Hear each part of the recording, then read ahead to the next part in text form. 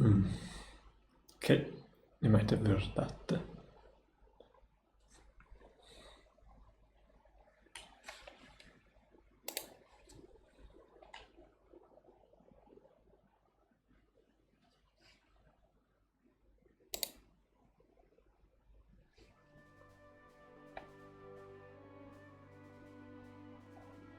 Okay, let's start.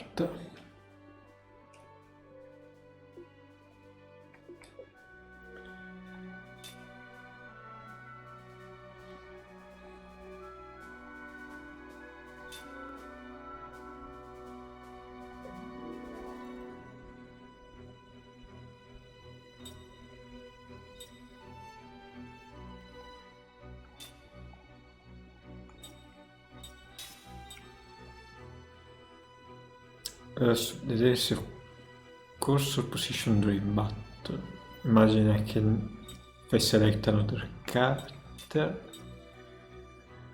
but how to input.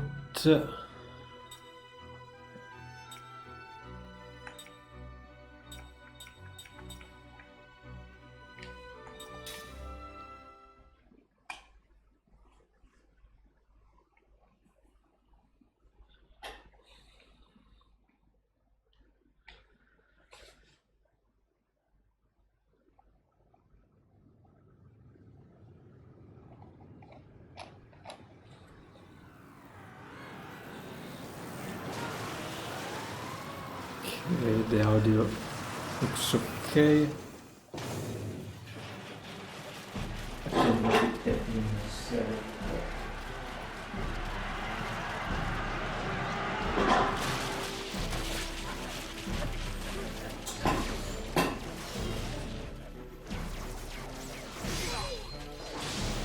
They are throwing the sword.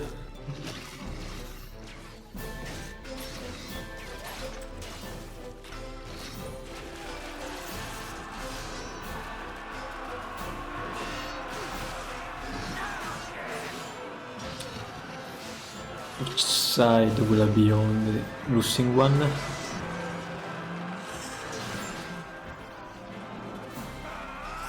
But they are more human. Unless they chose a better helmet for saving their face.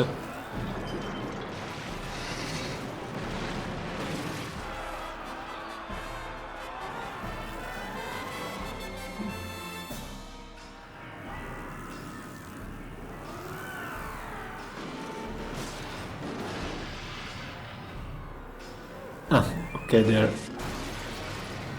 just a guillotine to defeat the robot.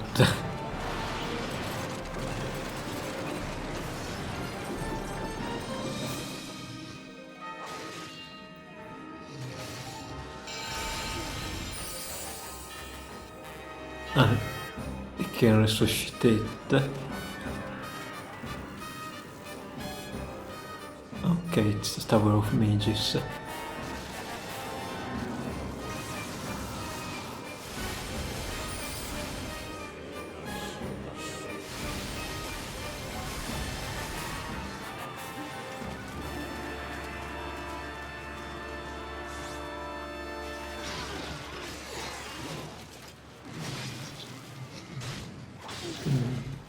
Are they bleeding the same stuff?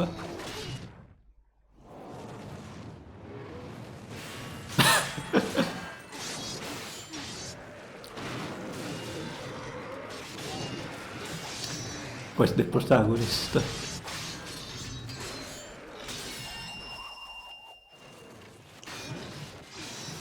I will lose any of these abilities.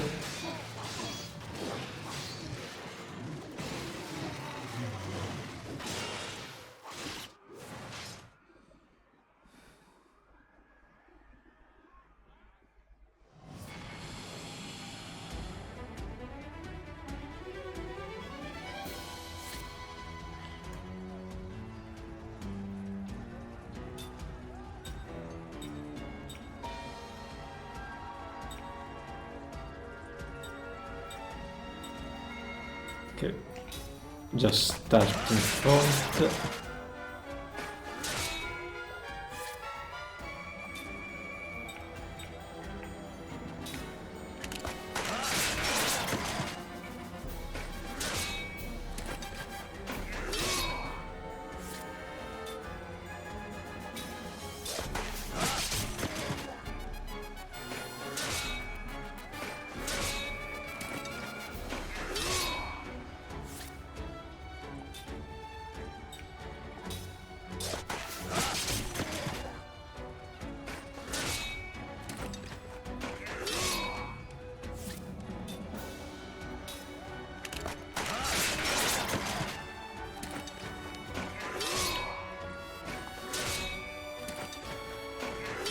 Well, there is front and back, so it's still movement position based. So I should have history of attack magics somewhere.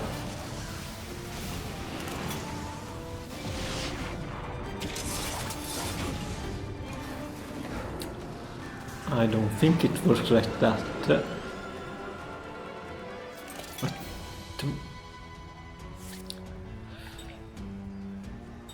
it's a skill.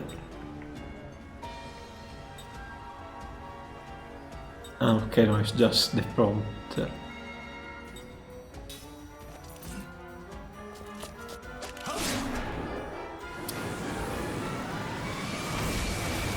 Okay, they can react. The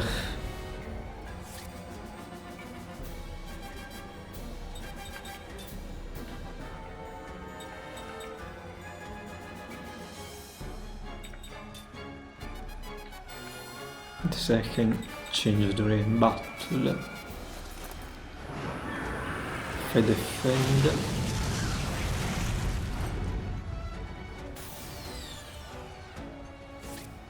okay, it's just a losing game if I defend.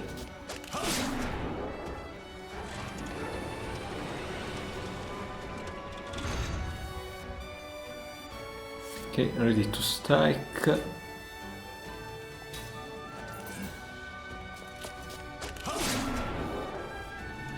Okay, I think the other one is fully dead.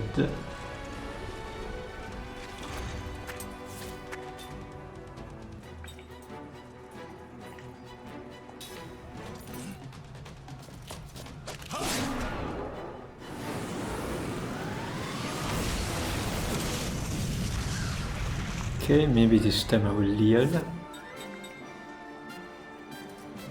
Or I can wait.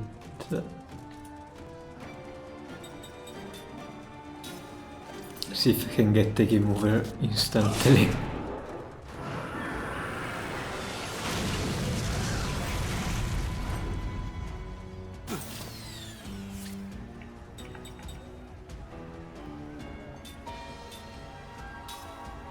Kaim.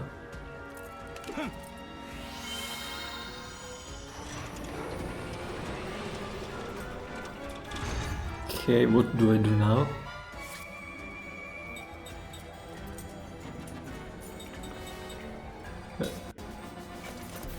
See, I still get hit by the blade attack.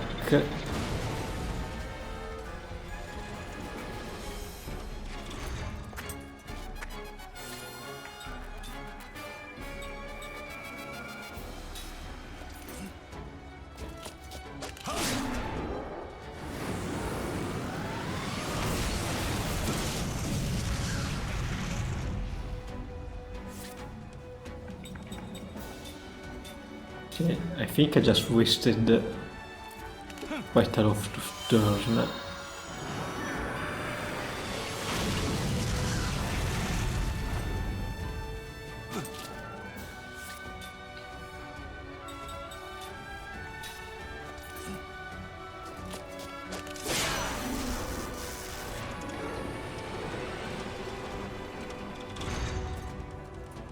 Okay, I didn't understand this part. Let's attack the other.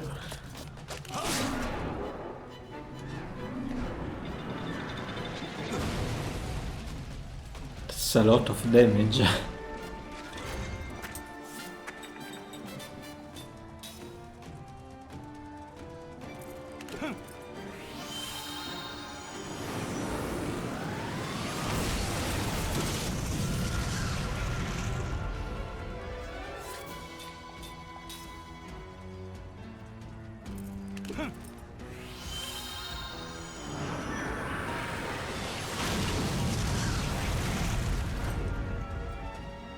Okay, thank you for a bit of auto defense.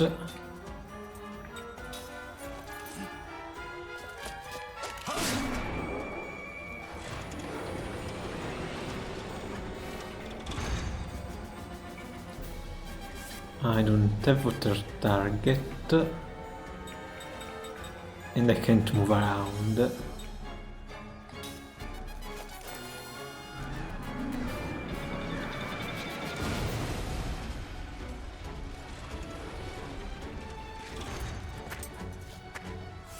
What should I do?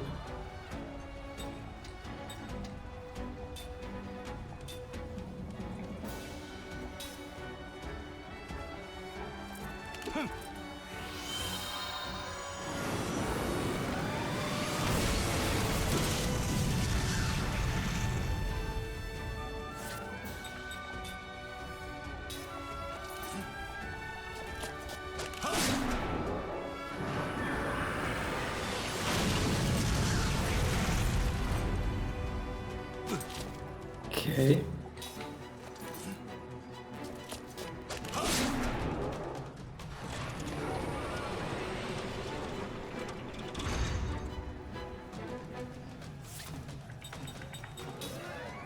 Maybe I just have to die.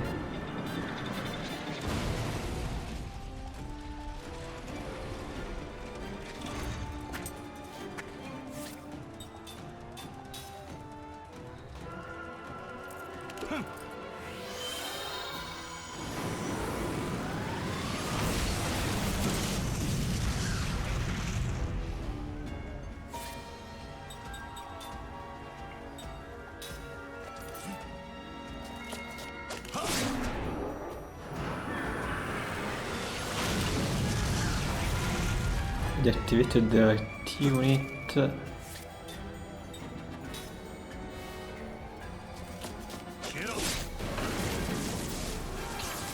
Ah.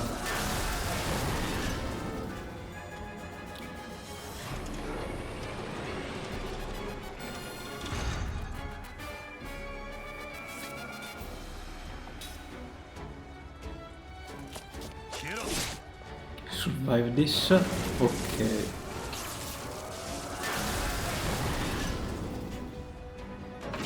I wasted a lot of time for just having to switch up.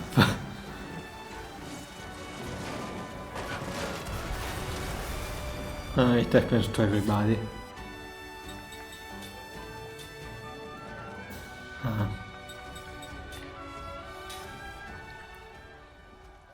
Really wasted too much healing on the tutorial.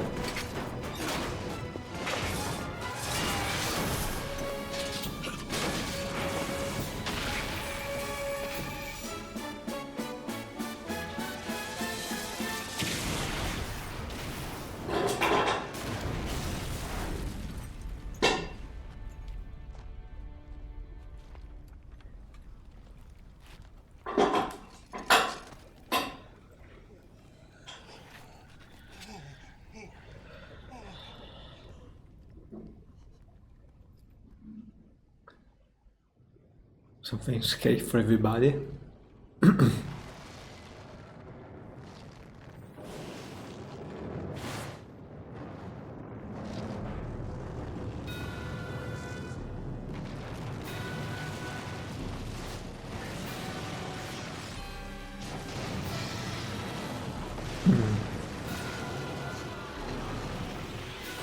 Is the sky falling or we're in a cave?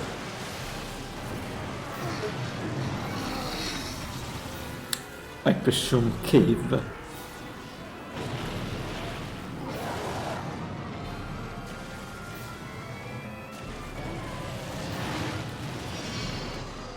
Really need to overload.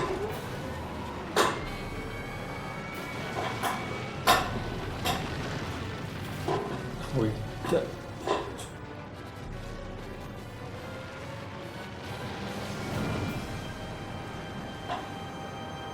Okay.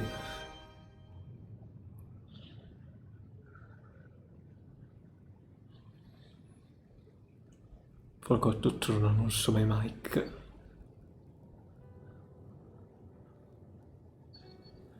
So this I can hear what I'm saying.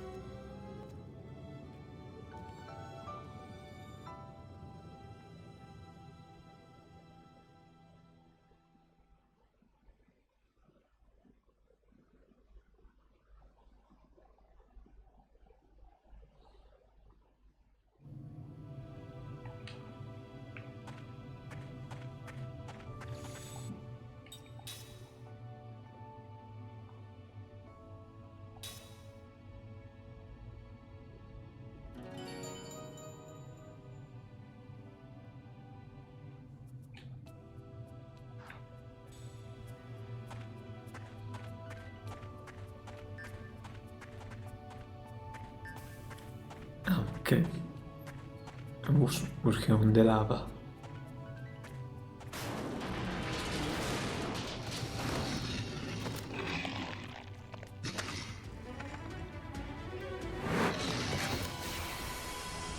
So what were the soldiers?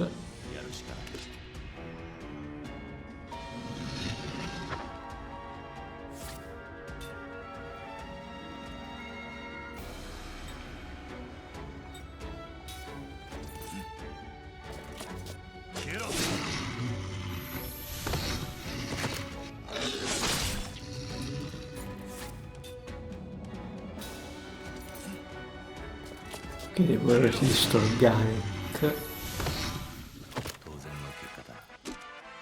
Non understand if the dog looks just the damage or what they really are.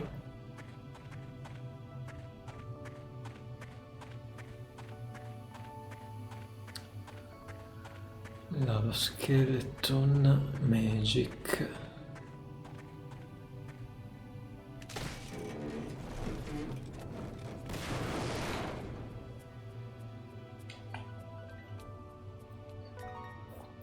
Bruce ring. To trigger the target ring system, you need rings. After you equip your character with rings, the attack command will bring up the target ring automatically. The target ring battle system adds certain ability to your normal attack with weapons. While the target ring system is activated, the target ring time count will be displayed when you choose the attack command. When the time count starts, hold down the right trigger and release it when the outer ring is directly over the target ring. If your timing is right, your attack will be completely effective. Perfect is the best result. If the times run out or your timing was poor, your result will be bad and you will not achieve any additional effect. You can achieve additional effect with the target ring system depending on the ring you equip. You can choose your kid according to your situation. No, can I... This is the map.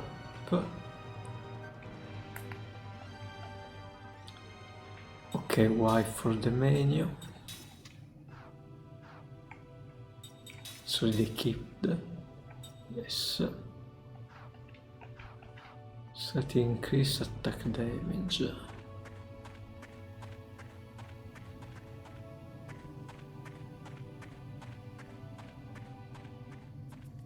Okay, invisible wall. Okay, there are random encounter against other soldier.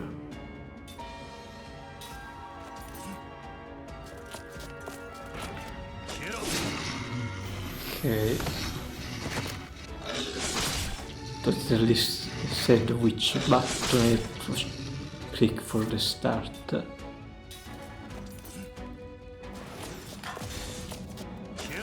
Quite fast.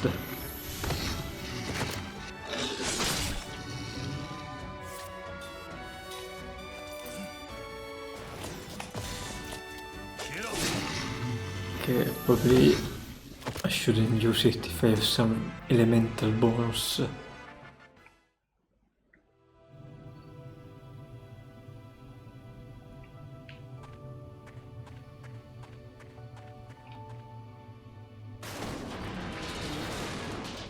And here I found healing medicine.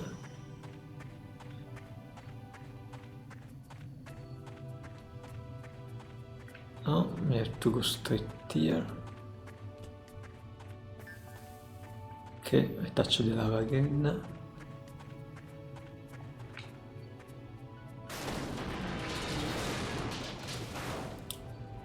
Angel Plume. I imagine it's the finish down of this game.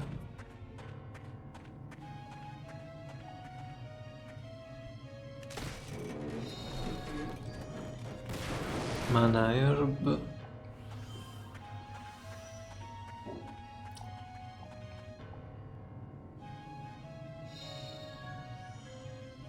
Neem plate.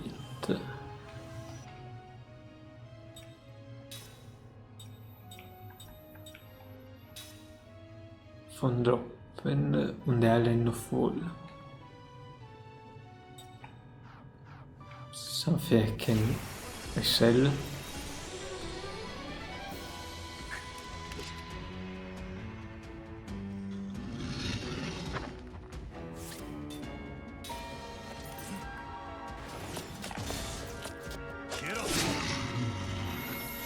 We have to do it on the black ring.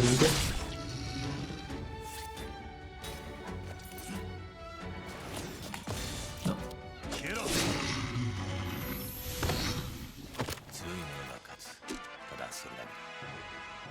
Still doing it too early.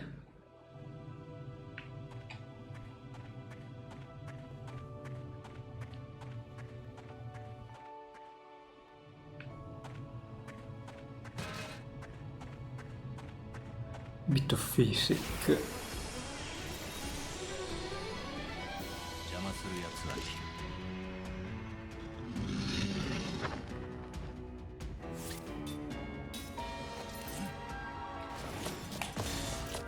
消えろ。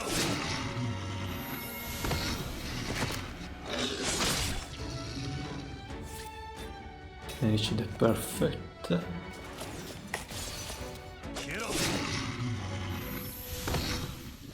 Okay, don't really know how I made it.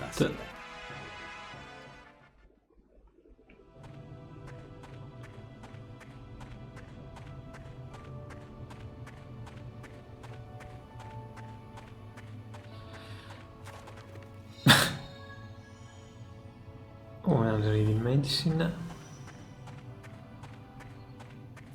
We don't have to press another button to destroy a box. It's a bit flimsy.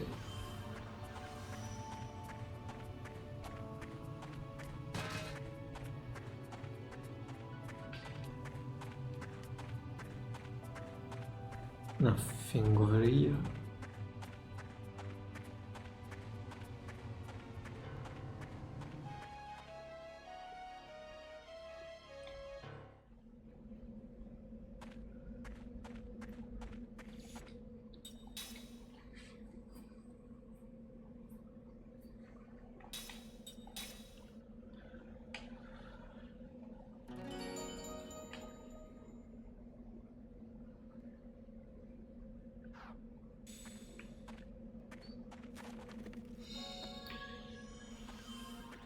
Okay, I'm getting back cool of what I used.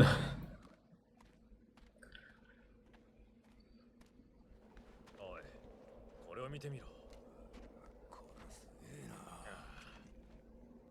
That non ho the subtitles.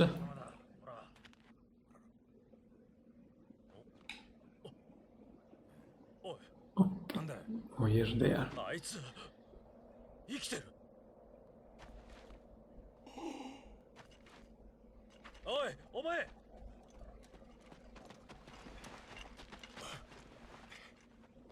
他はお前だけなのか。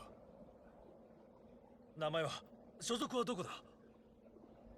カイム・アラゴナ少尉、魔装歩兵第17小隊長。よく無事だったな。さあ、こっちだ。ほら。本当によく無事だったな。まったく信じられん。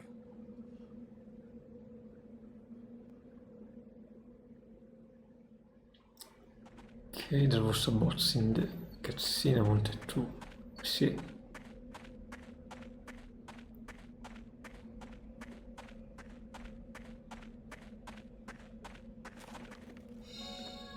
Okay, I need medicine. Let's not throw it away.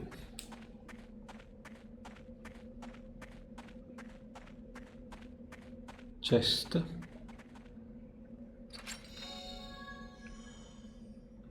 For whetstone.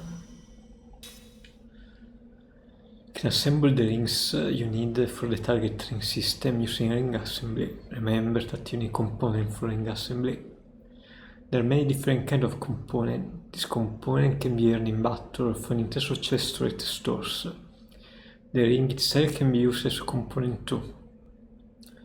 On the ring assembly screen you will find the ring formula list. If you have the required component you can assemble rings right away.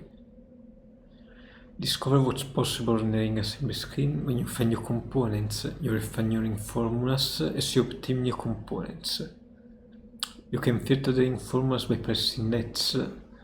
Search the formula as you obtain new component.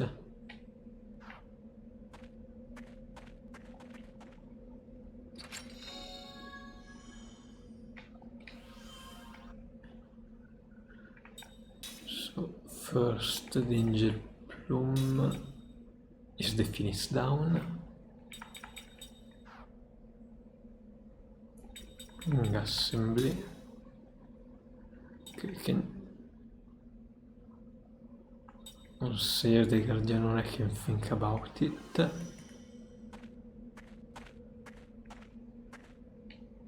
I'm amazed you made it out alive. You can take that armored car. I should be leaving very soon. As you can see, our forces have been wiped out. I doubt there is anyone left alive out on the islands. War will never yield to the barbaric Kent beastmen. They should have beaten the last battle. What does it all mean? Did we win or lose? Okay, so they were dog people.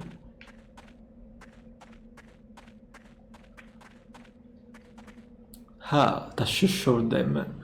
We wiped two skins come out. That's what happened to those who go up against Tura. Ura will never yield to the barbaric. Okay, I talk to the soldier, can I talk to the nurse? Please excuse me for a moment, the patient needs all my attention.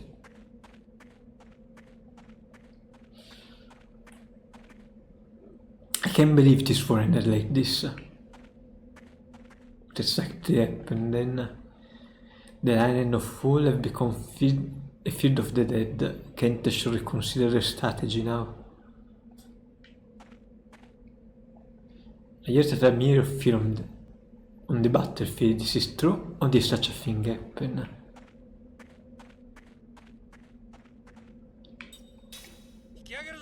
We're pulling out, let's move.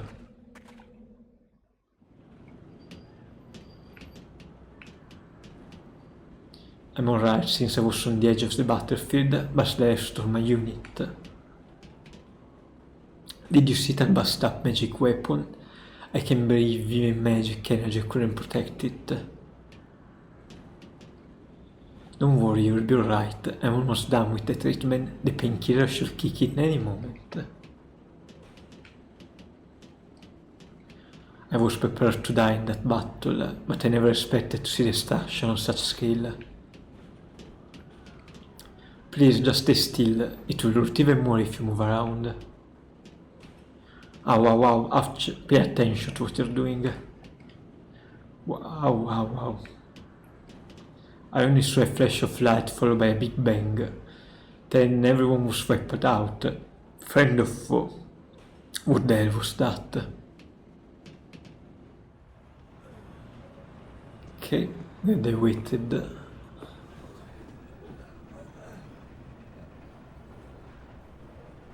Who is she? Ah, 彼女は第43魔導士団所属セス・バルモア準尉。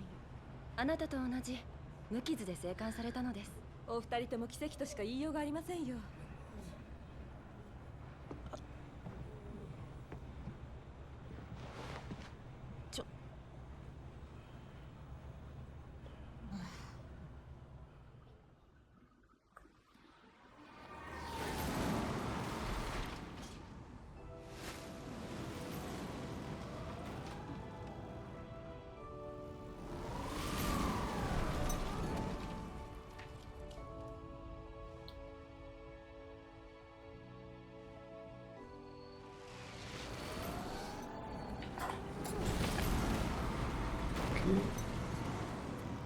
Film still recording right. Split screen.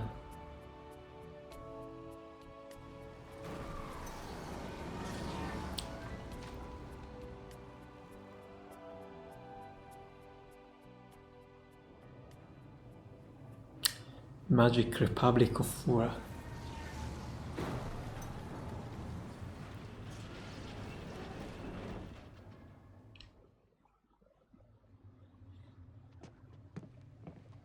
少尉はここで降りてくれ。評議会が生存者に話を聞きたいと言っておられます。バルモア順位はどうぞそのままで。私も生存者よ。評議会はアラゴナー少尉のみ召喚しているのだ。Oh, nice. おかしな話ね。さあ。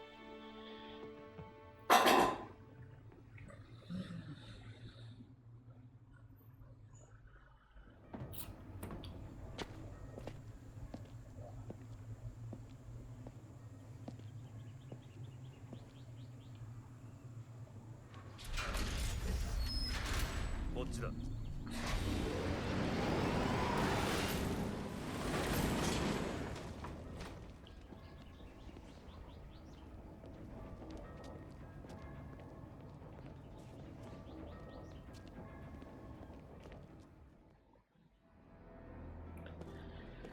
Okay, can I grab stuff around? Whetstone. Tenji.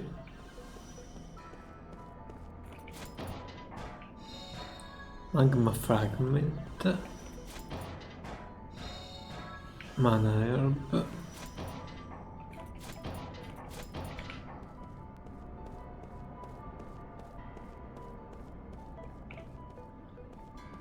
I can kick this one.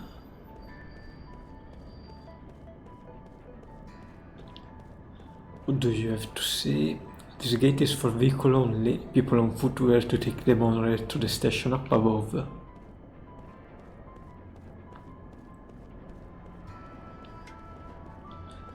Some more Tashkan to kick.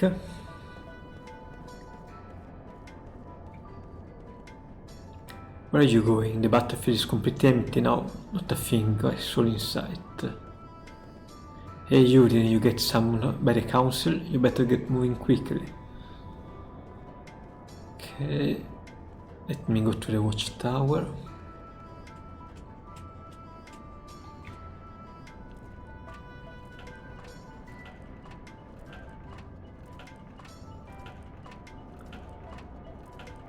Oh, another bin.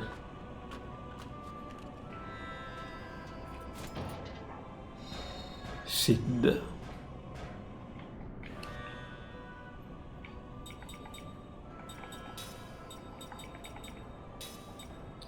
Regular seat that you will find anywhere.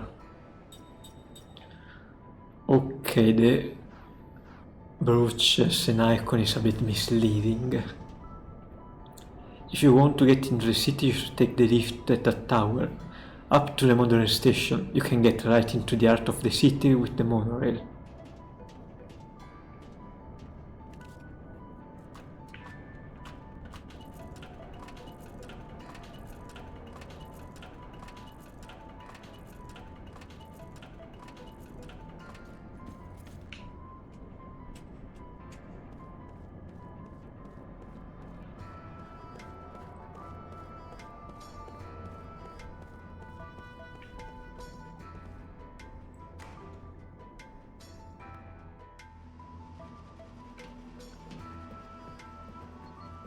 Okay, something I can kick. Oh, a chest. No, I can't open it. Loser. How do I do this thing again? This cargo lift doesn't work the same way as the other. How reassuring.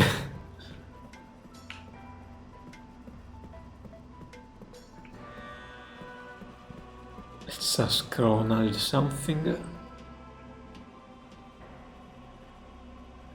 I have a soldier telling me he lost his helmet. Where the heck could it be?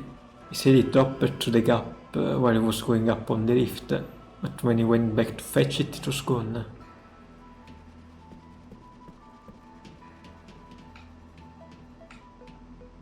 Take this lift, Lieutenant. The monorail is ready in the station above. axis on the left, yes. Lieutenant Argonal, please stay the central lift, the monorail is waiting up above.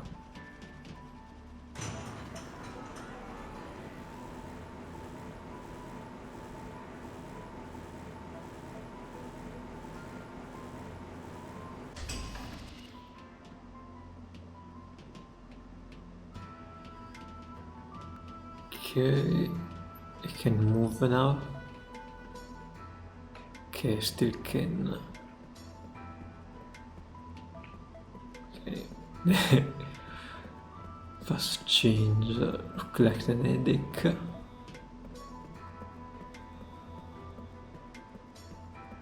Okay, no, it's the item. Move it, Lieutenant, stop goofing around. The station is just ahead, let us proceed, Lieutenant. Lieutenant, or Lieutenant.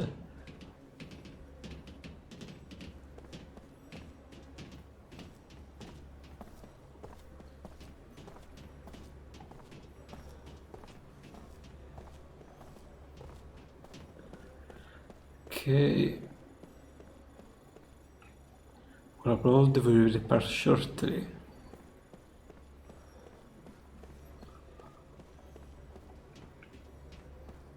Need this monorail put us on the map.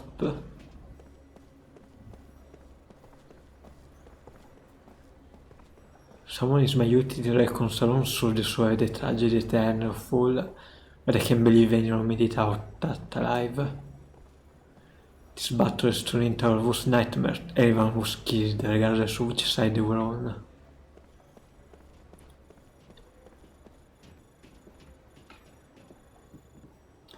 Please get aboard the monorail on the left platform, it is about to depart. The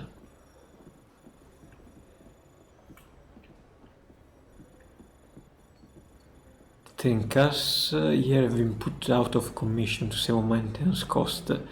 Can't really complain though, since people will usually ride it for free. Still a bit stingy on time to do this. No, I couldn't talk to the other one.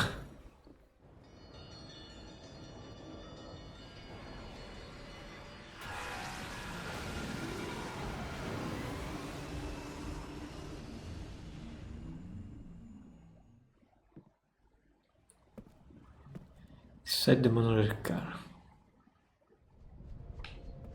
So why don't you take a break for a moment? Once we get out of the station, we will to work the rest of the way to the council hall. Hey, you're that guy, right? The soldier can die.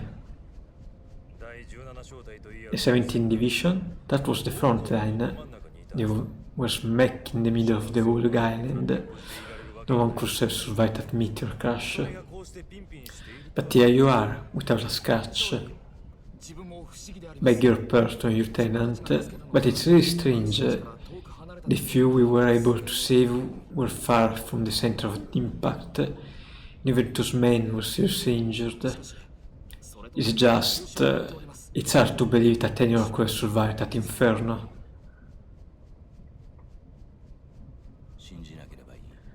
Then don't believe it. The council won't like that attitude. Come on, tell us, how will you make it?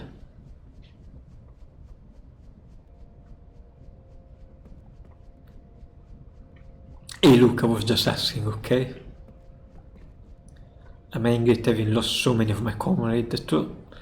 There is no need for that kind of attitude. I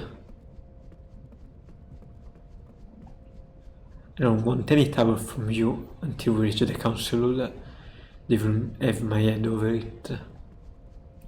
The magic industrial revolution is the real problem. It brought us more wars, more problems with monster attack, and even more trouble caused by magic energy. There's mass panic at the capital, in fear that it will be the target of the next meteor. Some people have already started to flee. You've heard about the meteor that fell on the islands of Fall, right? Everyone died, you see, it's terrible. They say that people from both sides were wiped out, together on the island of Full. What the hell happened over there? World will be fine. It is started with the magic industrial revolution to protect us from things like this. The story about the meteor that already spread to the capital could this also be the work of magic energy? People everywhere are frightened.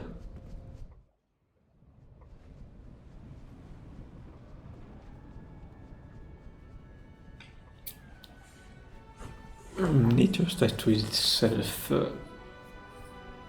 Because we did too much. So.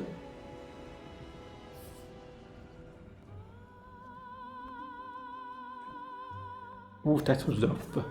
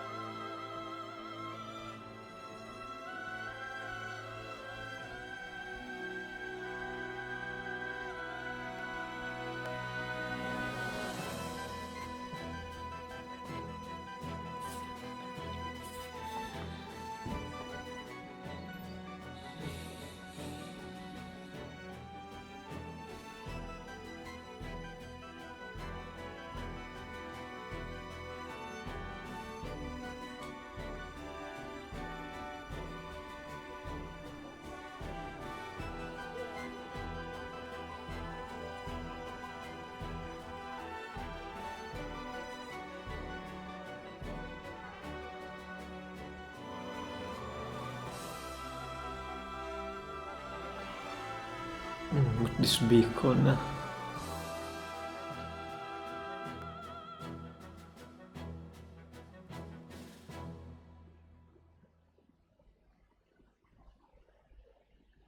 Okay, just a nice backdrop for now. 30 years ago, a new power manifested itself unto the world. With its discovery came the magic industrial revolution. This power came to be called magic energy.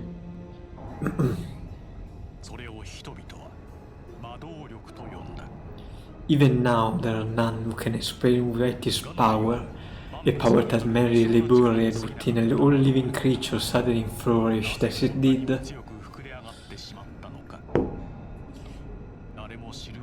Today, this magic energy permeates every corner of the world. It has changed the way people live, transformed the shape of industry, and has even altered the nature of war.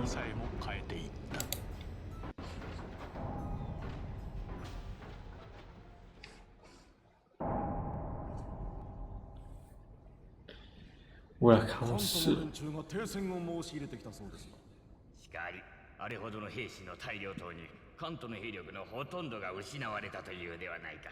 この戦争、もとより奴らが仕掛けてきたもの、聞くのは当然のこと。膨大な兵力を失ったのは我がウーラ軍とて同じだ。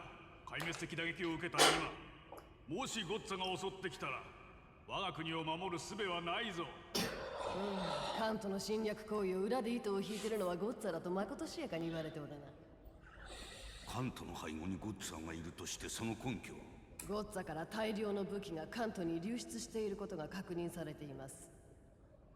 おそらくは関東を使って我がウーラを揺さぶり、か乱を招こうとのゴッツァの策ではないかと。では、小惑星の落下もゴッツァの計りごとか。それについては閣下、気になる情報が。小惑星の落下はバウスの海に建造中であるグランドスタッフの暴走に起因するとの見方があります。グランドスタッフ？やら不穏な話も聞かないではないが。はい、魔導力が流出し彼方の空間に干渉したがゆえにこの惨事を招いたのではないかと。ガンガラ、グランドスタッフはお前の管轄。何か言うことは？ So they using that magic for? 何を根拠にかようなことを。グランドスタッフ建造は順調に進んでおります。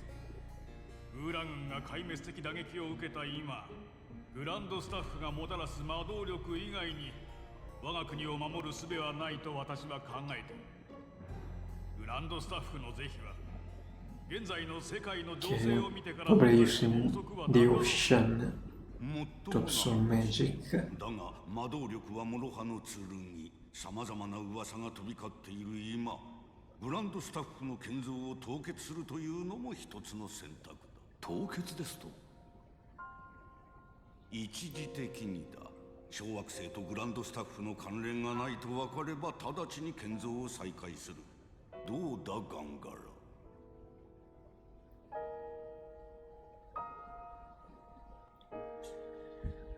Interesting predicament. Okay, why did I say something like that? Just to fill up. Oh, okay, see at the monorail. Okay, can I kick some bucket?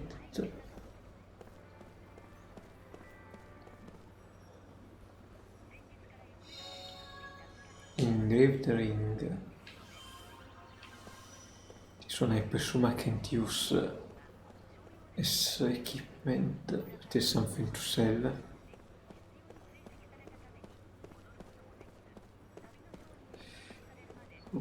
Okay. You can see the council over there across the monorail. That's in the center of the world government. If you have a question, go ask the station crew. I'm just here on patrol. This monorail is not in operation at this time.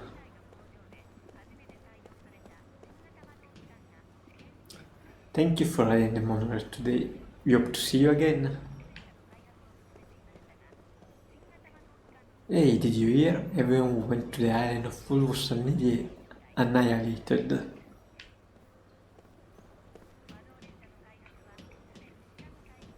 Get on the lift, Lieutenant Targonar. The council waiting for you. Please get on the lift, we must hurry to the council hall. Oh, one button to run.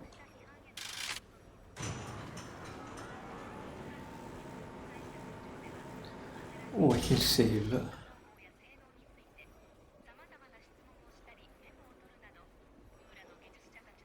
Do I have to wait them? We don't have time to waste here. Once we are out of the station, please follow me straight to the council. We must get moving, Lieutenant Argonar. It's quite a long way to the council hall.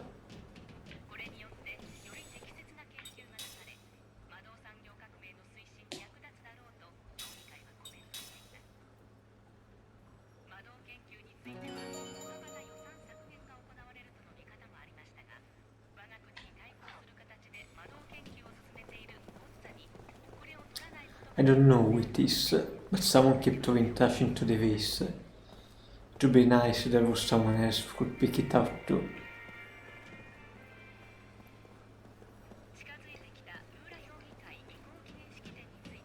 Okay, I can't rummage around. A meteor fell on the island of Full. A meteor? How insane is that? What happened if another one falls here? Okay, my escort. If you wanna let the monorail go up on the second floor, assuming the monorail even working, that is. Ever seen the Magic Industrial Revolution? We're undergoing tremendous growth. Magic sure is a force to be reckoned with. Of course, the people are benefiting from the Magic Industrial Revolution. True, there are still some who fear the power that they don't understand. Can I pet the dog? No.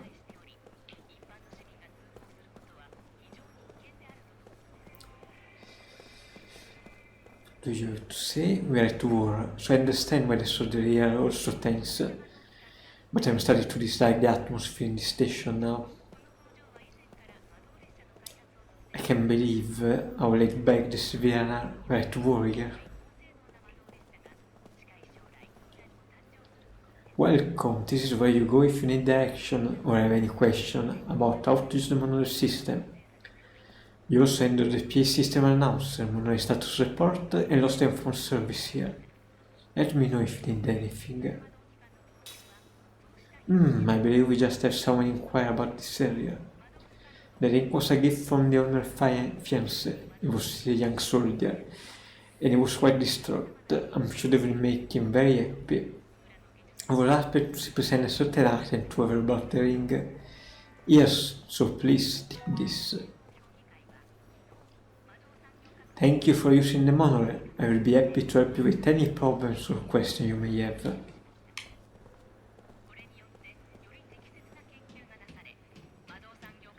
No more wasting time, get moving.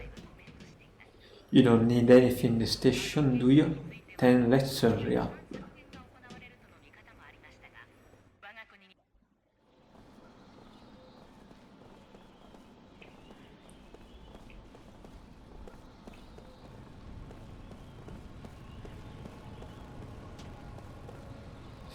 This is the boarding area for Magic Taxi. Unfortunately, it's out of service at this time, due to order from above.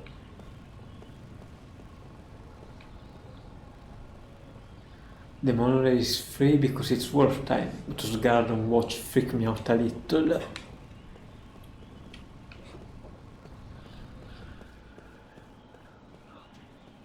All the soldiers have been acting so hostile lately. They could at least loosen up a little while they are shopping. The battle at the end of wall took a nasty turn. All the soldiers in the city are on the edge of turn looking. I can kick something. 2 whetstone, so I should be able to kick this one. Seed.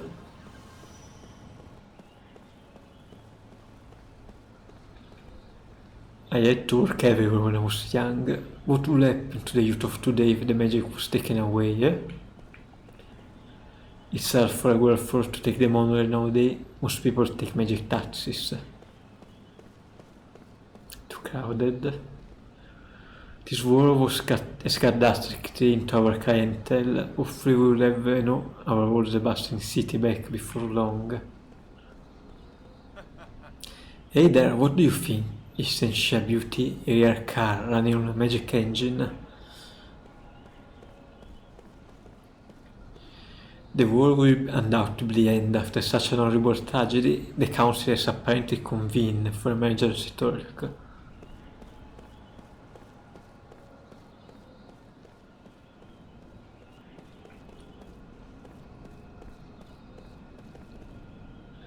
I was just at the station, but the monorail and taxis are all stopped. Am I supposed to get to the Great Gate? Let's get on Main Street. The councilor is getting closer. It's only a short walk to the councilor. Once we get to the Main Street, let's move.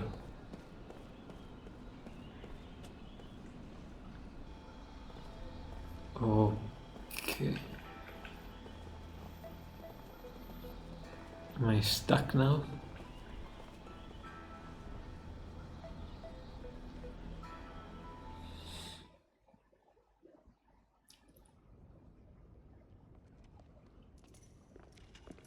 ご苦労だった。サンガレ。は。カイム・アラゴナー少尉、ご苦労だった。私はロクシアン、ウーラ中央評議会議長だ。少尉、君は不死の男と呼ばれているそうだな。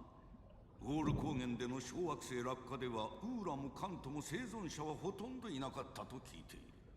ほぼ落下地点にいたと思われる君はそのように無傷だ。何故かね。なぜ不死身なのだ。知らない。Great. My lord, please allow me to explain. Fine, speak. Thank you, my lord. Actually, the man is immortal thanks to my magic energy. This is under a spell of mortality that I conjured. I wish to know more. This immortality spell, how does it work? I don't know.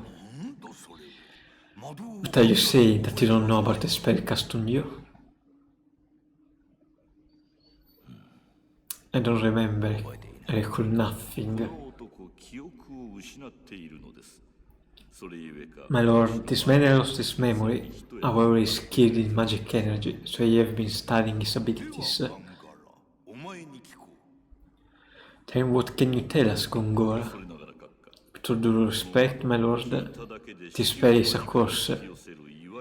They say that mere hearing it brings death near. For the safety of everyone, it is better that the spell be kept secret. Very well, since that is your study opinion, I shall take your word that we should not know that the spell. That is determined by fate, and one cannot fight it.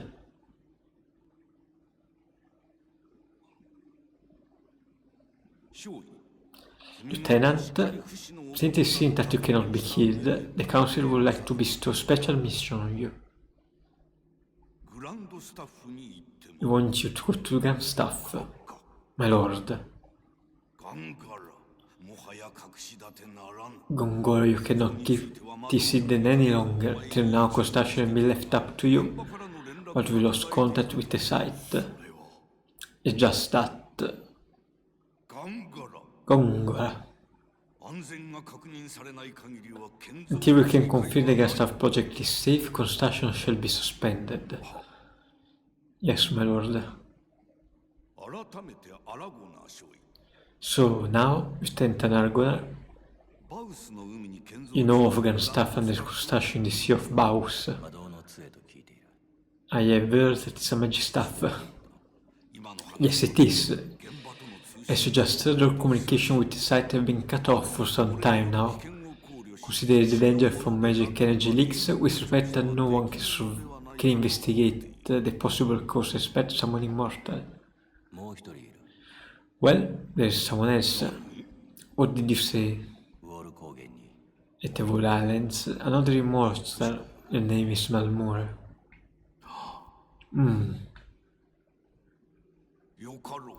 Well then, this other one shall accompany you. I shall summon her. Quickly make the arrangement. Right away, my lord. My lord, pardon me for saying this, but I am building our staff for the sake of our nation and its people. Enough! Will Lawit Kaim return and report? Of course, my lord. You're dismissed, Lieutenant.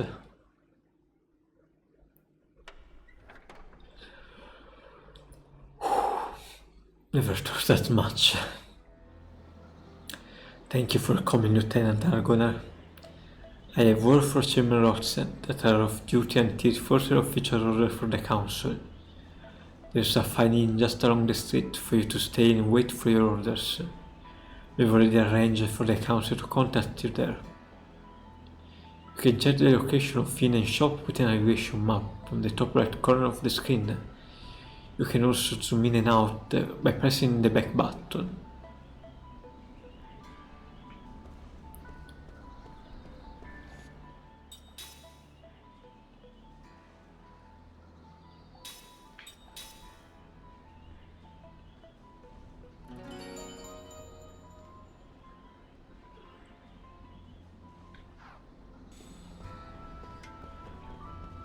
Can kick this down.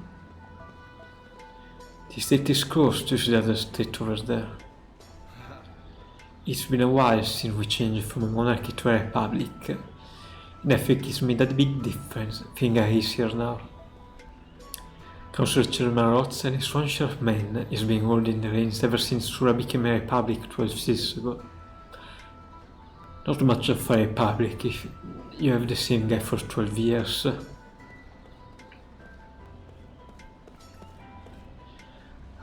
Island of Fool wiped out by a meteor. What is magic energy?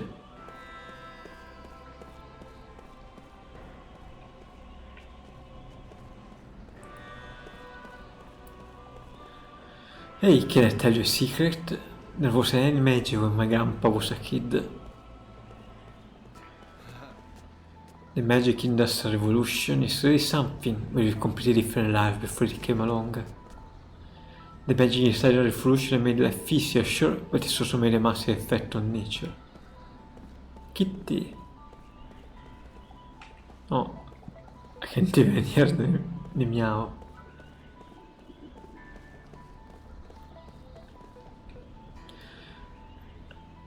I'm searching for my husband. He belonged to the 98th Armored Magic 2 Pro Division, and I heard this unit was sent into battle with the Kent. I'm still hopeful, but... Consumer Gungo is the greatest wizard in all of Fura. They say his political enemy fear to move against him because of his power of wizards.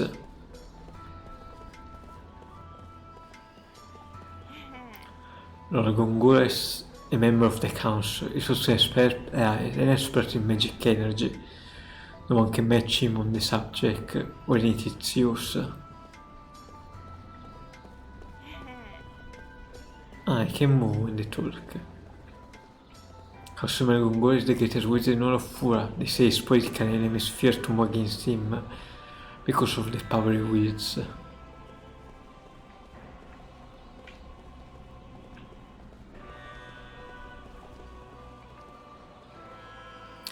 They say magic energy, but about the tragedy of the island, that really worries me. Magic energy is frightening stuff, but also very powerful. The movement responsible for the research into applied magic is what created the magic industrial revolution. Not a friendly dog. Everyone was scared of magic power in the beginning. Look at all the things it's done. Turning wild animal into monster is the least of it. Magic is that reality to the ecosystem. The soul beasts turn into raging monsters practically overnight.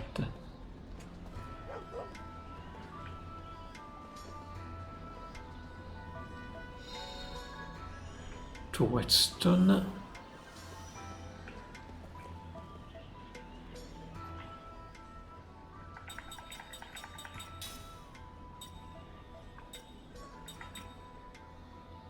No guardian ore and just a magma fragment. The council type only same thing that make them look good. Listen to the talk in a few of bars and you will quickly find out the truth behind the scene. Okay, my objective is the purple one.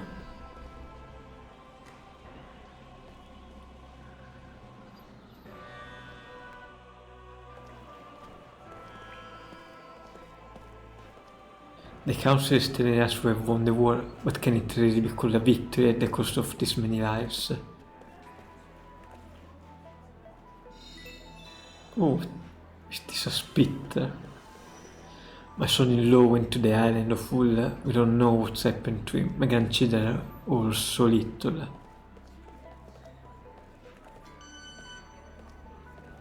Okay, great.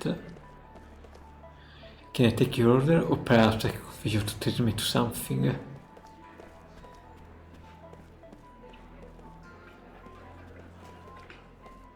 Talk. No, this whole table is just blocked. There have also been rumors that King Zifa was assassinated. If that's true, then my money is from Chairman Rotsian. Just between me and you, I think Gongora is the one who killed King Zifa. The magic industrial revolution is the proof. The war is over, but it's our time continue. Bah! How about a drink to help you forget for a while?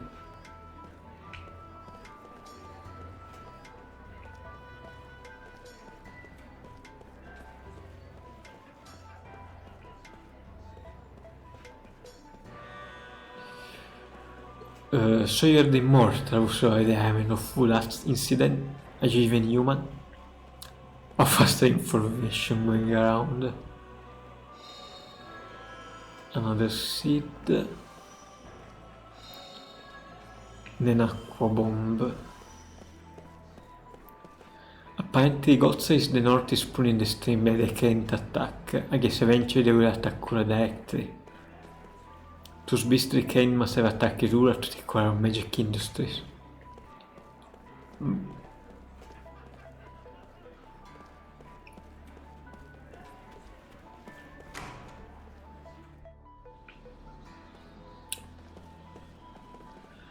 This is the main street in the city of Fura. You can take care of your shopping along with any fence you might need here.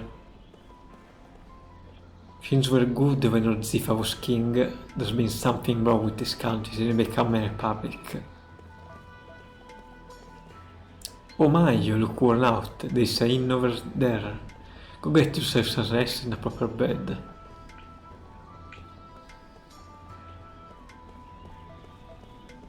Kitty. Oh, no meow. King Zifa was loved and respected by the people even after the monarchy came to an end, but dying in such a fashion that's bound to create some nasty rumors. Oh, the cat is moving around.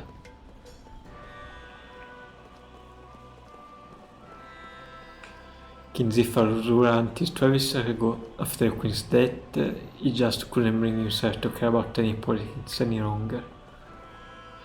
The husband of the young woman next door hasn't come back from the battlefield. What a shame, they were such a lovely couple.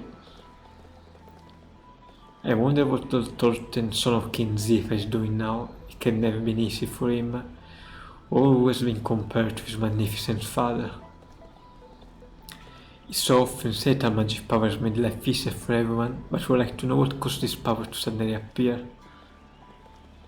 Magic angels made life easier, everything here.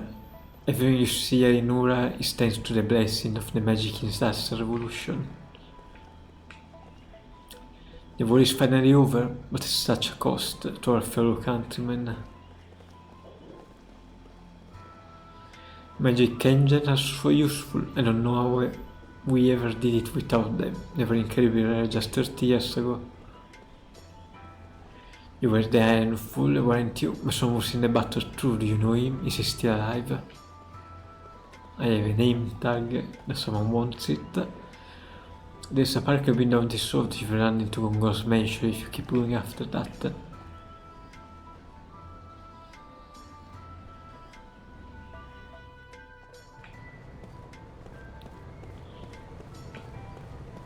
Can I grab this stuff? Yup. The other was stuck behind something.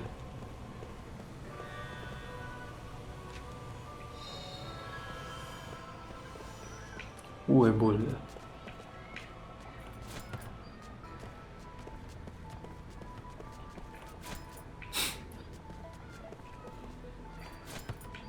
There's a net somewhere maybe. Kitty.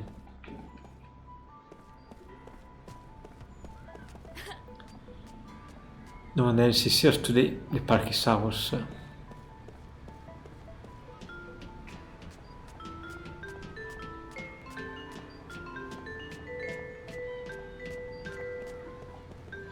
Was supposed to go shopping with Mom today, but she suddenly changed her mind. He's such a lovely young boy, I can keep up with him at my age. And there was Soldier's effect. I sent a charm off with my son, I can only mean one thing. I knew it, I was kidding myself before really, but I knew it. It was my grandfather's nameplate in Super Infra long ago. The miracles he survived. He told me that a fellow soldier saved his life in that war. But I suppose his nameplate wasn't enough to do the same for my son. Thank you for taking the trouble to bring this to me.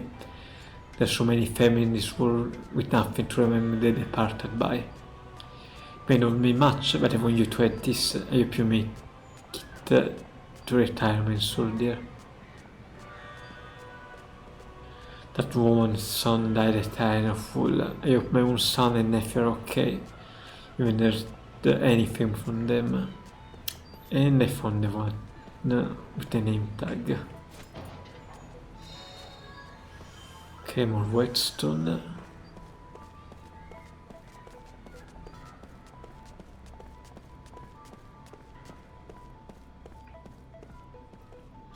Sorry, but always a lot through here. Use the detector over there.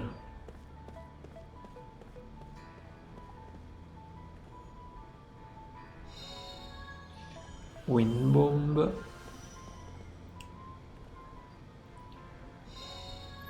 Seed.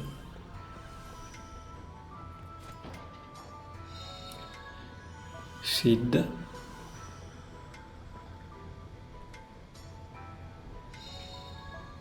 Cold waterstone.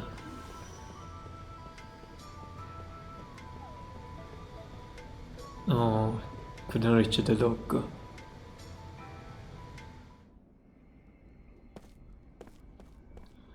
Conglomeration.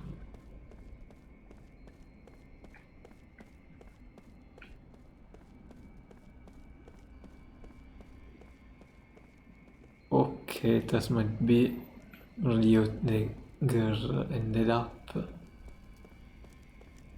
Save.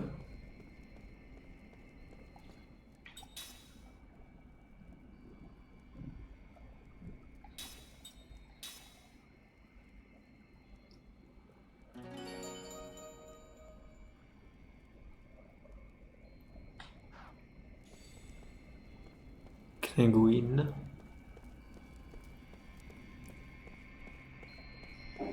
But I told her from the council no one is allowed to see Lorgonga, give up and go away. Lorgonga is not seeing anyone this time, try again tomorrow. But I told her... Okay, the same stuff.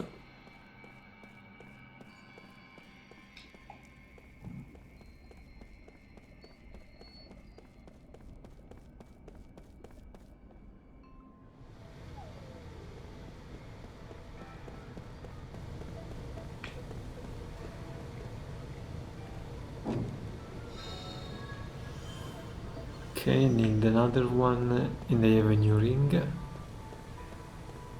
Some elemental power.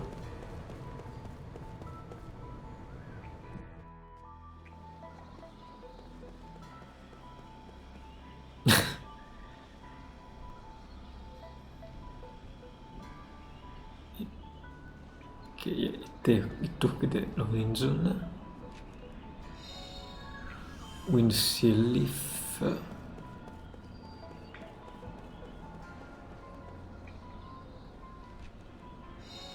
Another seed.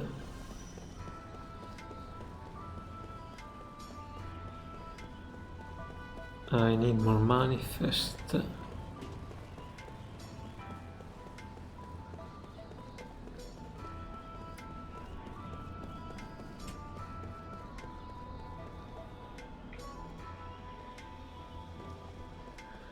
There should be one over here.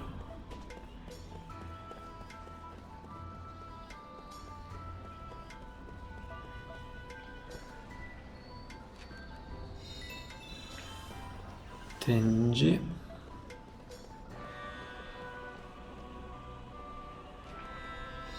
Healing medicine. Antidote.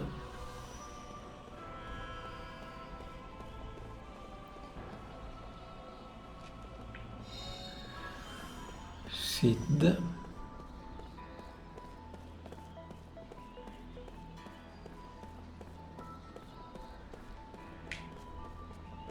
Okay, there is one over here. Windshield leaf.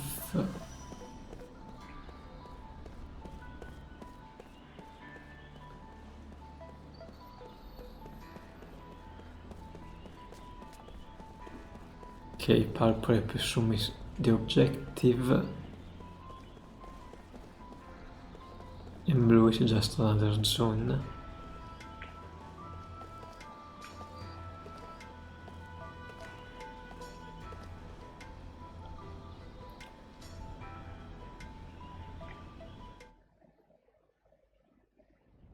No.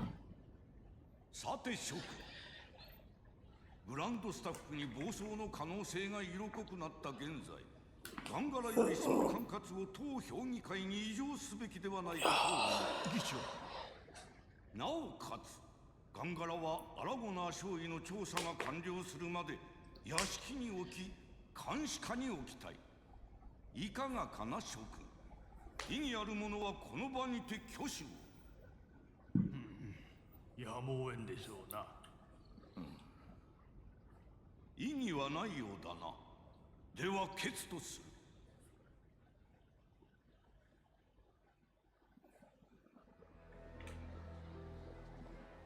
Solidarici in.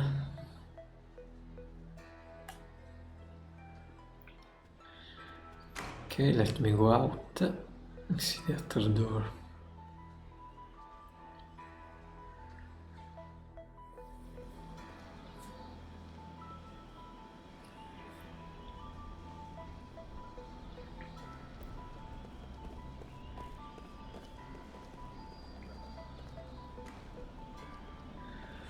So, what is this? Oh, it's a shop. The owner of the store often goes traveling to find quality item. I appreciate his enthusiasm, but we can shop miles away. That has upset me.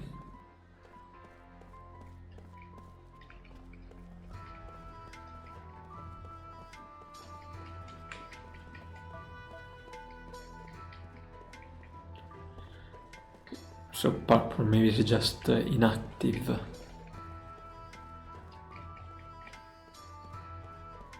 The time there will be something here, but nothing now.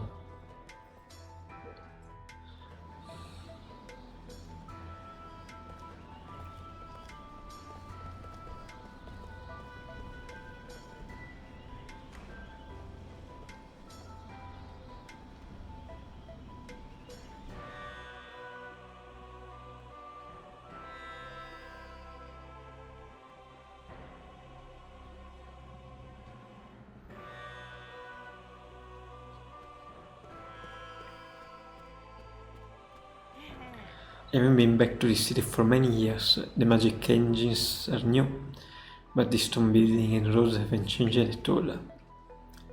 I expect no left from the capital of Fura, everything so big, and check out all the magic engines.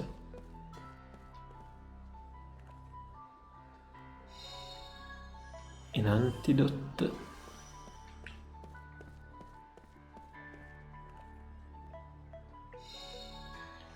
Odyssey.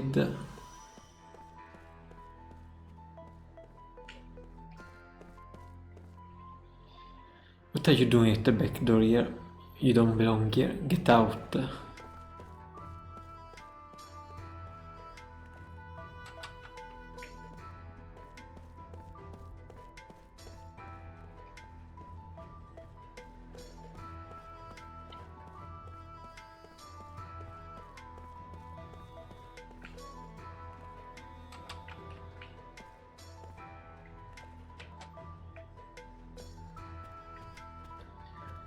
Can I steal stuff?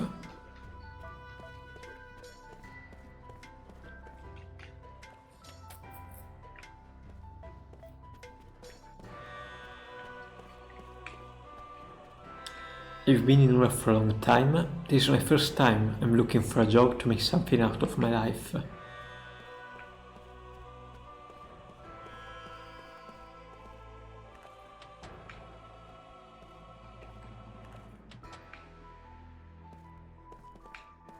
Something.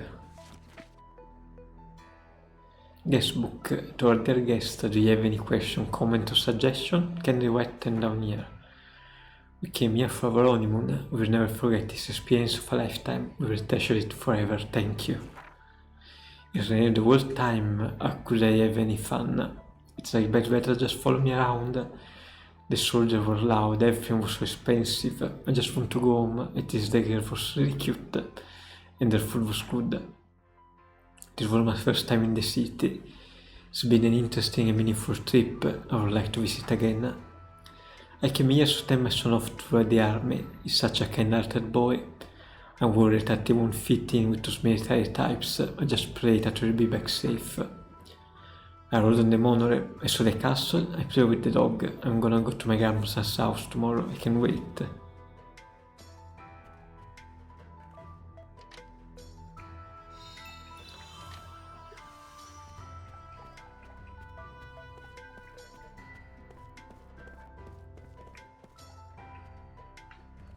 Enter guestbook. Ninja Plum. Ora state map. Great Gate, these magnificent structures serve as the entrance to the city of Ura as well as providing protection from enemies. The monorail station has now become an essential part of Ura transportation. It is one of the blessings from the Magic Industrial Revolution. The beautiful sight of Main Street are the most memorable part of Ura. The charmingly authentic Flagstone Boulevard made seamlessly with the wonder of modern magic engine technology to create a wonderful blend for the new Ura in one unique view. Even under Ura modern Republican government, the past majestic exterior continued to remove Ura. Rebuilt as part of the Magic Industrial Revolution, this symbolic structure continued to serve as one of the city's most recognizable buildings. The monorail system is expensive and not frequently, so it's the best choice for visiting downtown or the palace area.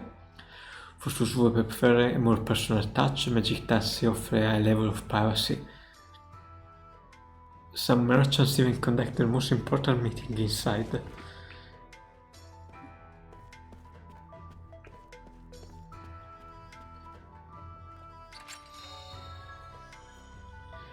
Holy Night Charm.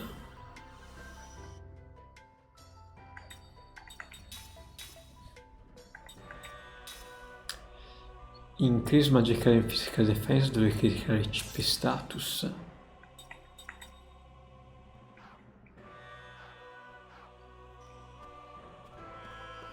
Can I just extract the ability from the equipment if I use it hard enough? Welcome to the castle. Let's tell me about you. Please enjoy your stay. 深い眠りとともにハイムの夢が目覚める。夢、これはカイムの過去なのか。今のカイムには知る由もない。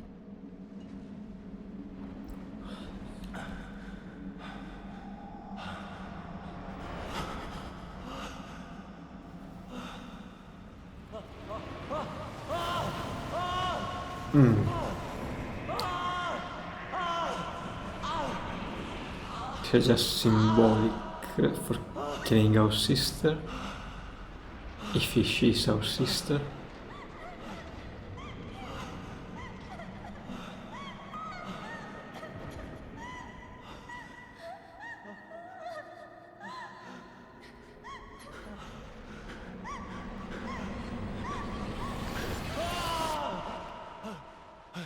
Fiancé of her sister, friend.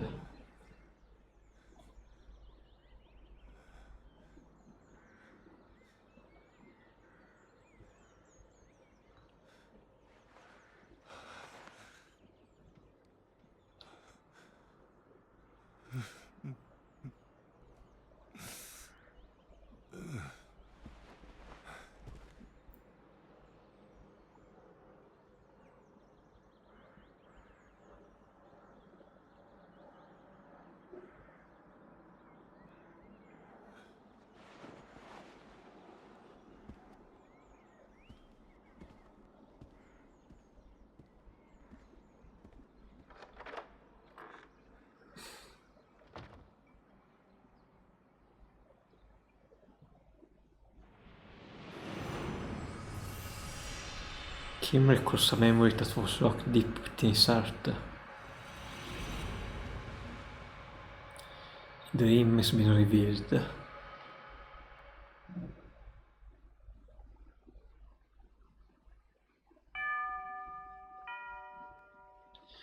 The family members have tears in their eyes when the Welcome came back to the inn from his long journey.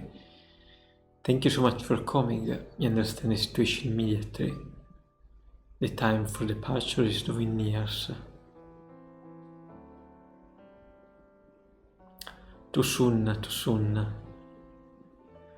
But still, he noticed they would have come sometimes, and not in a distant future.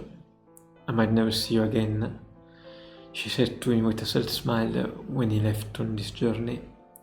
Her smiling face almost aspired its whiteness, so fragile and therefore indescribably beautiful, as she lay in bed.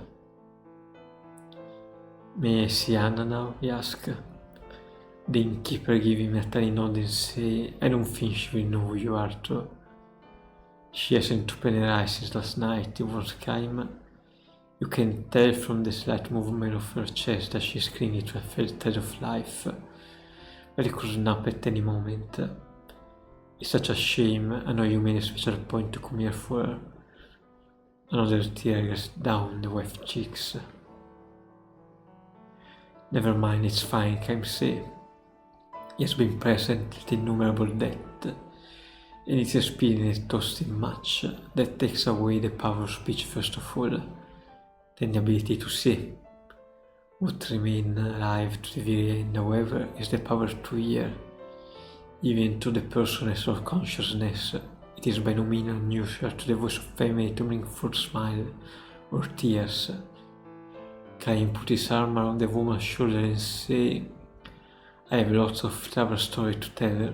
I have been looking forward to this whole time of the road. Instead of smiling, the woman raised a large tear not to Kaim. And Anna was so looking forward to hearing your stories. Her sob almost drowned her words. The innkeeper said, I wish I could urge you to rest up from the travel before you see her, but... Kaim interrupted his apologies. Of course, I will see her right away. There is very little time left.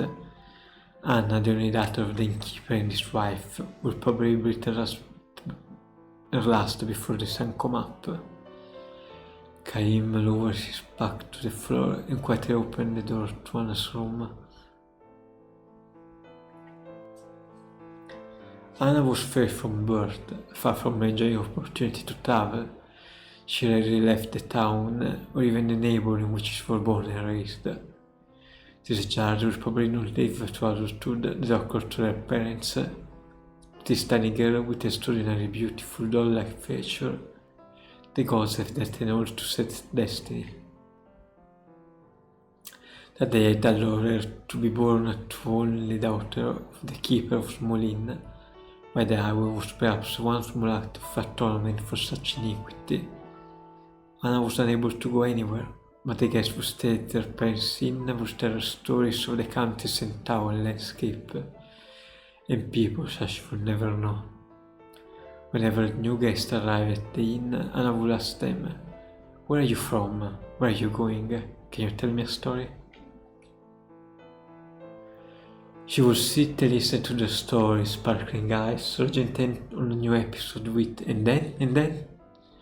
When they left the inn, she would beg them, please come back and tell me lots and lots of stories about faraway countries. She would stand there weeping until the person disappeared found on the highway, giving one lonely sigh to come back to beg.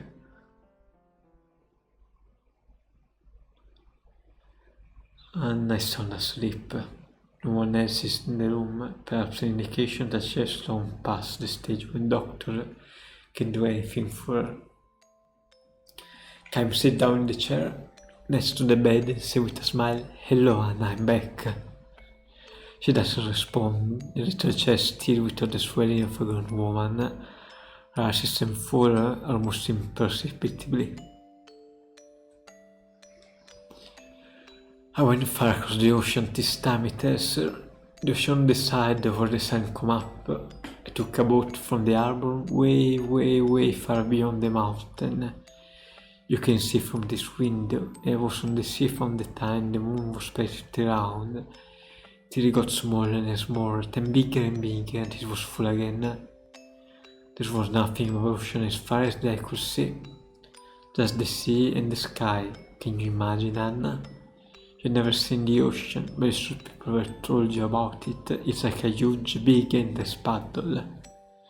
Chaim chuckled to himself, and it seemed to entertain a pale white chief moved slightly.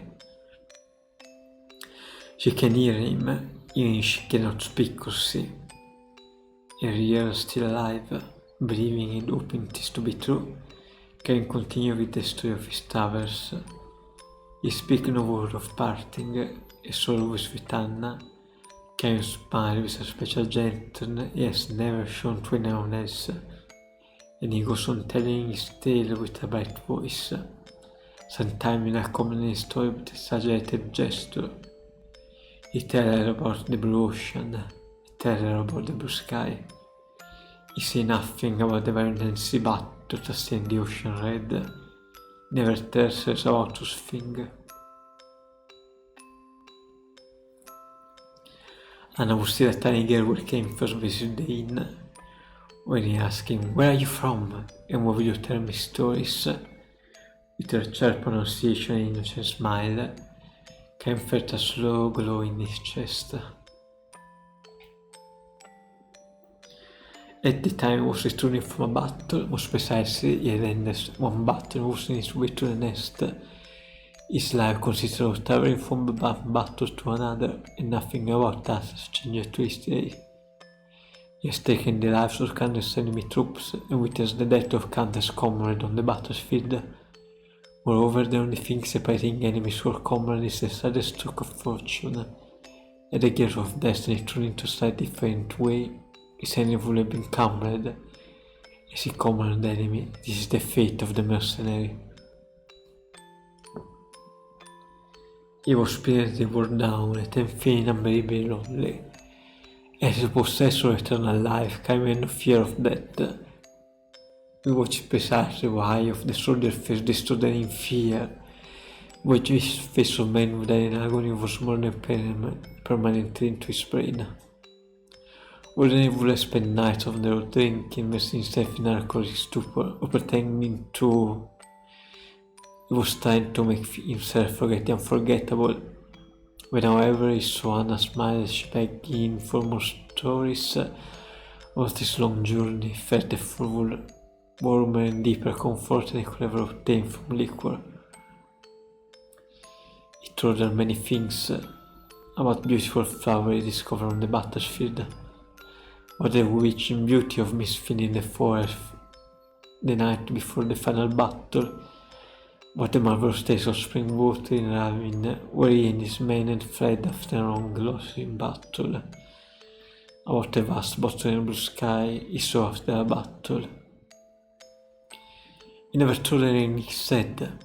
He kept his mouth shut about the human ugliness and stupidity he witnessed endlessly on the battlefield. He considered his position as a mercenary from her, kept silent regarding his reason for traveling constantly, and spoke only of things that were beautiful and sweet and lovely.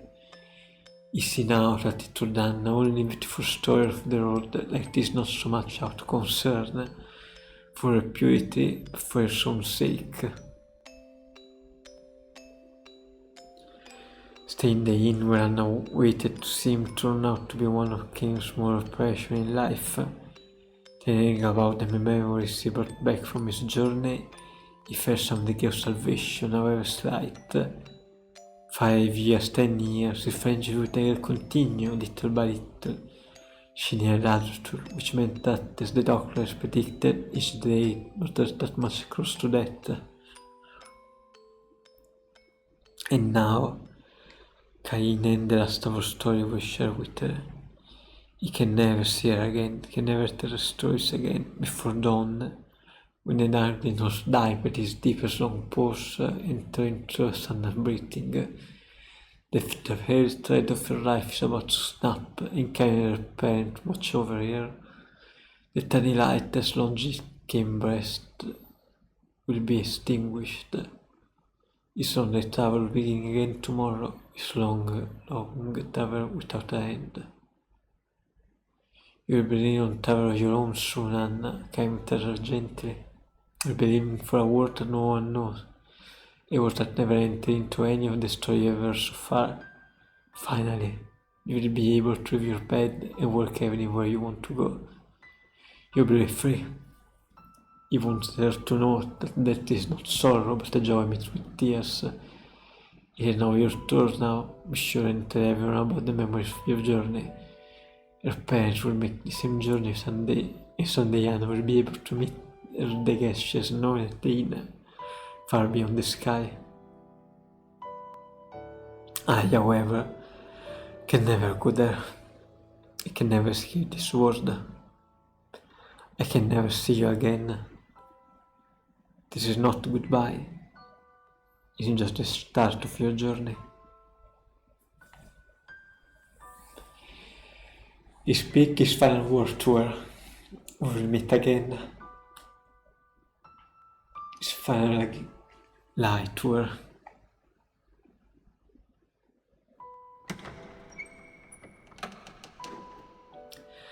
Anna makes her departure. Her face is confused with a tranquil smile as she has just said, "See you soon." Her eyes will never open again. A single tear has gone her cheek.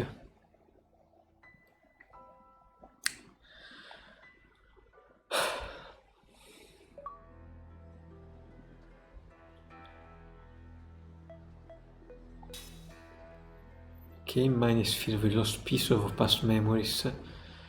Certain sight or conversation can bring this memory back in the form of dream. To view episodes for 1,000 years them again, rest at any in your bed or select them from the start menu. You can view this episode any number of times. When viewing an episode for 1,000 years dream, you can pause it by pressing the start button, or cancel it by pressing the back button.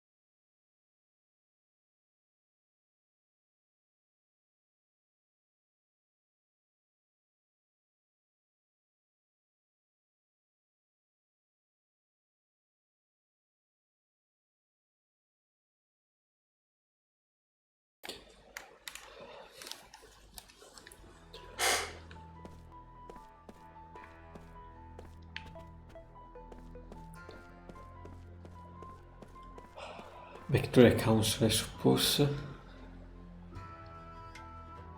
Did you sleep well? No message for you yet, I'm afraid. Will any message that come for you here, so please don't hesitate to take us to outside. I'm sure you will like to forget the horrors of the battlefield. Oh, by the way, feel free to use any of the items you find here. They are compliments of the house.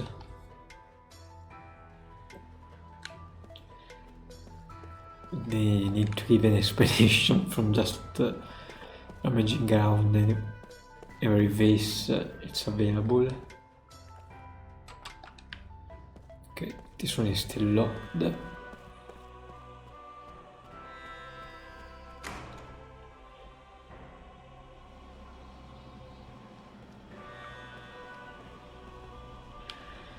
The shop is still closed.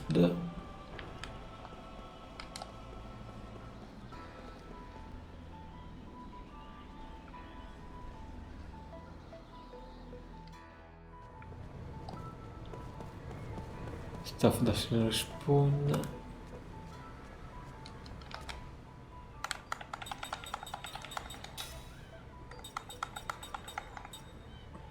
Just minibus ring. Sticky tape. Collutor stone. Magma fragment. Okay, that's physic.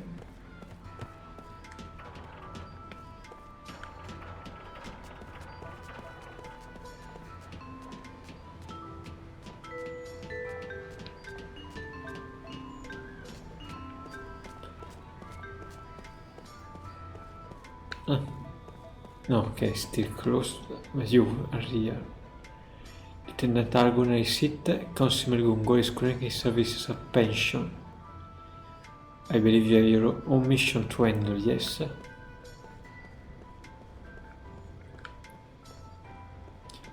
Okay, I just noticed most of the sign have Gungo on it.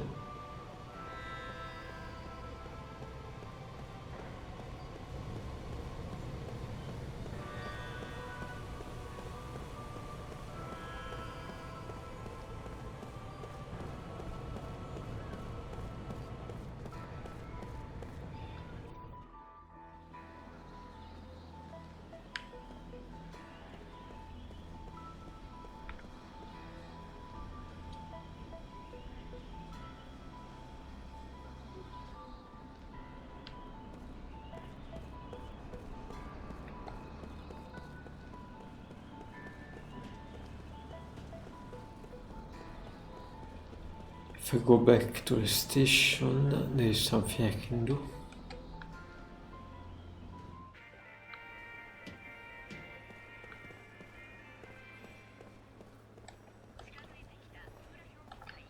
They kick this one. No, or it appears again.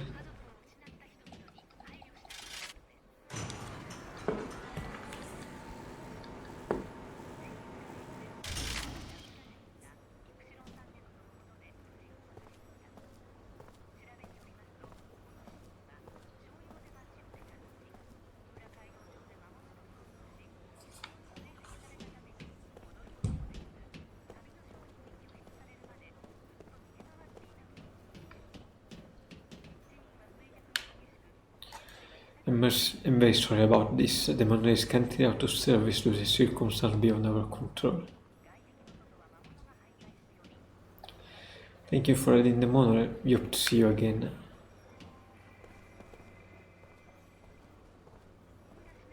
You know what? My dad works in a magic production factory. He's the boss of the whole place. I'm not the boss of anything, really. I guess she's part of me. To everything I do for her. Oh god. So this one is an happier one.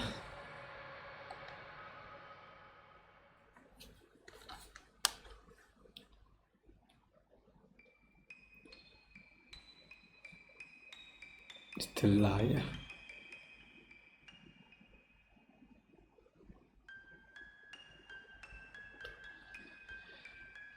Everyone in the marketplace says the little girl, not yet 10 years old and far from being up to the sweet innocence of childhood, shares only open contempt from the grown-up who shop in the market. The reason is simple, she lies about everything.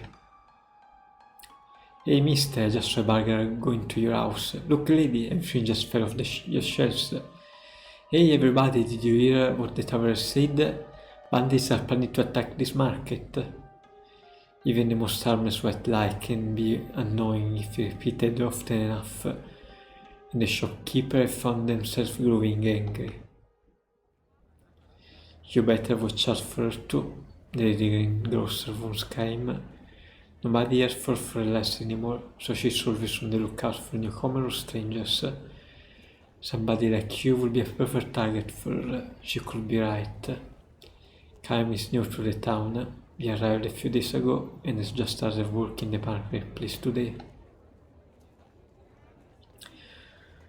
What do her parents do? Kaim asks while loading a cart full of vegetables. The woman frowned as she carried with a sigh. She doesn't have any. They died? The mother did, at least, maybe 4 or 5 years ago. She was a healthy young woman who never so much caught a cold in her life. Then one day she collapsed, and that was it for her. How about the father? She sighed more deeply than before and said, he left to find a job in the city.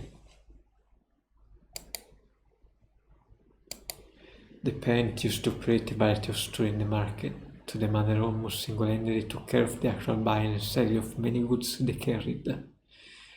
As soon as she died, the shop also took a plunge, until it was eventually taken over by someone else. The father went off to the distant capital city in search of a good-paying job that would enable him to cover their debts.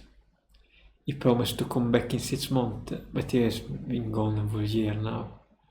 Letter used to arrive from me on location, care of his friend the tailor, but those two gave out about 6 months ago. I guess you could say it's sad for such a little girl to be waiting around for her father to come home, but still, the girl now sleeps in a corner of the communal storehouse run by the people of the marketplace. We would use the tutorial about taking care of her, to be standing parents for her until her father come back. This is no surprise to Kaim. He knows for his own experience that all the people who work in this marketplace, and not just this plump, kind woman, are good-hearted and generous despite their limited means. Otherwise, they never would have hired a stranger like himself. But long before the first 6 months went by, we were all heartily sick of her. She was a sweet, simple girl, when her mother was alive. But this experience left her kind of twisted. Her sweetness is gone. Of course, we'll feel sorry for her. We take our turn feeding her and dressing her in hand-me-downs. But the way she keeps telling lies to all the grown-ups, nobody really cares about her anymore. Why can't she see that? She must be lonely, don't you think? With a painter's mind, the woman shrugs and says, "That's an gapping for one day, work, and she goes back inside the shop." Kaim is sorting the vegetable. He has unloaded in front of the shop when he hears a little voice behind him. "Hi, mister, you're new here." It's the girl. You're not from the town, are you? No, I'm not. Are you living upstairs while you work here? For a while at least. That's what I'm hoping to do. I will tell you a secret, okay? He's starting already. Okay.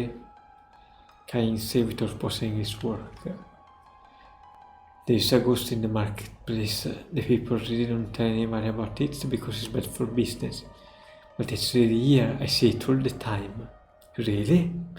Came the storm with a faint surprise. He decided to play around with her rather than scold her for lying. This ends in a long life of his. He has encountered any number of children, was their parents been abandoned by them. The sadness and loneliness of children who have been cast into the wide world alone are exactly what Kaim feel himself as he continued to wander to the infinite flow of time. What kind of ghost? A woman, and I know who she is. It's the ghost of a mother who lost her child, she said. Her little girl, her only child, died in an epidemic. Overcome with grief, the mother chose to die, and now the ghost appears in the market every night searching for her daughter. The poor mother, she killed herself so she could be with her daughter, but she can't find any other word either, so she keeps looking for a year and calling out, "Where are you? Hurry up and come with mommy to the other world." The girl tells her story with dead seriousness. "Don't you think it's sad?" she asks Caim. She actually has tears in her eyes, which is precisely why Caim knows she's lying. Even if you had been warned by the woman, you would know this was a lie, based on what she told him about the girl's background. Cain carefully arranged bunches of wrapped grapes in a display crate and asked the girl, "Why do you think the mother can find her daughter?" "What?" The girl asked him with a desperate stare. "Well," he explained, "the girl is not in the other world, and she's not walking around this world, so where is she?" Cain did not mean this to be cross-examination.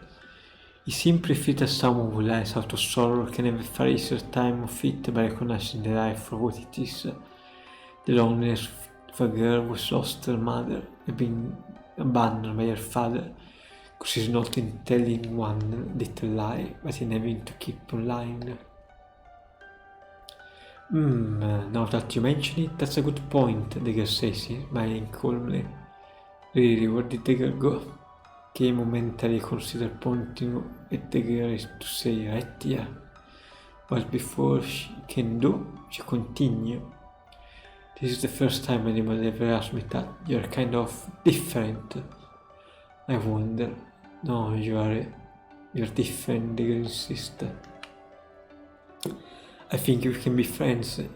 Her smile deepens. Cain smiled back at her, saying nothing. Just standing here, the lady greengrocer coming from the back of the shop, and the girl dashes away. Just before she disappears around the corner into the hallway, the girl gives Cain a little wave, to say, "See you soon." For the first time, the face of the girl, with the grown-up speaking style, shows a hint of childness, befitting of her years. The girl begins coming to see Caim at the shop several times a day. When the lady grocer is not around, she tells him one lie after another. "I baked a cookie with my mother last night. I wanted to give you some, but they were so good I ate them all. Mother kidnapped a boy when I was a little baby, but my father came to save me and beat up all the bandits, so I didn't get killed. My house is a big wild one at the foot of the mountain. You're new here, so you probably don't know it. It's the biggest house in town. You don't have a family? You're alone, poor Caim. I wish I could share some of my happiness with you." "All lies are born of sorrow," said the lonely lies. She could never tell to the marketplace people who know her background. At the end of every chat with Caim, as she's leaving, the girl throws their fingers to her lip and say, "This is our little secret, don't tell the lady grocers." Of course, Caim says nothing to anyone. If he happened to find himself in a situation when the market people are speaking ill of the girl, he quietly slips away. Lies and disparagement are funny things. They don't take shape because someone tells them, but rather because someone listens to and was agreement with them. A truly isolated individual can never speak ill of anyone. The same can be said regarding lies, because she has someone to tell her lies. Two, the girl need not to fall into the abyss of true isolation. To protect a small and share of happiness can play the role of her listener, raising no objection. One day, when the girl comes to see Caim, she takes special care not to be noticed by the lady grocer or by the owner of the neighbor shops. "Tell me, mister, are you planning to stay here a long time?" "No, I'm not," Caim says. "Continue to run on vegetable and fruit. You'll be leaving when you save up enough money?" "Probably. But you don't have enough yet." "I'm getting there," he says, turning a smile on the girl. She's a white lie on his own. He has enough money to support himself on the road. Nor has he taken his current living job because he needs money so badly. He's here because he has not found a destination he wants to travel to. A journey without a destination is an endless journey. Wise men say that you need dreams and goals in life, but dreams to accomplish and goals to realize shine His guide was in life precisely because life is finite. So then what should be the dream of course of one has been born with a life that has no end. Cain is not the journey to be buried, nor is the one that can be journeyed, perhaps living the day after day with no destination, cannot even be called a journey. If I were you, said the girl, I would get out of the marketplace as soon as I saved up enough for 2 or 3 days of traveling. Cain responded to her with a silent tempting smile. What would be to look of the girl's face if Cain was to tell her, I'm staying for you? I'm finding the meaning of life for now, and providing you with a listener for your lies. The moment this word come to mind, word can never actually speak to her. The girl looks around furtively and said in a neat whisper, if you want to get out of here soon, in a good way you can do it. A good way? Stick into the trailers and steal his money. There's a little pot in the cabinet at the back of the shop. It's full of money. You're telling me to steal it? Yes, she looked straight at Cain without the slightest show of doubt in her eyes.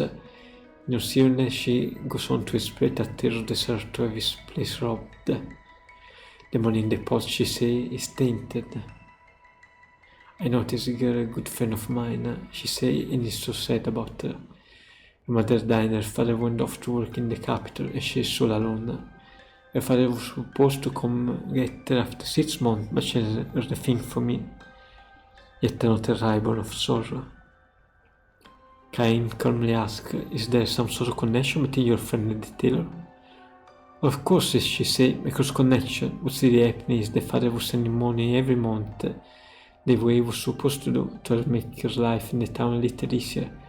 And he kept writing to her. He wanted to tell her he found a good job in the city and she should come to live with him right away. He's too busy to come for her. She should come to him. And he sent her money for the trip, but none of the rest of the money ever reached the girl. And why do you think that is? Before Cain can answer, the girl said, the mistake he was send the letters and money care of the tailor. He's been keeping all the money for himself. Cain looked away from the girl in order to prop up one said lie. The girl responded one and still said the one. A lie like another person. It is the saddest thing of all. The lock of the tailor's back door would be really easy to break the guards, and she galloped away without waiting for Cain's reprise. The girl came running to the grocery store next morning and shouted to the owner, so she said directly to the woman, not to Cain. Baggers went to the tailor's shop last night. She says she saw a number of baggers taken in late at night after the market was emptied out. My oh my, said the woman with a full smile. That must have been just terrible. She's obviously not taking the girl seriously. But it's true too, I really saw them. Look, little girl, I had just about all I can take from you. You're such a little liar. It scared me to death to think about you growing up to be a burglar or a con artist or something. I'm busy trying to open my shop now. Did you mind? Try to someone else. She started to speak when someone outside shouted, help! Somebody come! The tailor is standing in the street, but terrified and screaming at the top of his lungs. Burglars! They took all my money! The trigger slips away as the tailors come in. The marketplace is in uproar. The girl was not blind, as much as certain, but all too accustomed to a lie, people suggest the possibility of another kind of lie. Maybe she did it. What do you think? I saw it begin. I think you may be right. Talk about play acting. I wouldn't put it past her. Let's go find her, will make her tell, even if we have to get a little rough with her. No one objected to this suggestion. Someone ran off to the storehouse. And others are searching the marketplace. Can't find her anywhere. The storehouse is empty. She has away with the money. As the researcher returned with the report and speculation, Cain finally understand everything. After all the said lies, the girl has left behind one final truth. She couldn't gotten very far. Yeah, she can still catch her. The little thief. Wait till I get my hands on her. The man raged, and the woman in their flames. Good, give her what she deserves. We're so nice to her, now look how she treats us. We can let her get away with it. A dozen men start to run after her, but Cain stands in the road blocking their way. Hey, move it! The men are out for blood, but Cain knows he felt it like it. He could not have hold down if they wouldn't be able to lay a finger on him. Instead, he let his powerful stance into a little coin patch on the ground in front of the men. The stolen money is sitting here. He said, "What? Sorry, I saw it." A confusion still quickly turned into an angry shout. Karim resists and she will not resist. Do a strike with me, I'm ready. The rigorous break to the wall of men, shouting at him. How could you do it, this, Karim? I wanted the money, that's all. You are not just saying to protect the girl. The woman's intuition is too sharp, forcing a smile can turn to the tailor and say, it was in the pot in the cabinet, right? The man nodded energetically. It's true, he must have done it. He had the money in a pot, it's the thief. The money wasn't the only thing in the pot, though, was it? What are you saying? You had some letter in there too? Letter from the girl's father. That's a lie, don't be crazy, it's true too. No, there couldn't have been any letter, I took them all. The terror kept his hand over his mouth. It's too late. The lady grocer girl at him, what's this all about? She demanded. No, I mean, you better tell everything. The people sang against from Cain to the tailor.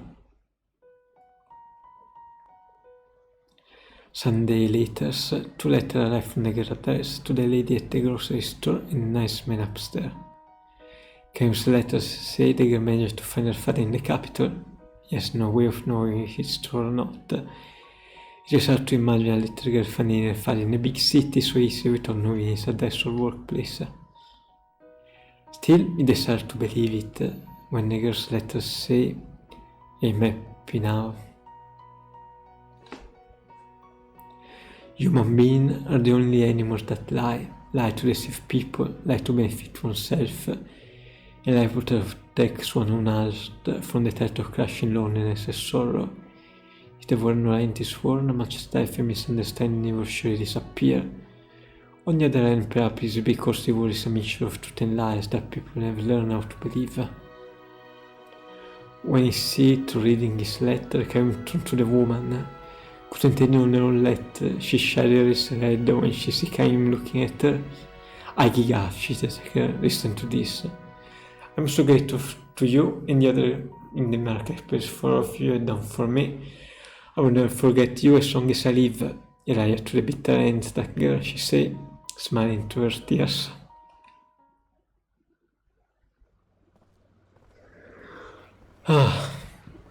So I found her.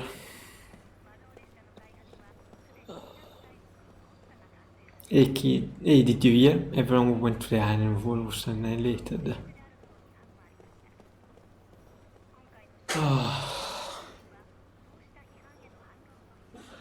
I'm really getting lightheaded. You can see the counselor over here because the monorail. That's in... Okay, you're saying the same stuff.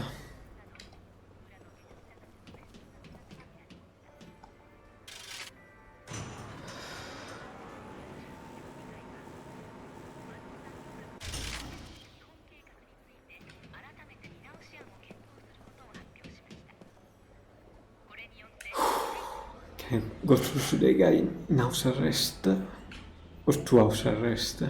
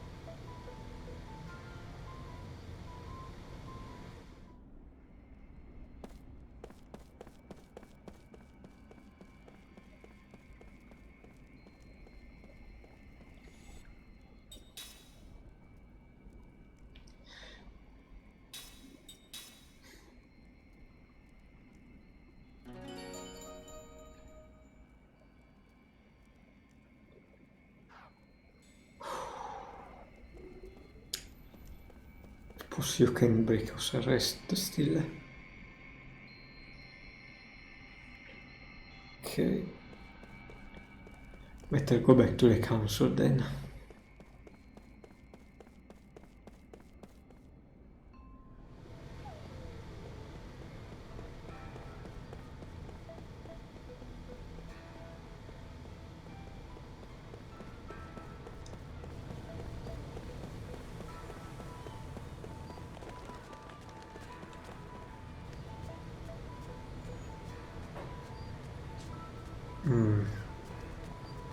Kid learning the truth.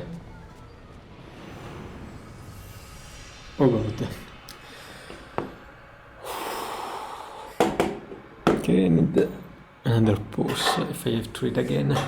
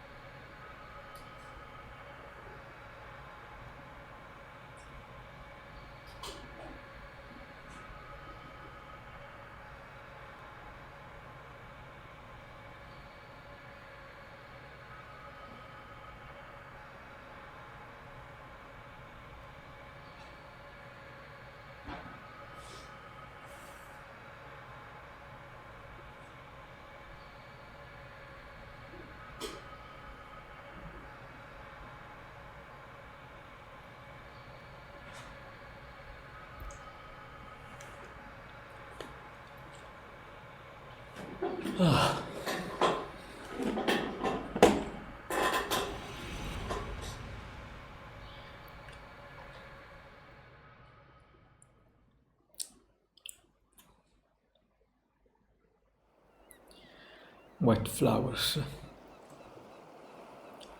Lovely white flowers marks the town.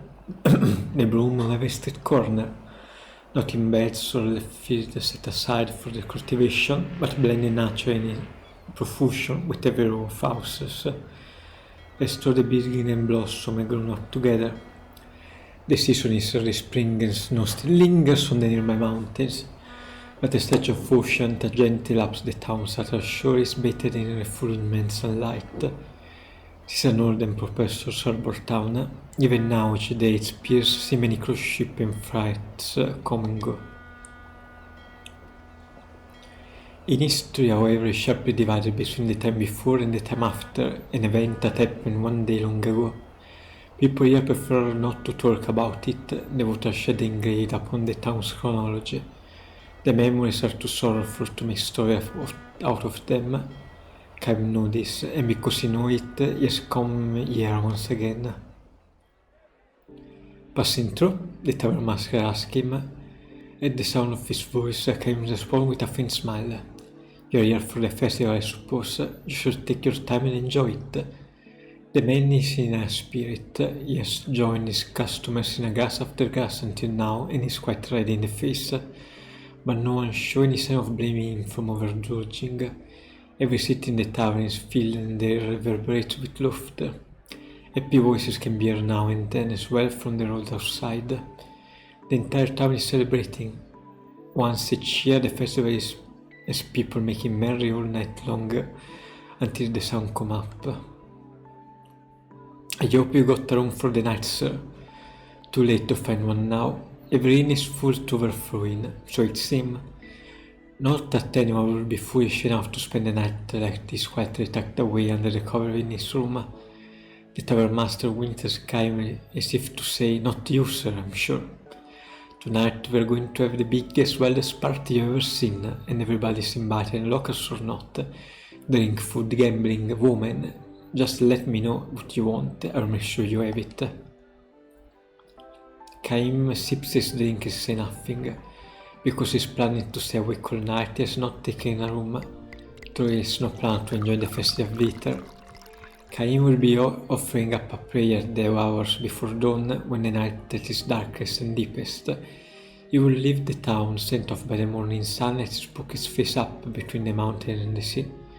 Just as he did at the time of his last visit. Back then the tavern master, who a few minutes ago was telling one of his regular customers that his fair grandchild is about to be born, was himself just an infant. "This one on me, drink up," said the tavern master, filling Kaim's shot glass. He peers at Kaim suspiciously and says, "You did come for the festival, didn't you?" "No, not really," said Kaim. "Don't tell me you didn't know about it. You mean you came here by pure chance?" "Afraid so." "Well, if you came here on business, forget it. You will never get serious talk out of anybody on a special night like this." The tavern master goes on to explain what is so special about this night. "You must have heard something about it. Once a long time ago, this town was almost completely destroyed. There are two kinds of events that divide history into before and after. One is the birth or death of some great personage, a hero or a savior. The other is something like a war or plague, or natural disaster. What divided this time in history into before and after was a violent earthquake. It happened without warning and gave the soundly sleeping people of the town no chance to flee. A crack opened up in the earth with terror. Everyone's building just fell to pieces. Fire started and it spread into the twinkling of an eye. Almost everyone was killed. You probably can imagine it. All I know is that they told me in school.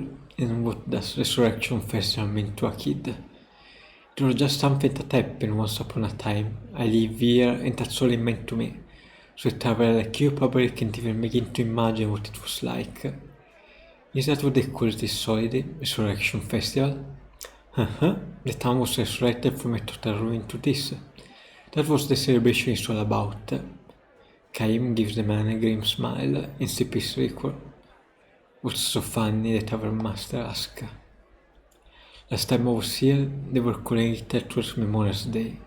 It wasn't a festival for this kind of while celebrating. What are you talking about? It's been the resurrection festival ever since I was a kid. That was before you were old enough to remember anything. Huh? And before that they called it Consolation of the Spirits. They would burn a candle for each person who died and pray for them to rest in peace. It was a sad festival, lots of crying. You sound as if you saw it happening yourself. I did. The Tower Master laughed with a large snort. You look sober, but you must have blasted out of your mind. Now listen, it's a festival night, so I'm going to let you off the hook for pulling my leg. But don't say stuff like that in front of the other townspeople, or for ourselves, to mine included, are the one who barely escaped with their lives. Caim knew full well what he's doing. He never expected the man to believe him. He just wanted to find out for himself when the townspeople were still handing down the memories of the tragedy, whatever deep down behind their laughed faces, there still lingered the sorrows that had been passed down from their forefathers' time. Called away by one of their customers, the tavern master left Caim's side, but not without first giving a warning. Be careful what you say, sir. That kind of nonsense can get you in trouble. Really, think about it. The earthquake happened all of 200 years ago. Caim doesn't answer him. Instead, he sipped his alcohol in silence. Among the one who died in the tragedy 200 years ago were his wife and daughter. Of all the dozens of wives and hundreds of children Caim has had in his eternal life, the wife and children he had here were especially unforgettable. In Tuesday came the joke, the arbor. There were just 3 of them, he, his wife, and the little girl. They lived simply and happily. The same kind of day that I persisted today will continue on into endless tomorrows. Everyone in the town believed that, including Caim's wife and the daughter, of course. But Caim knew differently, precisely because his own life was long without an end. They consecutively tasted the pain of countless parting. Caim knew all too well that in the daily life of human there was no forever. This life his family was leading would have to end sometime. I could not go on unchanged. This was by no means a cause for sorrow, however, that I had grasp upon forever. Human beings knew how to love and cherish the here now. Caim especially over to show his daughter flower. The more fragile and short-lived the better. Flowers that bloom with the morning sun and scattered before the sun went down. They were everywhere in this sober town, lovely white flowers that bloom in every spring. His daughter loved the flowers. She was a gentle child who would never break off blossom till the sky was so barely to bloom.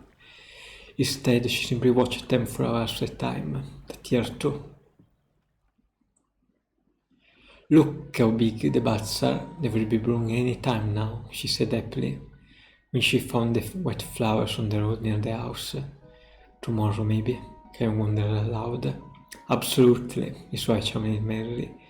Get up early tomorrow morning and have a look. Poor little flowers, though, said the doctor. It's nice when they bloom, but when they wither right away. Or the better, said Caim's wife. It's good luck if you get to see them blooming. That makes it more fun. Maybe if I'm France, answered the girl, but think about the poor flowers. They were so hard to open up and they wither the same day. It said, well, yes, I guess so. A momentary air of sadness flew into the room, but Caim quickly dispelled it with a laugh. Happiness is not the same thing as longevity, he proclaimed. What does that mean, Papa? It may not bloom for long, but the flower is happy. He can open the priestess blossom. He give off the priestess perfume. He knows how to make it while it is blossoming. The girl seemed to be having trouble grasping this and simply nodded with a little sigh. His head broke into a smile and said, "It must be true if you say so, Papa." Your smile most beautiful than any flower in full bloom. He should have said it to her. Caim later regretted that he had not. The word he had been uttered so carelessly he came to realize turned out to be something of a prophecy. Well now, young lady, he said, if you're getting up early to see the flowers tomorrow morning, you better go to bed right now. Alright, Papa, if I really have to, I'm going to bed now too, said Kaim's wife. Okay, Ingrid. Good night, Papa. His wife said to Kaim, good night, dear. I am going to bed now. Good night, Kaim replied, enjoying one last cup to his day fatigue. This turned out to be the last words the family shared. If Ironhead could strike the town before dawn, Kaim's house collapsed in a heap of rubble. Kaim's two loved ones departed to that distant other world before they could awaken from their deep sleep, and without ever having a chance to say good morning to him. The morning sun rose on a town that had been destroyed in an instant. Amid the rubble, the flowers were blooming, the wet house flowers that Kaim's daughters had wanted so badly to see. Kaim chose to have a flower in an orphan on that cold course, but abandoned the idea. He couldn't bring himself to pick a flower. No one, no living being, no. On the face of the earth he realized the right to snatch the life of a flower that possesses the life for only one short day. Kaim would never say to his daughter, you go first to heaven and wait for me, I will be there before long. Nor could he ever know the journey reunion for his loved one. To live for 1,000 years means bearing the pain of 1,000 years of partings. Kaim continued his long journey, and this in a number of years and months over by.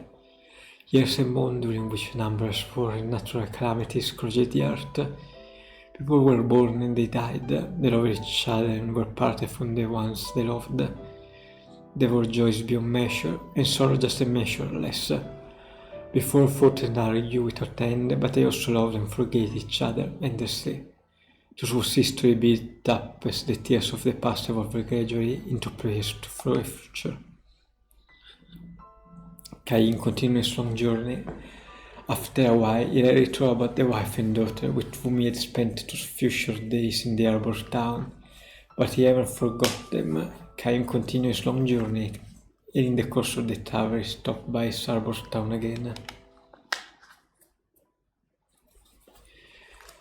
As the night deepens, of the castle increased by now as a hint of light coming to the eastern sky, without a signal for anyone to not give way to silence. Kaim has been standing in the town center square. The revelers too have found their way here, one at a time, until almost before you know it, the stone paved paths are filled with people. Kaim feels a tap on the shoulders. He didn't expect to find you here, said the tavern master. When Kaim gives a silent smile, the tavern master looks somewhat embarrassed and says, there's something I was to tell you before. Oh? Well, you know, that truth happened a long time ago, before my father and mother's time. Even before my grandparents' generation. It might sound funny for me to say this, but I can't imagine this town in ruin. I know what you mean. I do think though that there's probably a thing in this world that you can remember, even if you haven't actually experienced them. Like the earthquake, I haven't forgotten it, and I'm not the only one. It may have happened 200 years ago, but no one in town has ever forgotten it. We can imagine it, but we can't forget it either. Just as Kaim snug again to send his understanding of the tavern keeper word, a somber memory echoes to the square. This is the hour where the earthquake destroyed the town.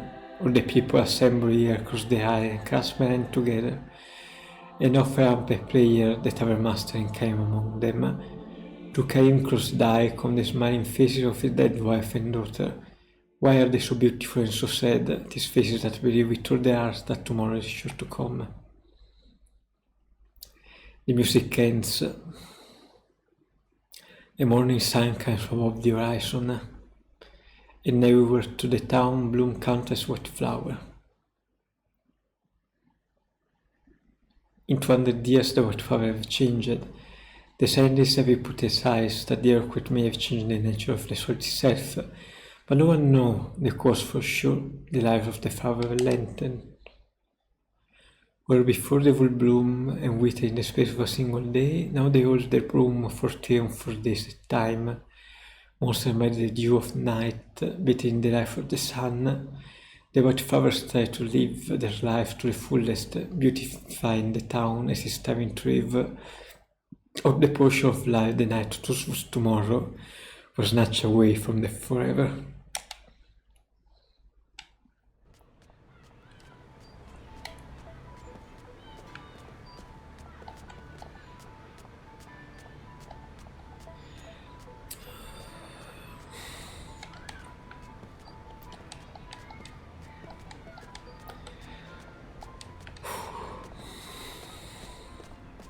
I like these stories.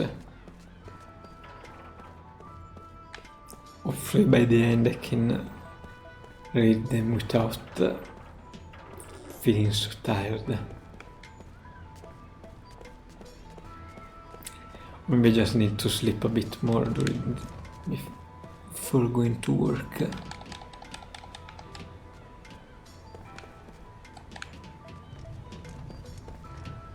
Okay, they have individual physics, but they're a bit strange to just touch one. Adesso devo Samimut.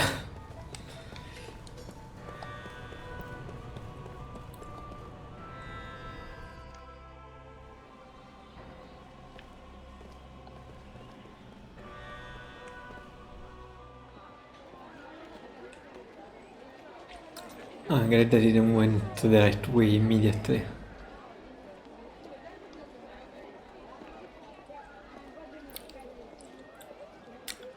Who are you?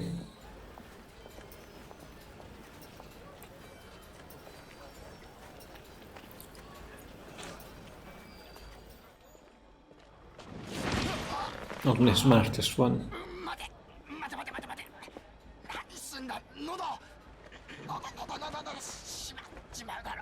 なぜ俺をつける？あんた買い物悪くなるだろ。頼まれたんだよ、ガンガラの旦那に。本当だって、お屋敷に連れてこいってさ、大事な話があったってよ。Oh, I want to break curfew. お前はヤンセンってもんだ。ガンガラの旦那の使いっ走りだと思ってくれ。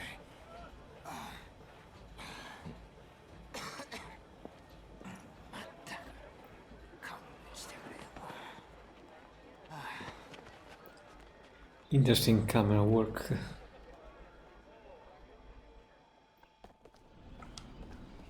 Try to make a real one.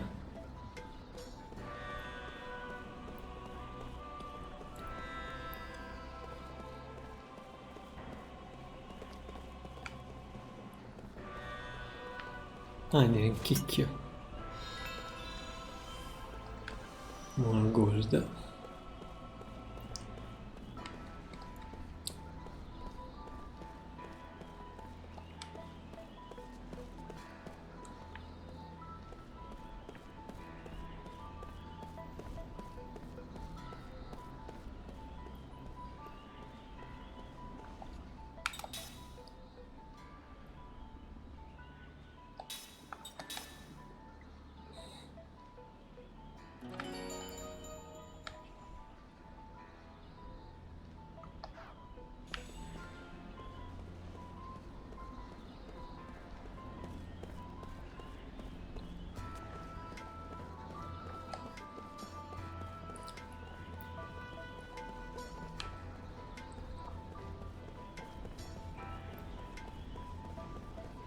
Have you heard about this? A connection of mine in the council told me Councilman Gongora is being offered to his private estate.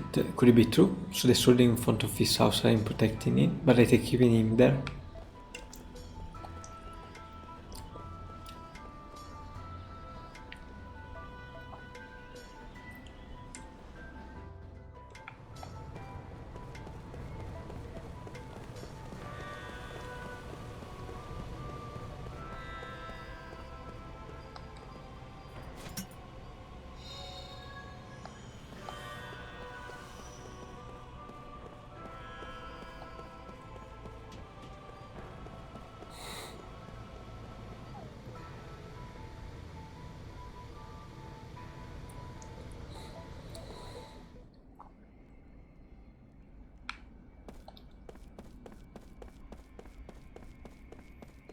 I thought the guys left, it's just the door distance.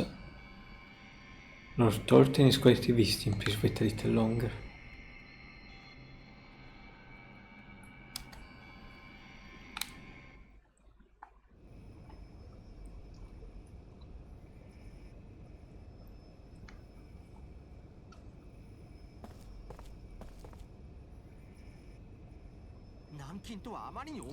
Os arrest is going too far, e affermi opposto al Senonitis.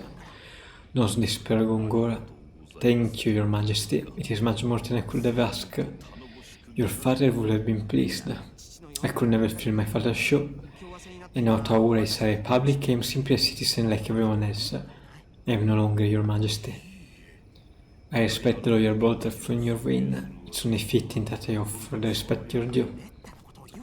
Don't be foolish, people will think you're a dissident who wants to restore the monarchy. I'm truly happy that you have come to see me. You have all been so kind. You told me the rudiment of magic. I cannot help but be kind to you in return. I cannot understand Rozian. I believe you intend to stop work on the grand stuff.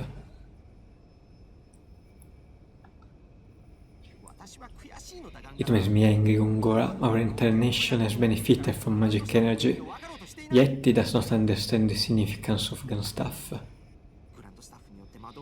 If you can increase magic energy with grand stuff, just think how much better our people's lives will be.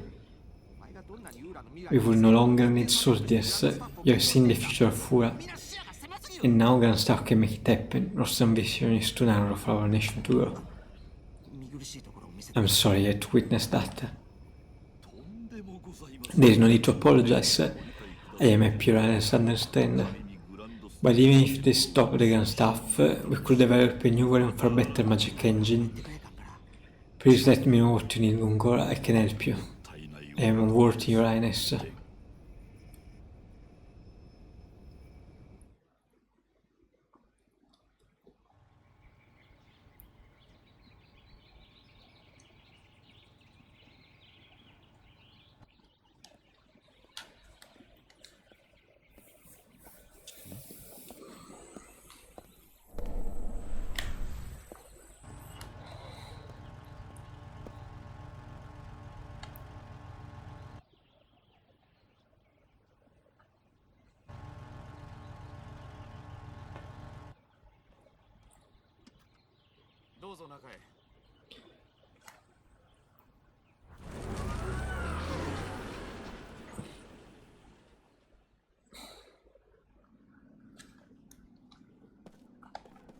Lord Gongora is waiting in the study on the second floor. You can take the lift up from the central laboratory.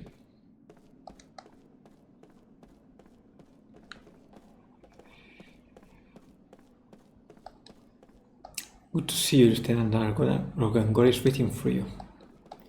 Well, Lieutenant Argonar. Your host Lord Gongora has been waiting for you.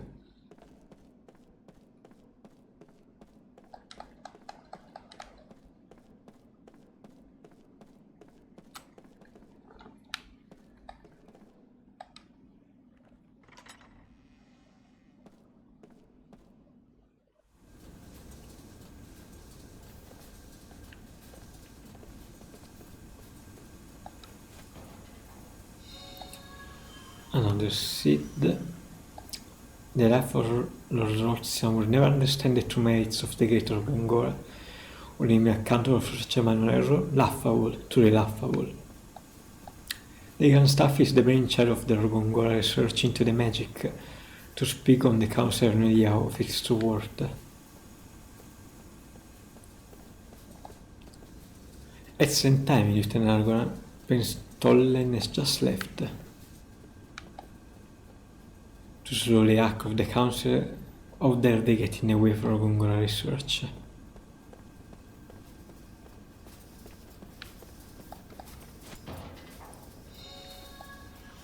Oh, I almost send. I don't want to take the lift now. I took the lift.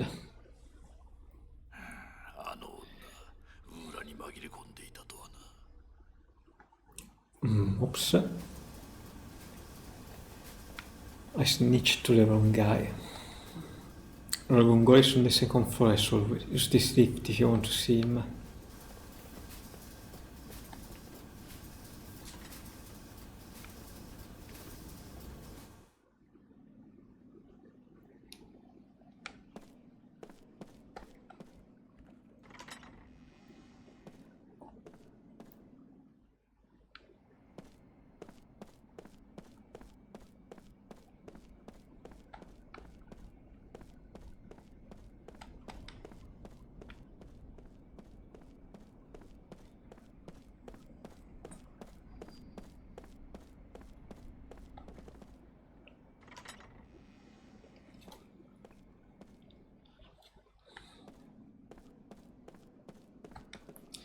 You will find Ragongol in this study as always. Go to this door and take the lift.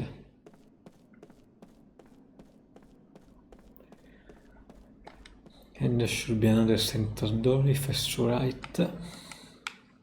Okay, they put in the wrong angle.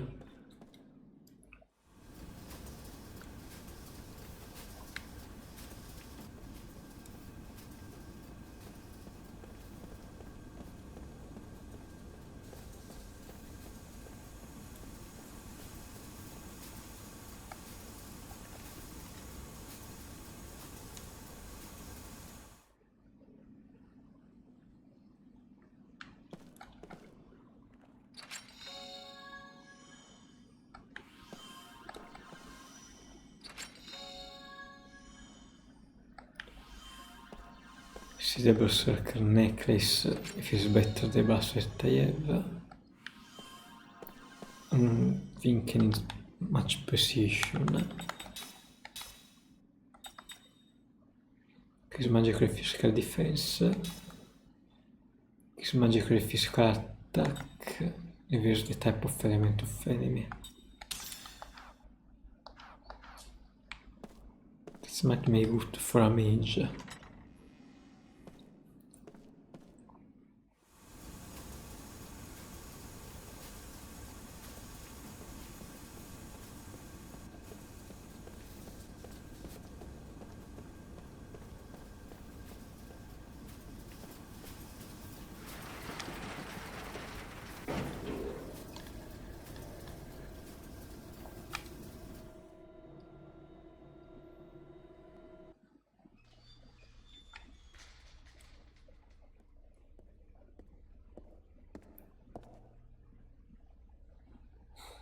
ああ、よく来た。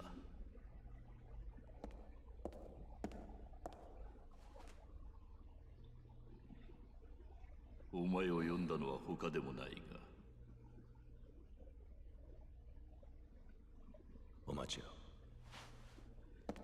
なんだ。あれ、見つかっちゃったかな。来たよこっち。おいおいおい、待てったら。あんたほんと短気だね。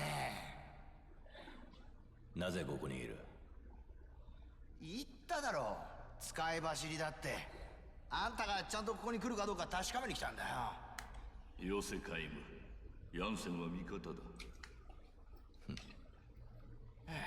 さっきは。And I'm outside. この男は役に立つ。小回りも利くし顔も広い。グランドスタッフの調査に連れて行くといい。いらん。ほらね、言うと思ったんですよ、旦那。調査に加わることになるもう一人の不死の者、どうも危険だ。なぜ？あれは元海賊だ。どういう経緯か今は我が国の正規兵だが、過去が過去だけに何をしでかすかわからん。女を牽制するためにもヤンセンは同行させるべきだ。何よりこの男、女の扱いには長けておってな。いい女だって聞いたけど、あんた顔見てんだろ。はいはいはいはいはい、分かったよ。黙ってりゃいいんだろ。海賊。まあいい、分かった。そんじゃまあよろしくってことで。だが海部よ、信頼できる部下はお前だけだ。頼むぞ。私はしばらくここから出られない。グランドスタッフは私の夢の結晶。問題があるならばお前の不死の力を持って明らかにしてほしいのだ。わかるな？調査隊の派遣については追って沙汰がある。行け。どっちよろしく。疲れるやつですね、あいつ。ご苦労だった。旦那、あいつ絶対ヤバいですって。なんたって目が死んでる。ありゃ嫌だな。あんなのの見張りにこのギャラじゃ見合わないってもんですよ。いや、もうちょっとばかし色つけて割らないと。言ってることわかりますよね。うん。お前とはすでに魔導の契約を結んでいるではないか。あまり欲をかくと。わかったちょ落ち着いてくださいって。これでも不服かね？冗談じゃねえや。命までは売ってませんぜ。ったくなんだよ。どいつもこいつも疲れるやつばっかり。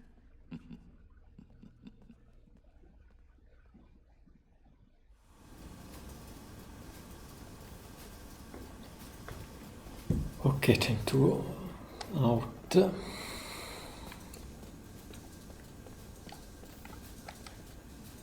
Quindi kaossystem in kulmi. So I need to state bin.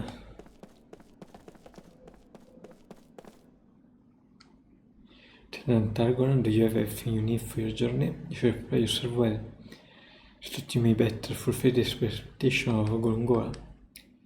You come in and out of fear could damage Gorgongola reputation. The country will look kindly on it. You won't be allowed to enter the dimension once you leave. Are you sure you want to leave? Let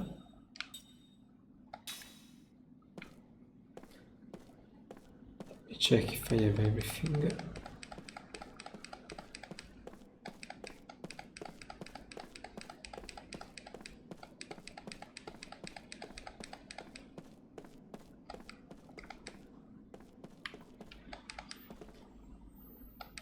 Some the main stuff is just getting all those equipment.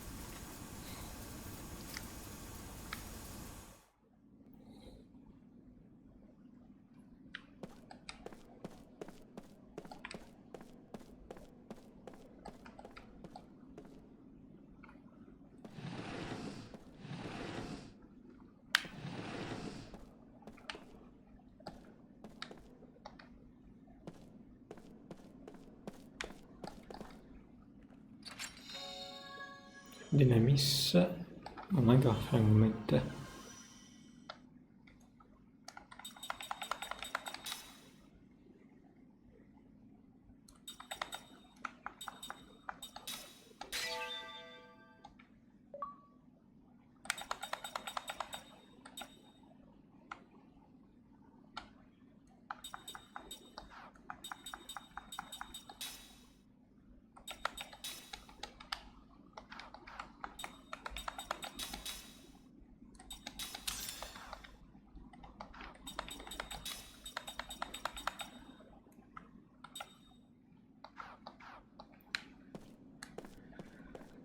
Let's try it like this.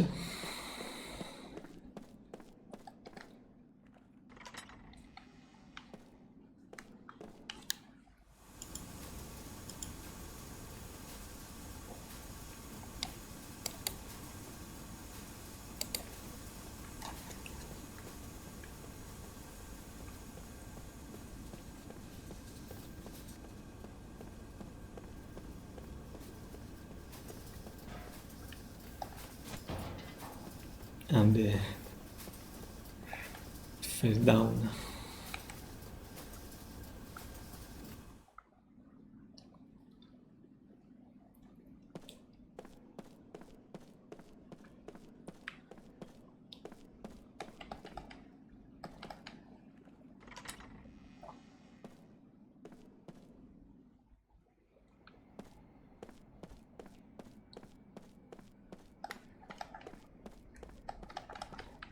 Okay, you are nothing. So now I can leave.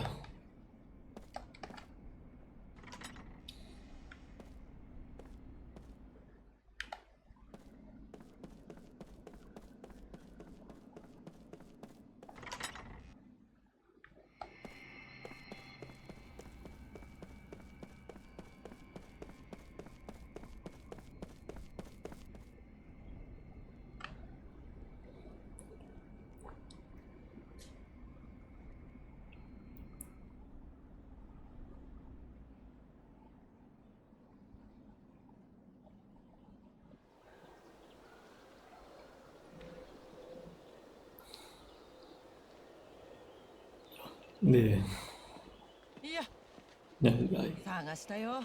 あっちこっちさ。聞いたよ。グランドスタッフの調査。お互い貧乏くじ引いたって感じだね。無駄に生き残っちゃうといろいろ面倒で。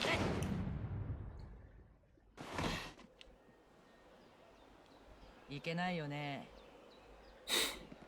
評議会で何聞かれた？お前には関係ない。そうかな。ねえ、どこかで会ったような気しない？警戒することないよ。記憶がないのはこっちも同じ。お前もか。なんにも思い出せない。分かってることは自分がどうやらセス・バルモアって名前らしいことだけ。昔は海賊だったっていう人もいるよ。二人とも不死身で記憶がないなんて変だよね。もしかしたら昔会っていたかもしれない。あんた見てるとそんな気がしちゃうんだよね。会っていたとしたら敵だったのか、それとも味方だったのか。ひょっとして愛し合っていたかも。明日からの旅が楽しみだね、カイム・アラゴナ。明日？まだ評議会から連絡来てないんだ。グランドスタッフ調査隊の出発は明日早朝。あんたのとこにも連絡行くと思うけど、私は旅のお供にまずはご挨拶ってことで。旅の友か。遅刻厳禁だからね。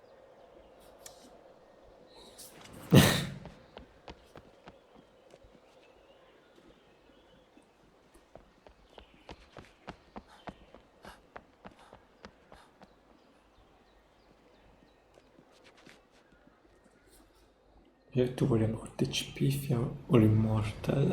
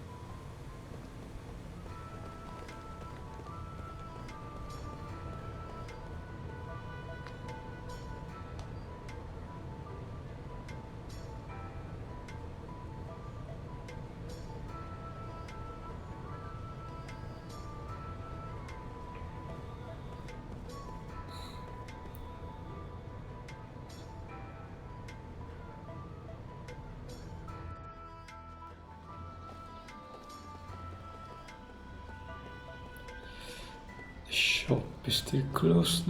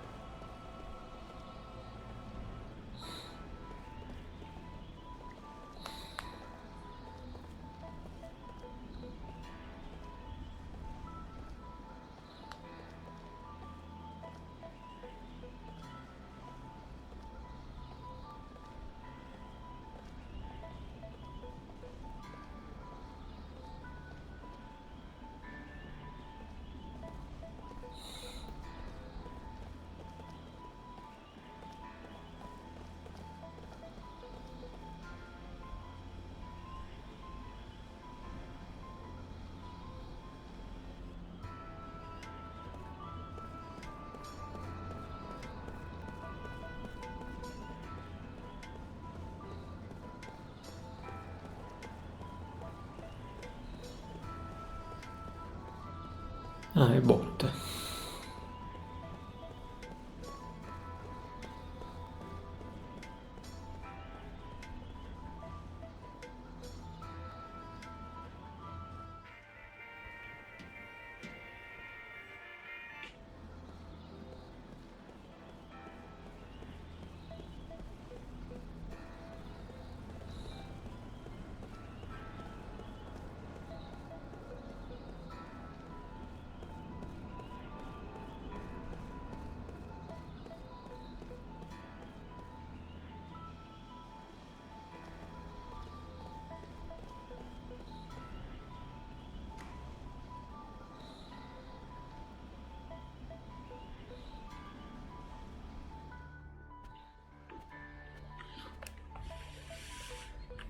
Leave a message now. Welcome back. I received a message from the council earlier. You're to report to the Great Gate for the next mission. If you head to the station, you can either take the money or pick up a taxi to the Great Gate. Be careful out there.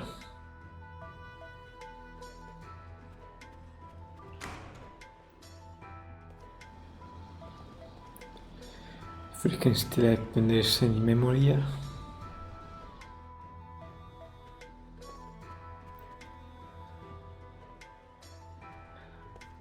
No, this is the same people.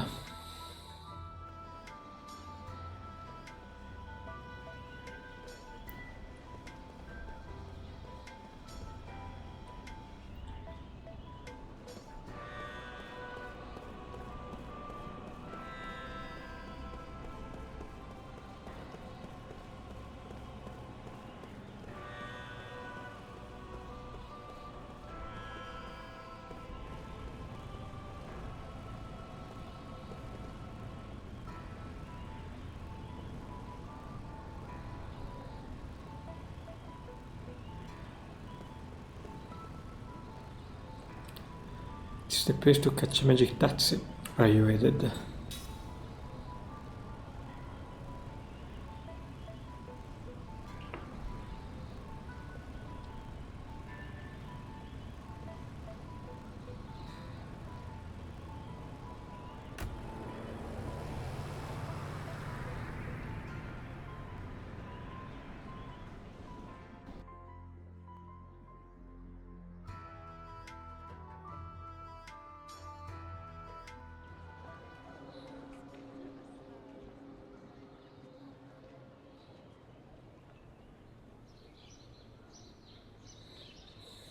どうして動かない？出発の時間はとっくに過ぎてる。人を待っている。あ？誰を？調査隊にはもう一人いる。私聞いてないけど。俺は聞いた。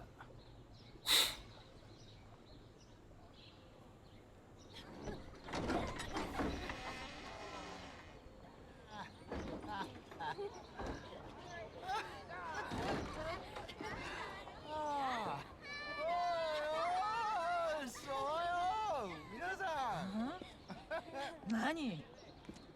こいつがもう一人？そうだ。なるほどいい女だ。酒臭。何をしていた？見てわかれ。浮世の名残に男がやっておくべきことを全部やってきただけだ。バカらしい。Thank you, my lovely. 決したヤンセン、死での旅路に行ってまいります。ああ、寂しくなるわ。きっと帰ってきてね。おとれはずっと残しておくから。分かってるよ。いやもうだね、この俺だってもう寂しくなるのは耐えらんない。あと45分いいかな。一人15分あれば3人とちゃんと分かる。待ってらんないよ、この酔っ払い。待てない。というわけだから、あんたたちもご苦労さん。帰っていいわ。こいつを連れてきてくれたことには感謝するから。ありがとう。Ma ci sta. 私どっちもいけるから。いいから、はい、バイバイ。寂しいけどさようなら、バイ。しばしの別れ。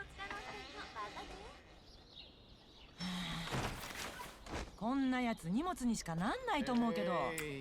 これが結構重宝するんだよ。よろしく頼んます。誰がよろしくされるか。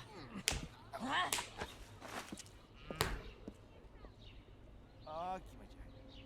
ああ。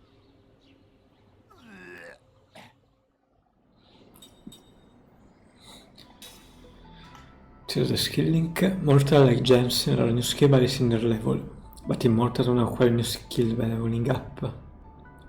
Immortal creates skill from Mortal using skill link. Configure skill link from the skill menu. By selecting Immortal, all of the skill learned will be displayed. Select the skill you want to learn and the link will be established.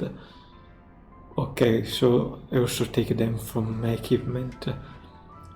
To learn a skill, you must feed the SP gauge. SP can be gained in battle. In Immortal using skill link, with a mortal can only earn SP towards the linked skill if they are both in formation. After using the skill, don't forget to set the battle formation. Skill can also be learned from accessory. Some accessory can use the effect of skill simply by equipping them. The skill learned from mortal will not be effective until you assign any skill slot. Immortal can use the skill assigned in the skill slot. Non so effect to assign the skill you want to use in here. No tutorial again.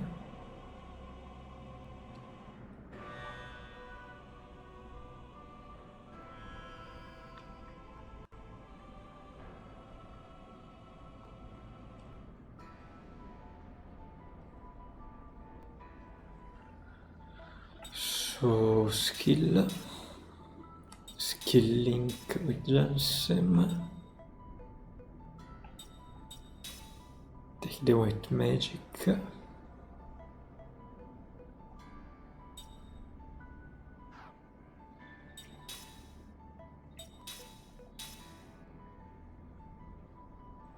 Skill dash yes. None. She's a pirate, so let's give her steal.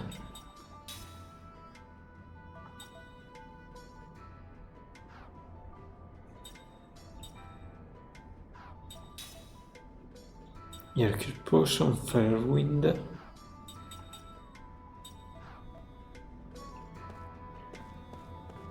Something new.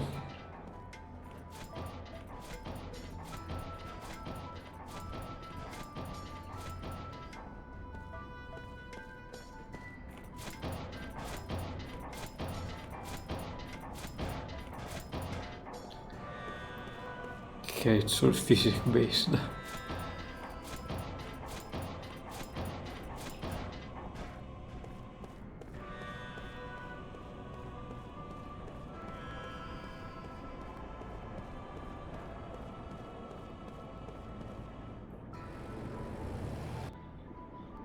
A car.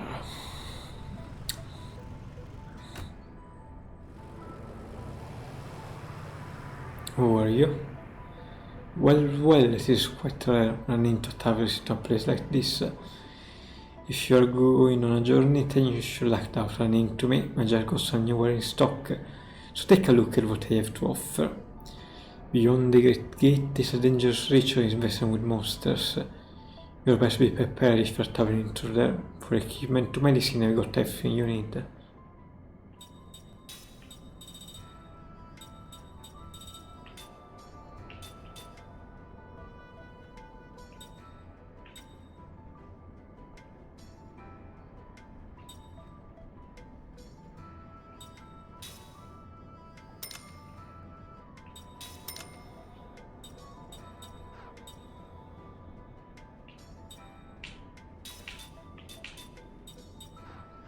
Okay, one fish.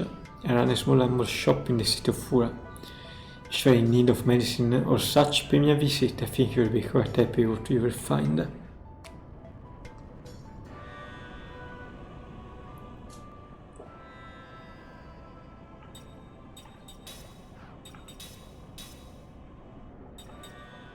Berserker necklace.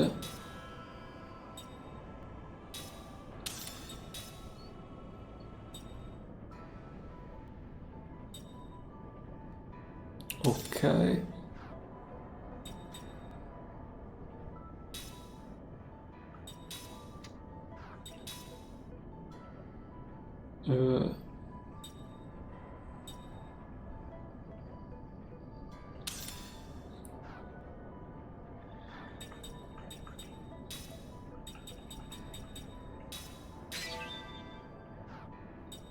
Mission meccanica del ring frame.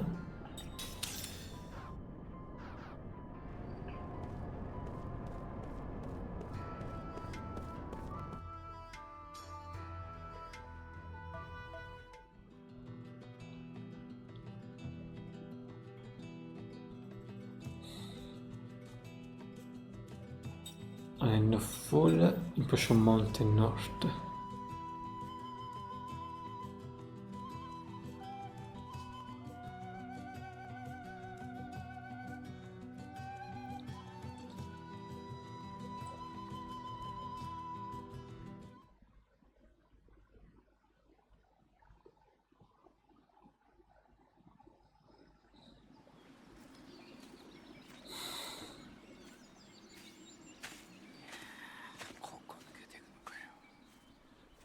よよ、俺も足ガッタガタだぜ。しっかりしないよ。ここだけでビビってたらこの先もっときついよ。ああ、この谷を抜けたら次は勾配のきつい山だよ。イプシロン山脈はデコボコきついからね。それに天気が変わりやすいし、脆い地盤だから落石にも注意がいるよ。ま、石よりあんたが先に転げ落ちそうだけどね。それは面白い。そういやガンガラの旦那が言ってたけどよ、あんたも記憶があれなんだろ。その割にはこの山に詳しいよな。本当は思い出してんじゃないのか。あんたもそう思わないか。体が覚えてる。なんだって。きっと昔ここを駆け抜けたんだろう。私のことを海賊だったという者もいるし、山で見たっていうやつもいる。だけど真実はどうなのか私自身が答えを持ってない。それだけ。い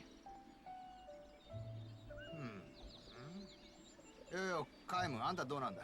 昔何してたとか誰かに言われたことあんのか。いや。何。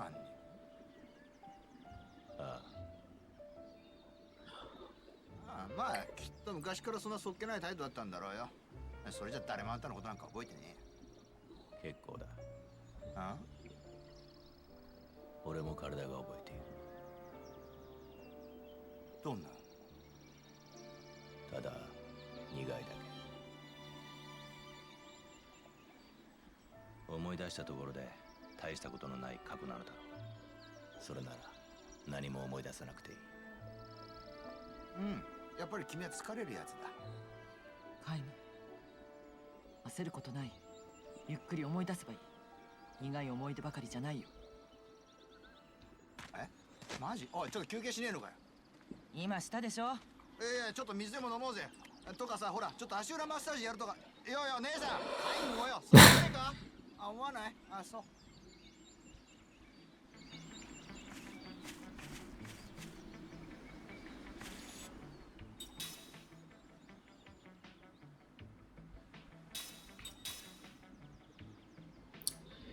In a almost full party.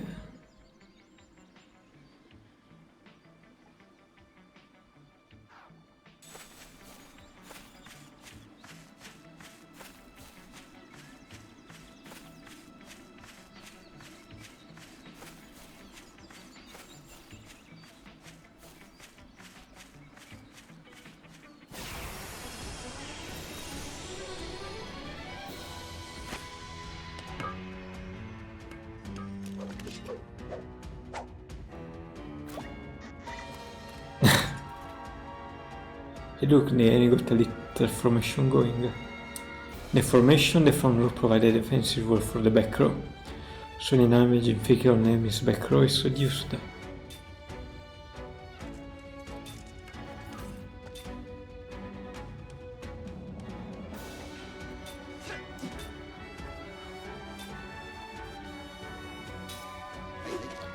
See what are the front row defenses with this guard condition.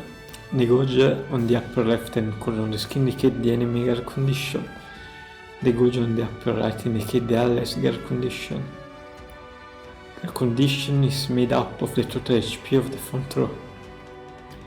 By attacking the enemies, the front row you can reduce their guard condition is enough, right? Get rid of them in the front row and back row or start losing their defense.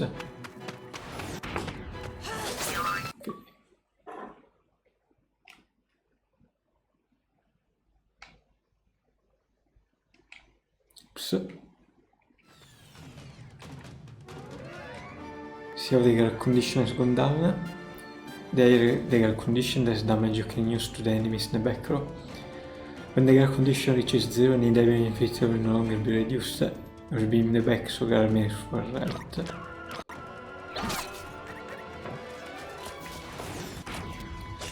Too late.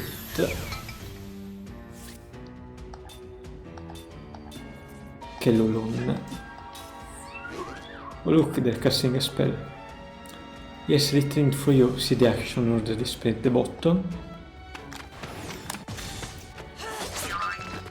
Where you punch out the guy who was trying to cast a spell, right? The extended amount of time you need to pull a spell off is called a casting interference. If you manage to cause out the interference, you can even keep the spell from popping off till the next turn. Well enough torque, obviously let's take care of this rubble.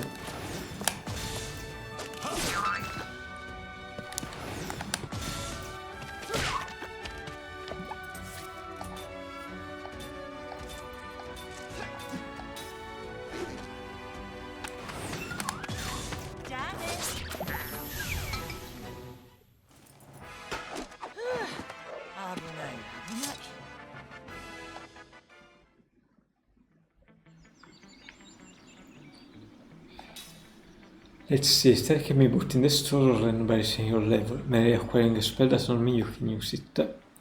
Spell can only be used when you equip the skill needed for the spell in question. Use the menu to view the list of spells you learn in the spell book. This will also display the MP required casting time and which character can use each magic. The alphabetical letter represents the casting speed. With one turn, S is the fastest, it really goes over from A to H. The number represents how many turns required before the spell takes effect.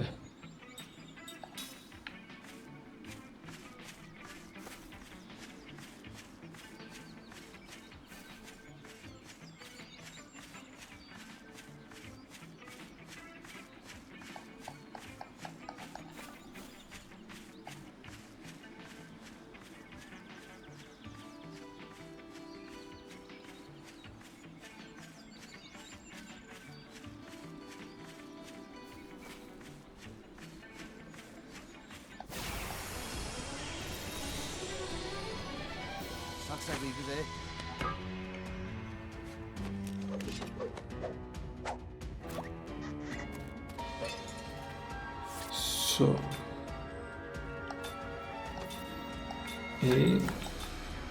black magic, another water.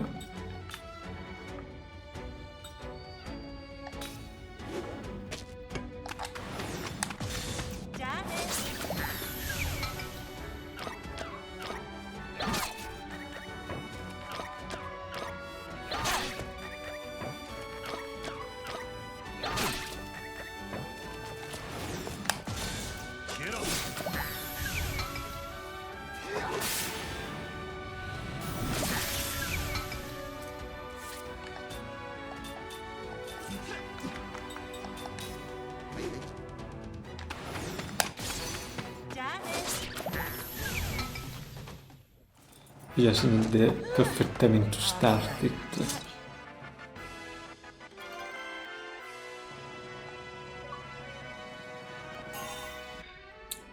Can learn level 1 with magic, set another skill, set another factual analysis. Johnson learn level 2 black magic.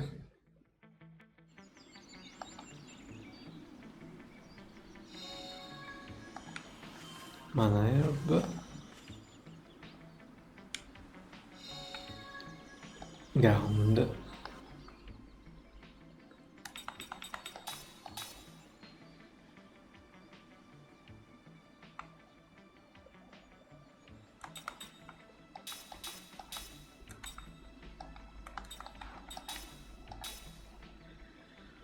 Okay, let's get Black Magic 2.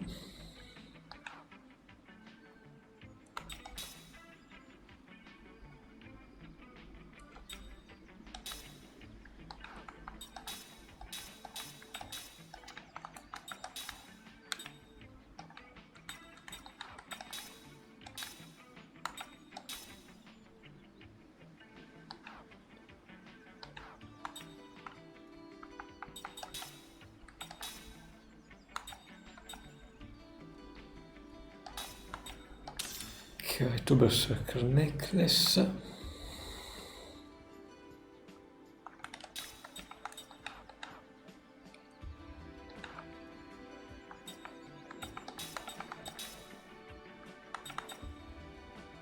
still need this one.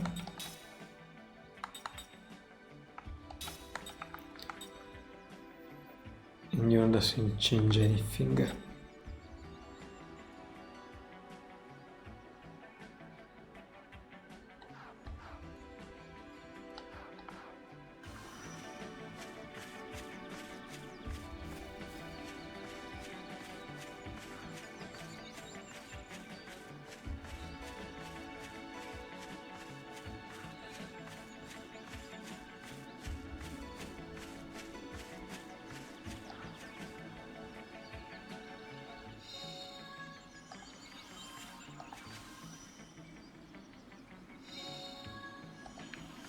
Slot seed.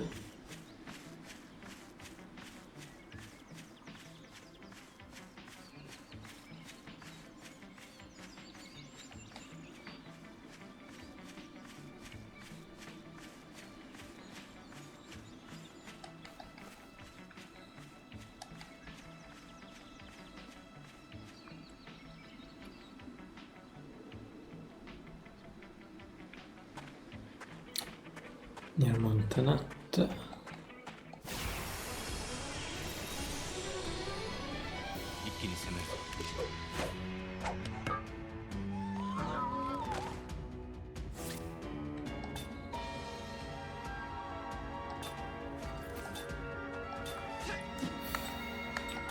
They are fly.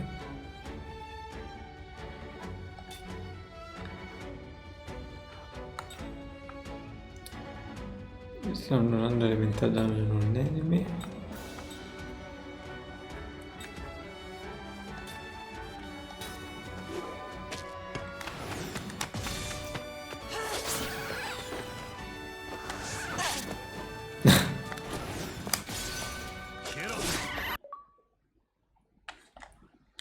Okay, I might need to buy battery.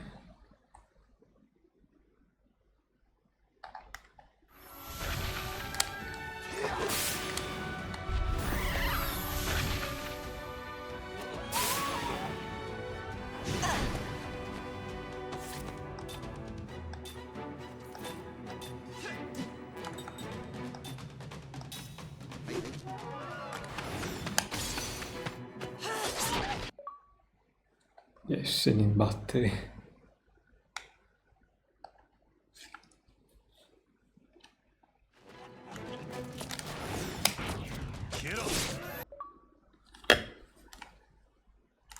I have to stop early today.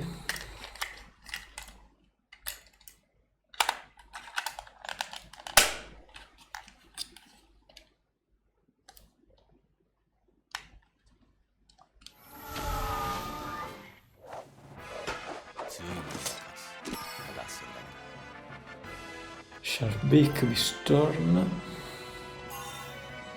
Can learn resist attack boost.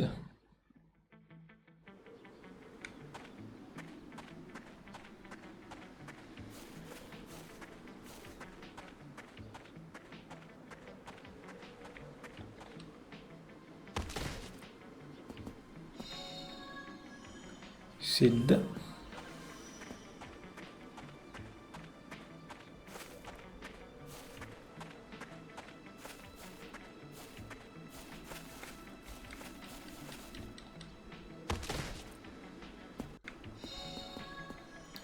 Twiston.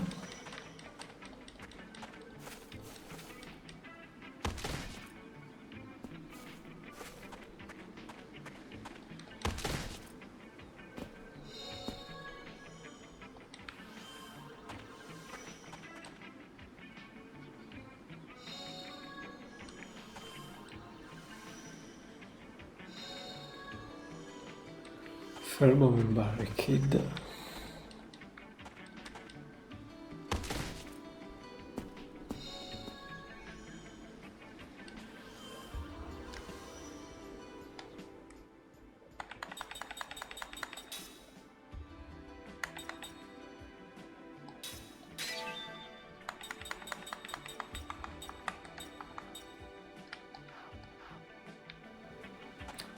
Possono le sticky tape.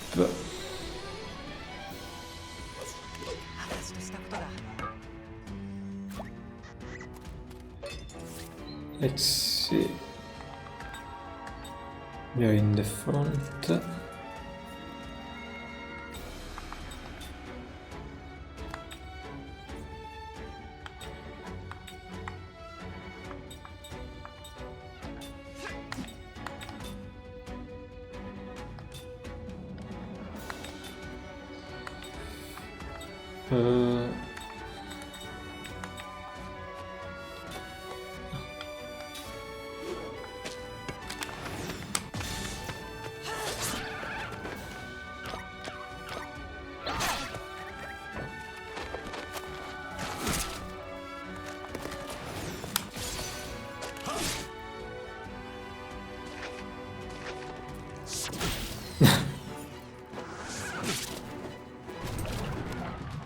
Oh, nice poison. Ah, okay, it's still casting the spell.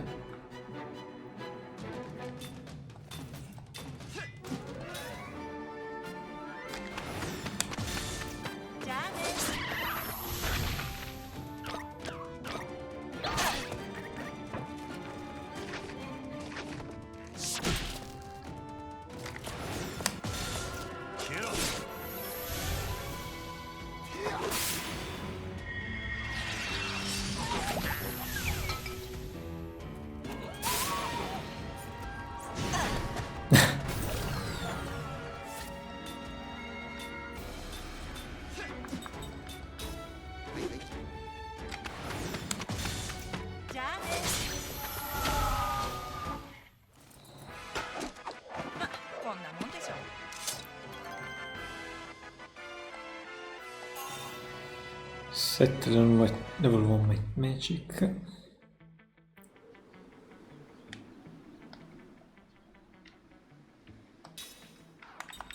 So you get a new skill.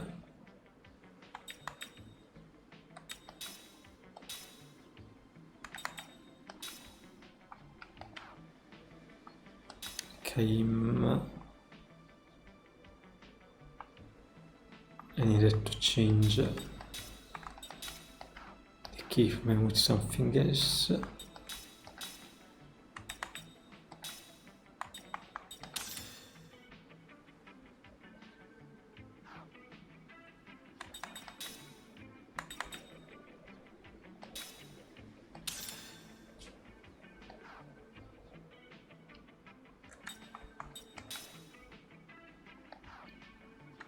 Skill do they have?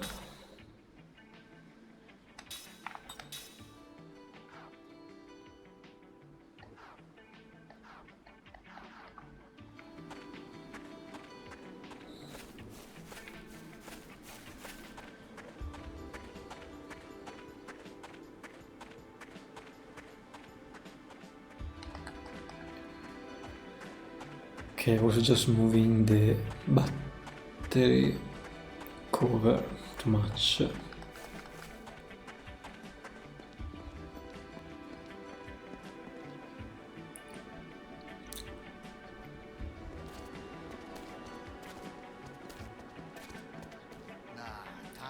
Hey, I want to ask you a favor. I'm just gonna ask this once, okay? Would you listen? Alright, already, what do you want?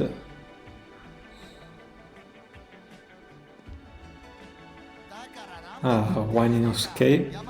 Is that all you can say? Can we just rest in that over there? All you do is complain, complain, complain. Sounds like you too, I'm a normal human being. What should we do? Alright, let's rest. Thank you.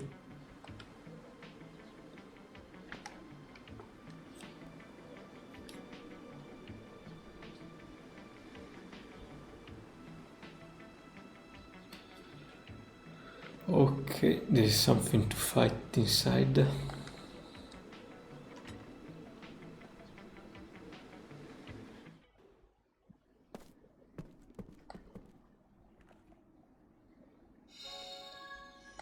Another seed.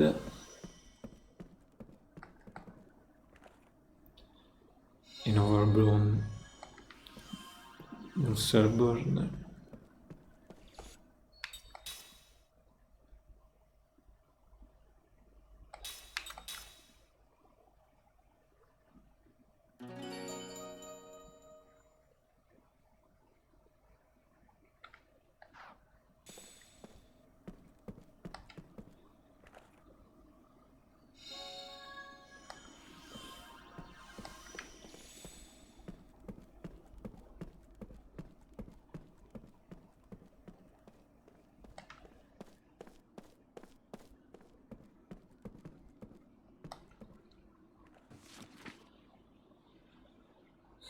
We finally reached the mountain at everyone is worn out. I can barely keep my eyes open long enough to leave these few worlds.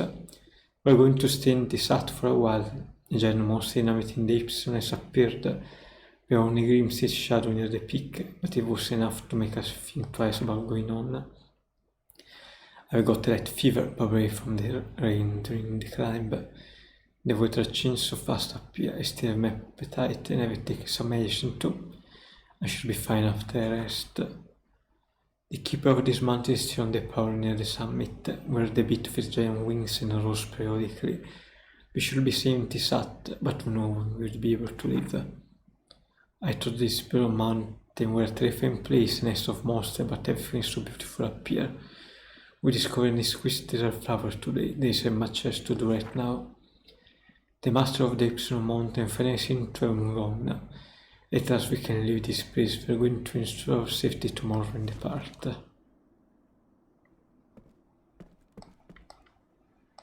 Hey, there's a bed here, let's stay here.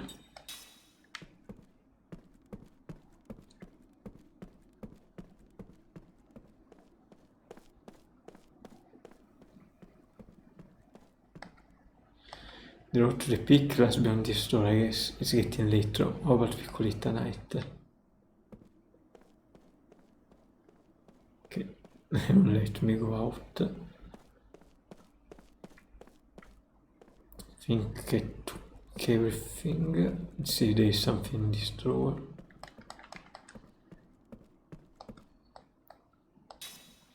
Okay, what's gonna happen?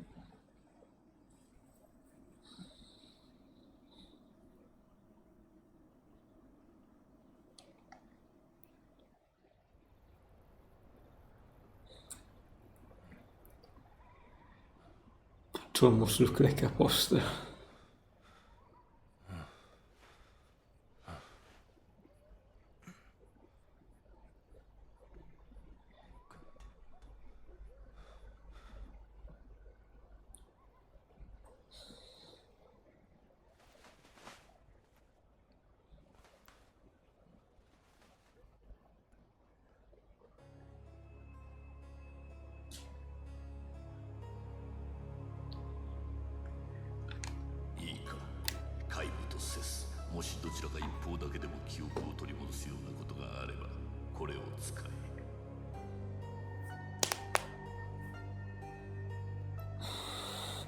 Oh, nice of you.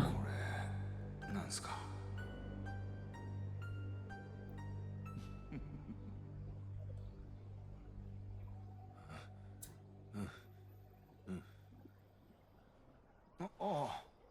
ちょっと眠りつけなくちゃな。少し羊でも数えたら眠れるかな。本当にそれだけか。本当にそれだけっていうのはどういう。分かってるんじゃないの。いや、わかんないな。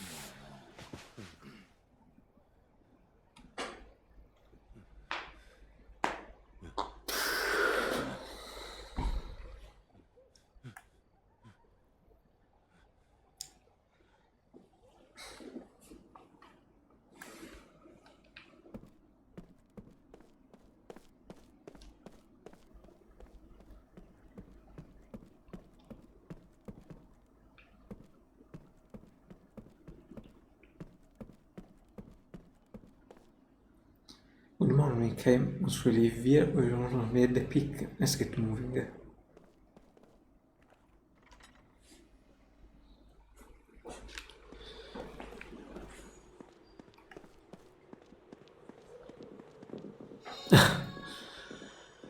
Mana herb.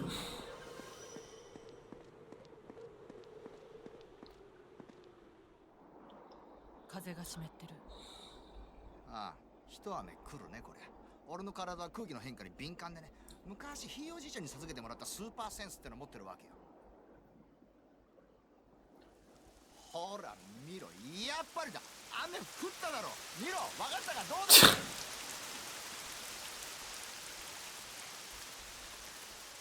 Is better condition another boost during fight.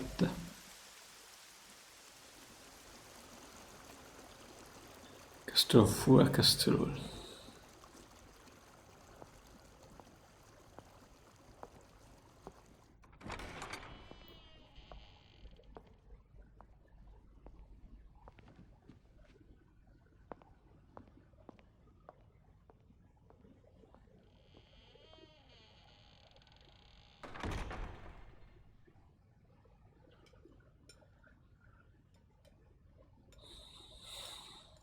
And it brings 下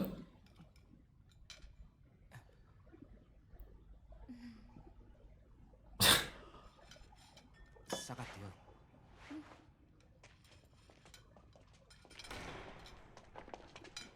い。でかっ！ガンガラ様、お待ちよ。ガンガラ様、ゴブレンガンガラ、お前何を？お待ちよ。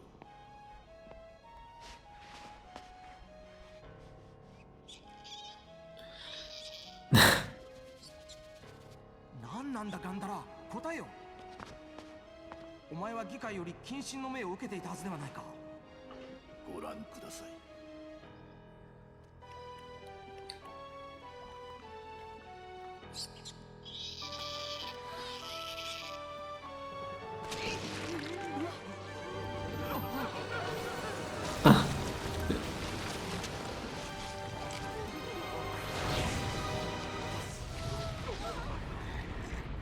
The seed inside.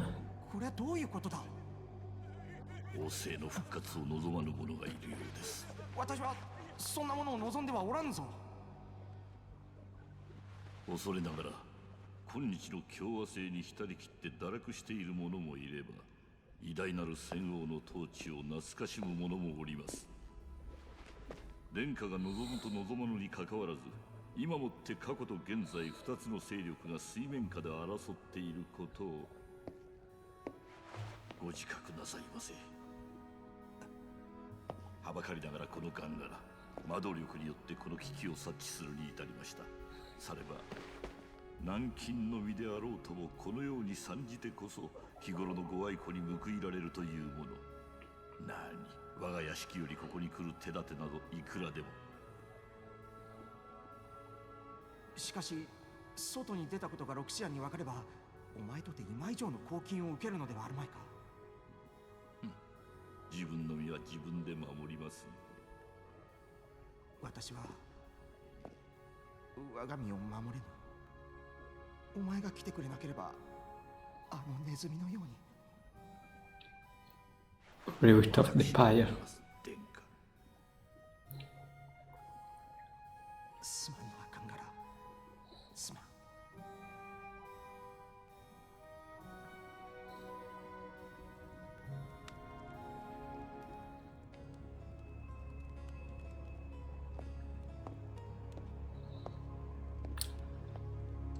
Okay. いずれもう一押しするやもしれぬ。その時は頼むぞ。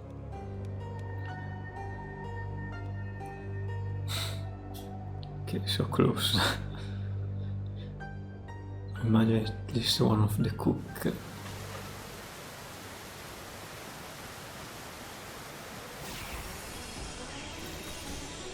Oh, brain doesn't influence it.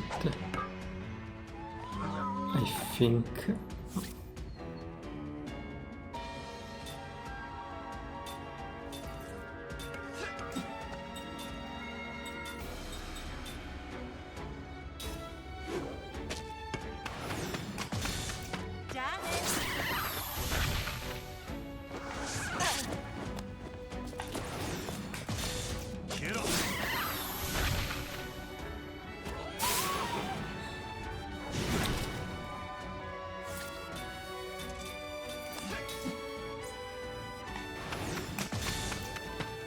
quindi little too early.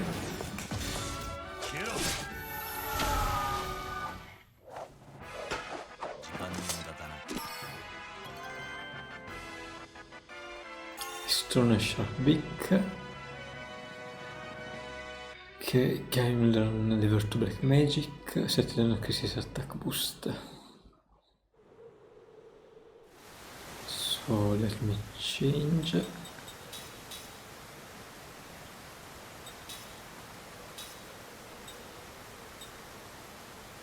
So the level 1 Black Magic.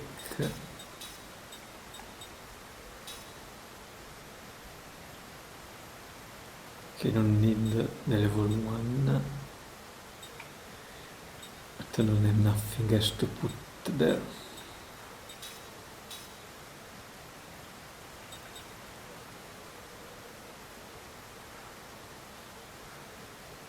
Okay, the item one is still being set.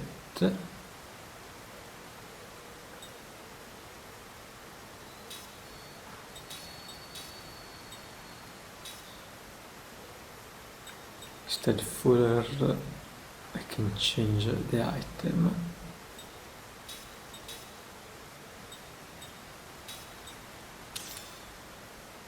Okay, Devlin a charm, and I can give him the Berserk necklace.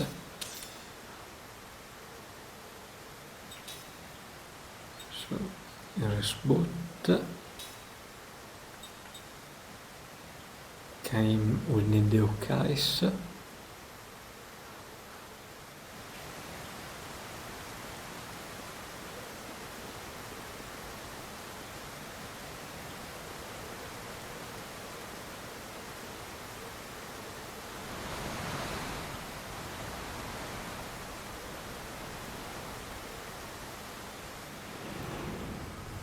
Kaim require memory to unlock the put in his heart. A dream has been revealed.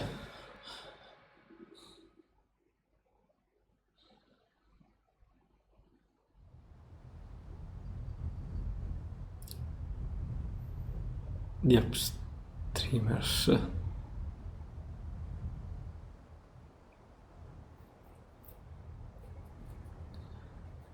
Strong winds have always blown across the vast Gamerspine plain. Perhaps their topography has something to do with it, but the direction of the wind remains constant, irrespective of time or season, from east to west, from the horizon where the sun rises to the horizon where the sun sets. Swept by the unceasing winds, the misshapen tanks and branches of shrubs soon incline to the west. Tall grasses do not grow here, and the grasses start to grow or lie flat on this ground behind the westward. Caravan entered in forest towers the single road across the plain. They do not come and go, they only go, moving from east to west, touching the wind at their backs. To gain distance, traverse heading west to east through the circuitous route. The slash around the southern mountain is much further that way, but much faster than crossing the plain head on into the wind. The road across the plain is called the wind stream, just as the flow of Great River never changed direction. The footsteps of those whose the road have not changed directions in the distant past, nor are they likely to change far into the distant future, from east to west. Human shape that appears from the horizon where the sun rises disappear over the horizon where the sun sets. They never pass oncoming towers with only the rarest exception.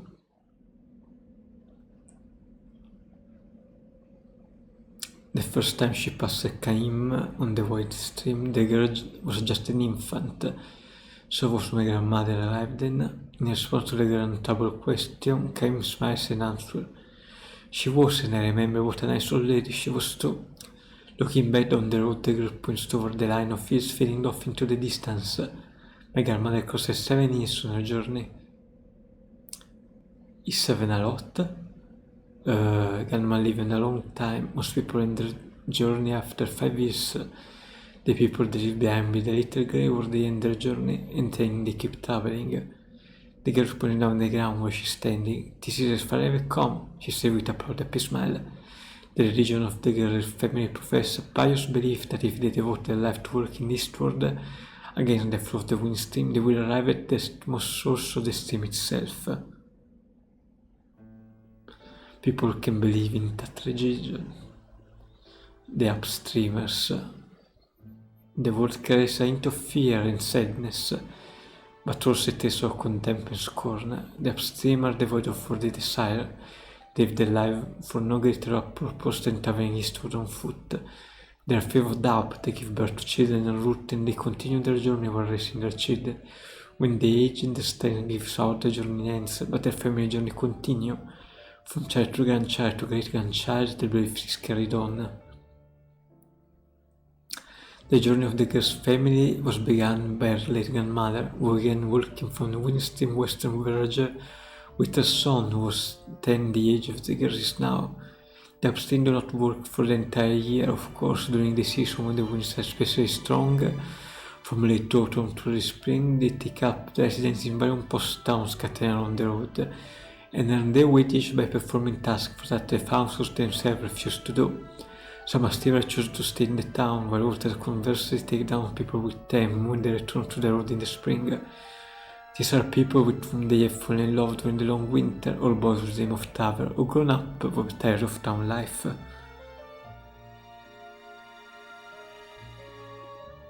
Such are the reasons the towns all look upon the upstreamers with complicated gazes. The little girl's mother was one of those who joined the journey midway, and the girl herself, some years from now, might fall in love with someone in a post town somewhere. She might choose to live in the town, or she could just as well invite her lover to join her on the road. She has no idea at the point what lies in store for her. The girl's father calls out to her, "Time to go." This brief rest is over. She seems sorry to even stand up reluctantly. "Too bad," she says, "I wish I could have talked with you more. But we have to get to the next town by the time the snow starts." Constantly exposed to the headwinds, her cheeks are red and cracked, her lips chapped, but her smile is wonderful as she wishes Caim a safe journey.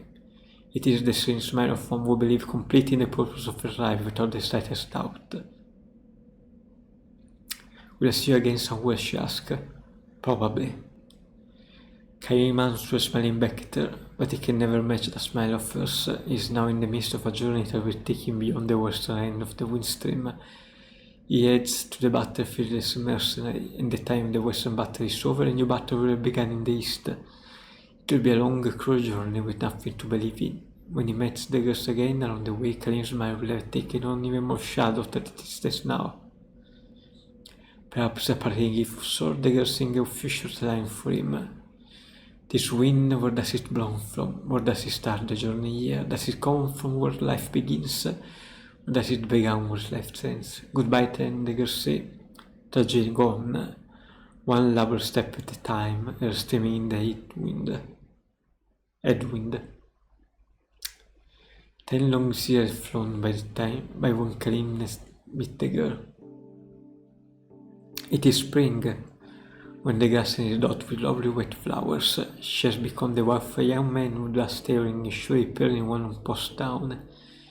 "This is Master Spring here," she says, patting his full and belly fond. "In a few days she will give birth to a child. She will become a mother, and your parents," Caim asks. She's shrugging her eastward. "They're continuing their journey. I'm the only one who stayed on here." Caim does not ask why she has done this. Continuing the journey is one way to live, and staying in a town is another. Neither can be judged to be more correct than the other. The only answer for the girl can be seen in her smiling face. "But never mind about me," she said, looking at him suspiciously. "You haven't changed one little bit from the time we met so long ago. For the 1,000-year-old Caim, 10 years is nothing but a changing season. Some lives are like that," he says, tending to smile. "Some people in this world can never go on, no matter how long they live." He looks at the girl, now grown into a woman, and wonders again. Living through endless stages of time, is it a blessing or a curse? Caim remarks hard the account and explanation, but the girl nods with a look of apparent understanding. "Is that the case?" she says. "You should be the one who goes to the place where the wind begins. You'll be the perfect upstreamer. She could be right after all. The lifespan given to human is far too short for anyone to travel against the flow of the wind stream as far as the starting point of the wind. Still Cain responded with a furious shake of his head. I'm not qualified to make the journey. No, anybody can be a screamer. Anybody that is want to see where the wind starts with his or her own eyes. Having said this, however, the girl adds with a touch of sadness, no one has actually seen it through, I guess. The place where the wind begins, that place is nowhere at all. Even if after a long journey one were to arrive at the eastern end of the wind stream, the wind will be blowing there too, and not just as east wind, west wind, north wind, south wind. Winds without limit, without end. Human being, we cannot live forever and daring to take a journey without end. This might be the ultimate tragedy, but it could be as well be the ultimate comedy. Cain know one thing, however, one cannot simply dismiss that exercise in futility.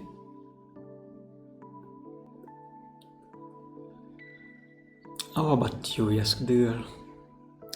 I know you're going to continue your journey soon. She thinks about this for the space of a breath, and Kai's in a swollen belly, she cocks her head and says, I wonder, am I want to go on living the way I am now forever, or then again I might feel that the sight reach the starting point of the wind? All the upstream without exception say you can never know what might trigger a return to the journey. One day, without warning, you start off the entire town's life and start working. It is not always a matter of running to an upstream and being rolled back to the road. Plenty of people set out their own all of a sudden. The teacher of the upstream said that the human being harbor a desire for endless travel. They probably are not aware of the desire because it stashes away so far down their breast that it deepens the memory. The instant sometimes bring it to the surface, a person becomes an upstreamer. Even you have that desire, the girl said to Caim. I wonder, is it true, she said? No question. The look in her eyes was straight on and free of doubt that it was the last time he met her. Fixing him with that look, she pointed to her own chest. I haven't completely lost it myself, but I'm sure you're happy with your present life. Of course I am. Do you really think that they will come when you will want to set out to the journey, even if me giving up that happiness? Instead of answering, she gave him a gentle smile. Many years flew by, but every now and then something remained came of the girl's word, that everyone harbors a desire for endless travel. For Cain, living his life is a journey without end. In the course of this journey, he has witnessed countless death, he has also witnessed countless births. Human life is also too short, too weak and fleeting. Yet the more he dwells upon its evanescence, the more he feels inexplicably that words such as eternal and perpetual are probably more appropriate to life, finite as it is, than to anything else.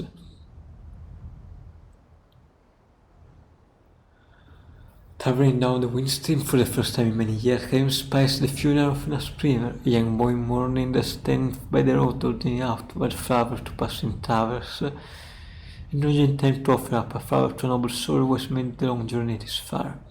Cain take a flower and ask the boy, is it a memory of your family? My grandma. The boy nods his face, the image of one Cain knew so long ago. The old woman lying in their coffin must be the girl. Cain is sure of it. The Alma traveled a long time. She broke my dad with her when she was just a little boy. See that it over there? She started working from way beyond it as she got all the way here. So the girl must have set off on her journey after all, turning her back on the town life. Leaving her child by the end, she trod her way along the endless journey. Her wish to aim for the place where the wind began would be passed on to her child, her grandchild, and on to succeeding generation. To head for a land one could never hope to reach, and to do so generation after generation. This is another endless journey. Is it a tragedy? A comedy? Perhaps the strange smile on the face of the old woman is the coffin, is the answer. Cain lays the flowers at her feet as an offering. These family members were covered with joined together in a song for the departed. The wind, where does it blow from? Where does it start a journey? Does it come from where life begin? Or does it begin where life ends? The wind blows. It sweeps across the vast grassland. Caim takes one long, slow step toward his destination. A very good trip, courteous boy. Red and cracked as the girl was long ago, his cheeks softened in a smile as he waved to the departing traveler.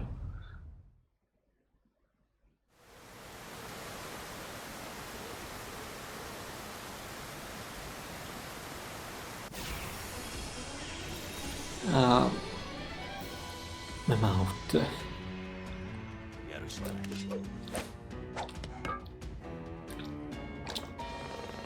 Full flambe.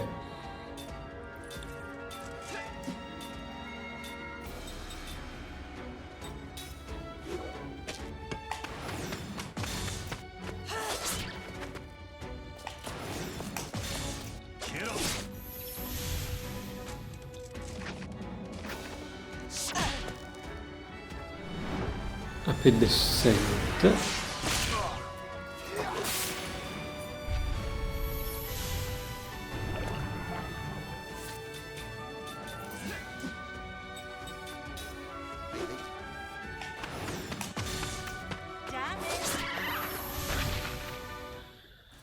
And done.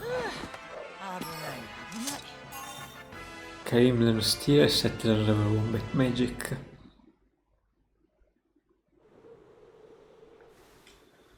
So you will take the Okai. She still needs this one.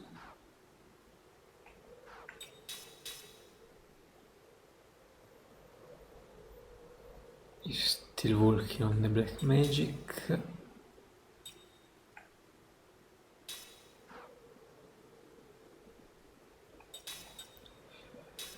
I probably just need one that can do it.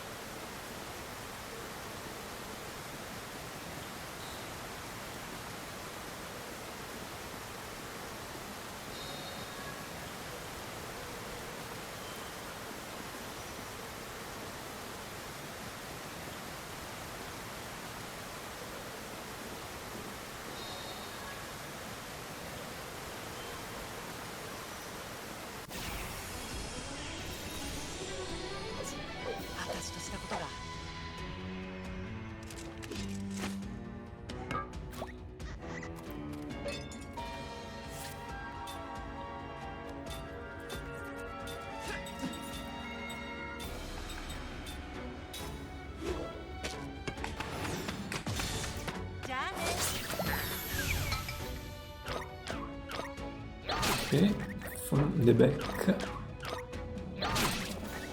And level up quite a lot. Okay, too early.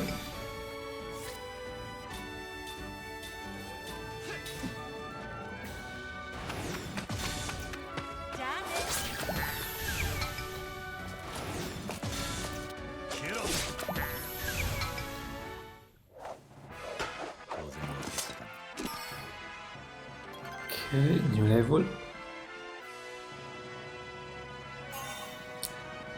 And came learn black magic 1. So Kaim learn everything.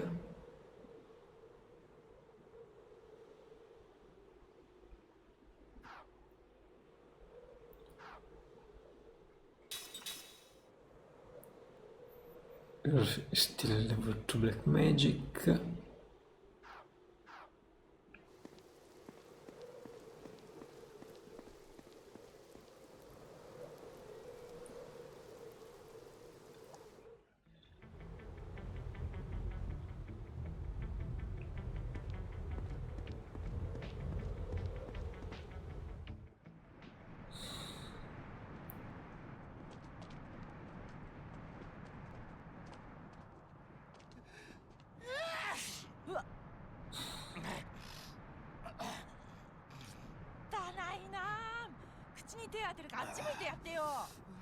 体の芯まで冷えてんだよ。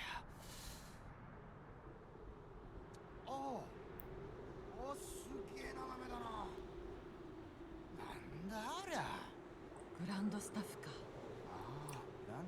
あれがあんなにでけえのか。あの光はきっと魔導力ね。漏れ出してるんだわ。どこかであれを見た。あれよ。どこで。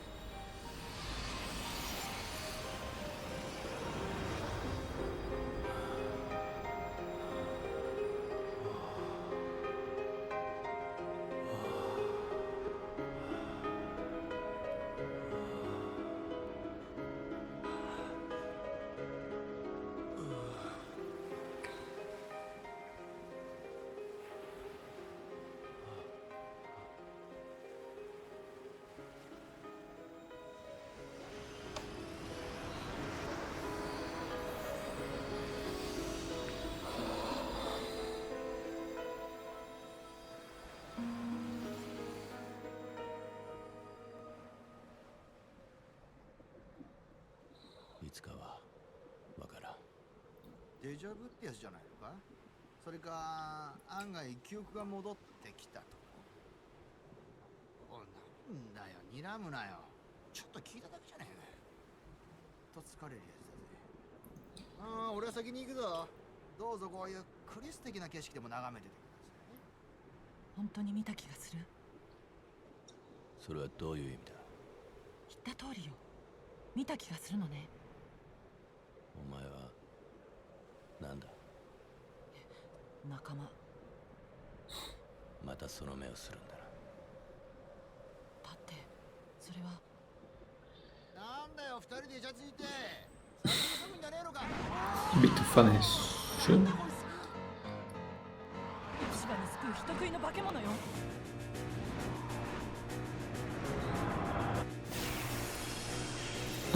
I should have reached that save point. I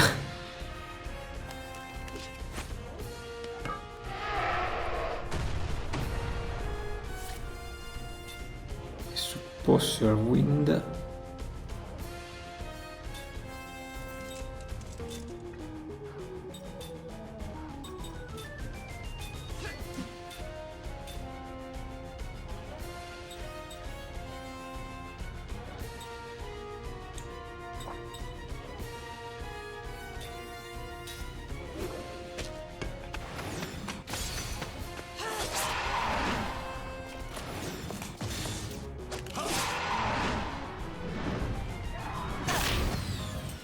Just medium anger.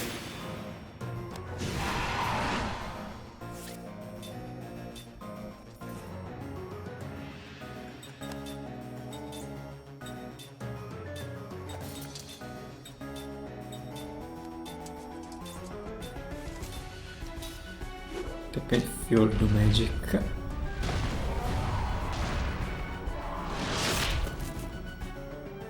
Thank you for hitting me.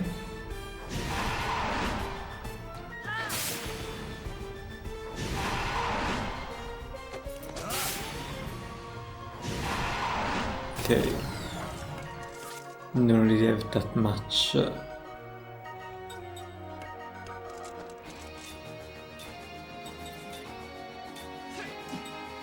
Spell, white magic.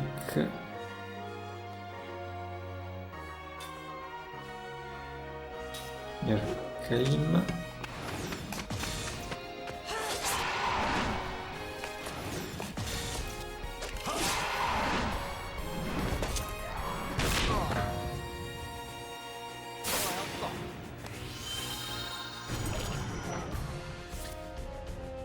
So I would say you attack.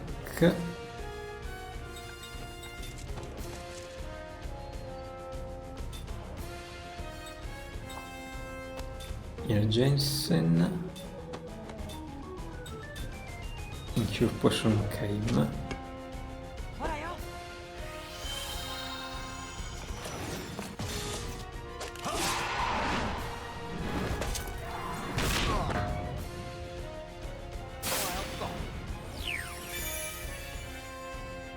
Okay, now you to attack. You heal yourself.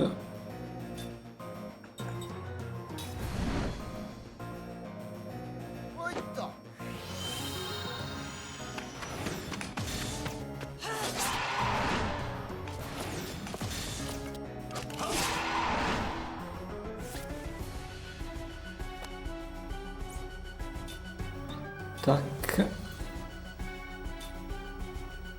Attack. And you reset. Attack.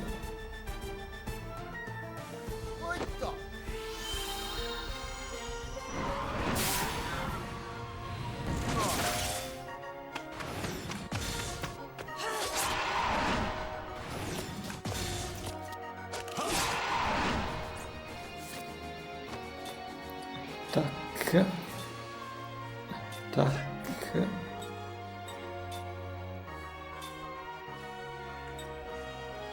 And you yourself.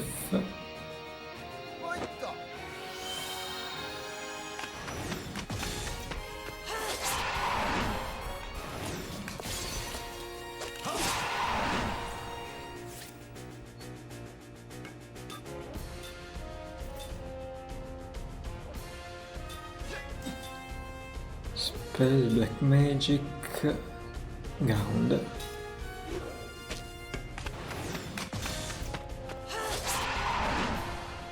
I managed to do wind.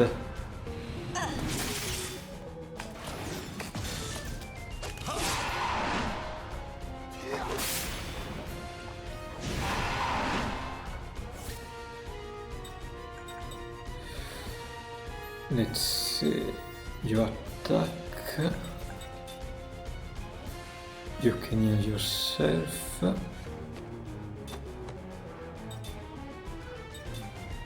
Spell Black Magic.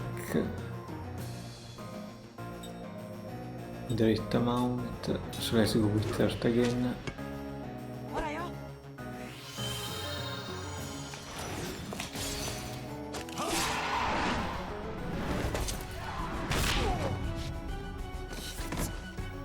High item. Angel Plume.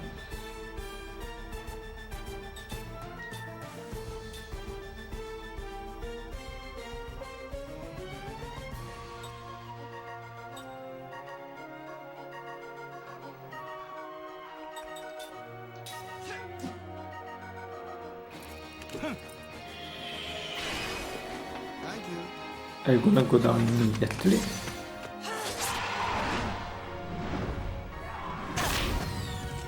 Luckily no.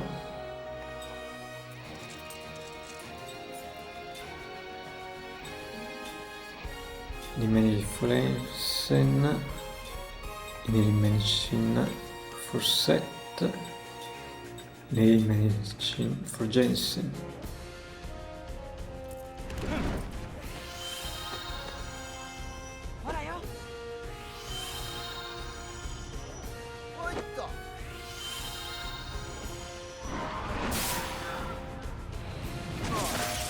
Luckily I did that. Okay, he looks tired. So fidati da Monster Hunter thing.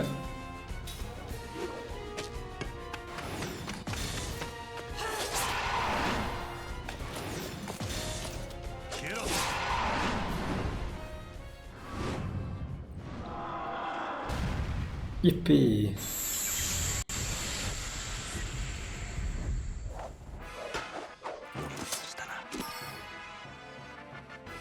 Slot Seed. Cameron faccio l'analysis, set level 2 black magic, send level crisis defense boost.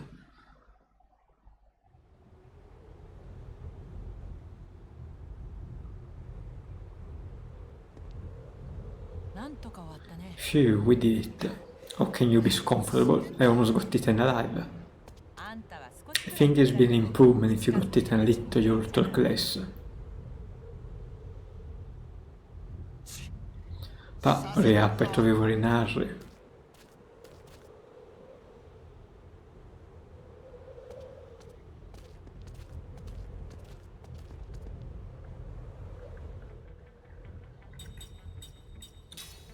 Sì. Skilling cooldown.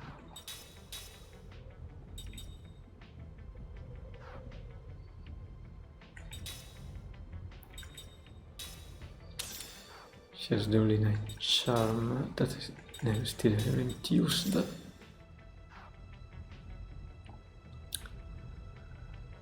So she has learned everything. Johnson is just a berserker.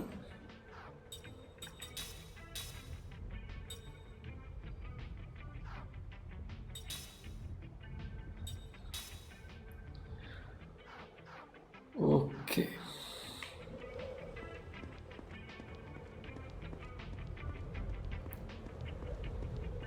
Want to save.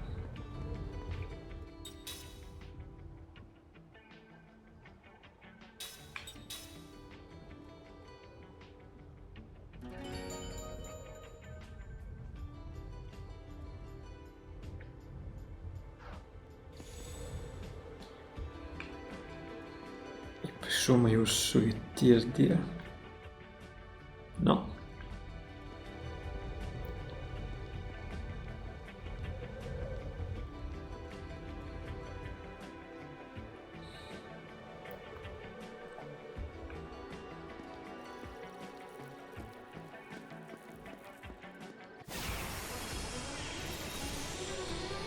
Mamma, combini cos'è?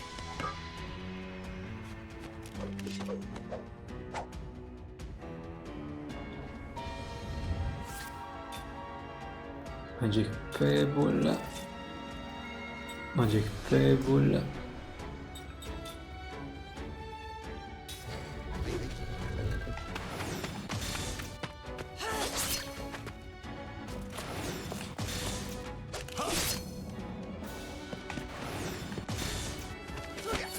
Nothing.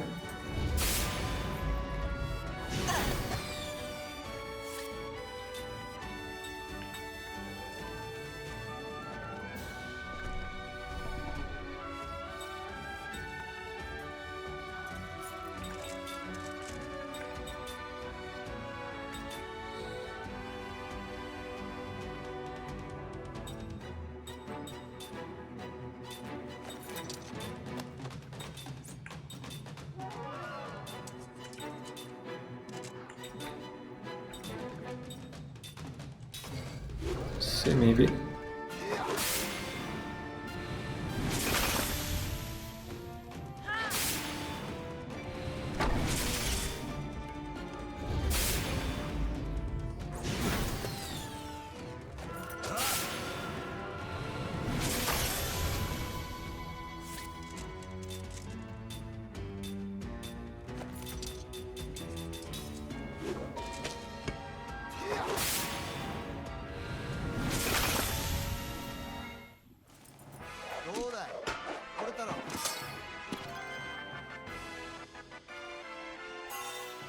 James, faccio l'analysis. There's something the OLED.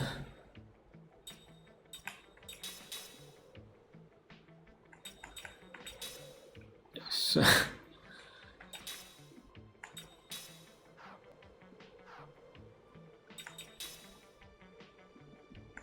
Okay, I can't touch him.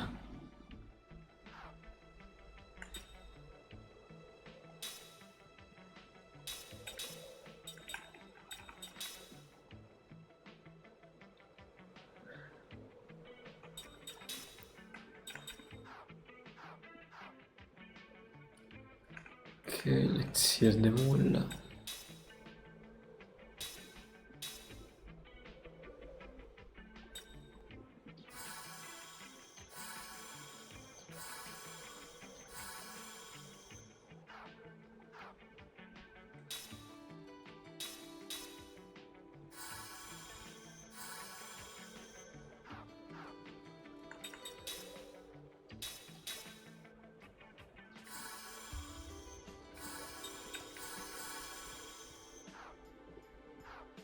Ok.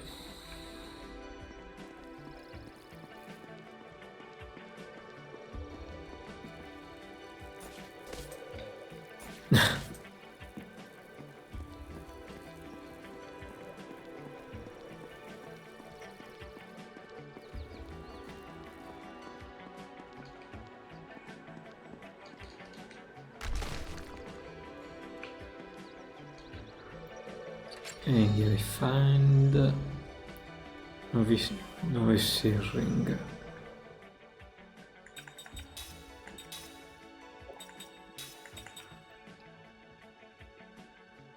Black and single slot for black and white.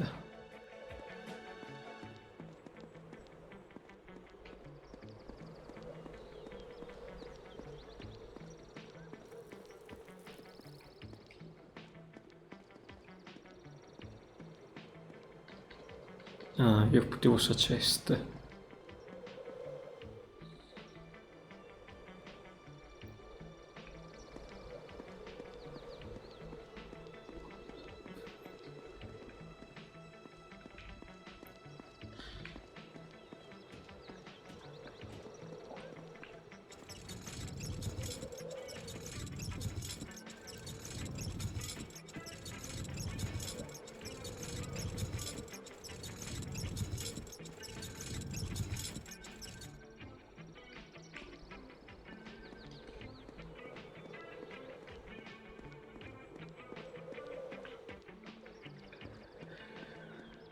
Nothing over here.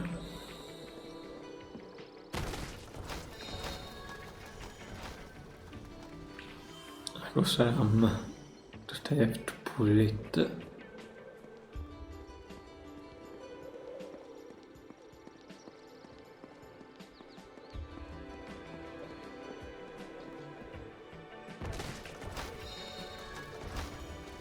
Seed.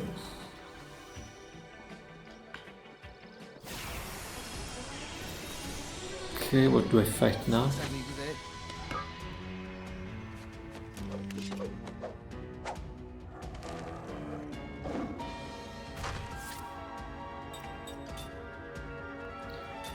Sarbelle Vigao.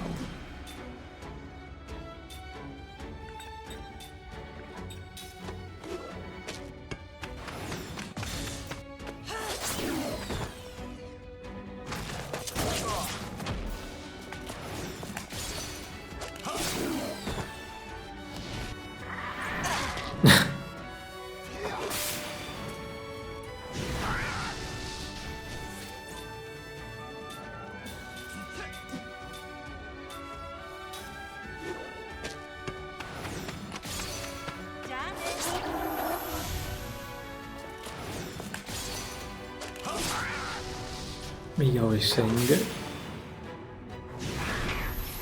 and now it's dead.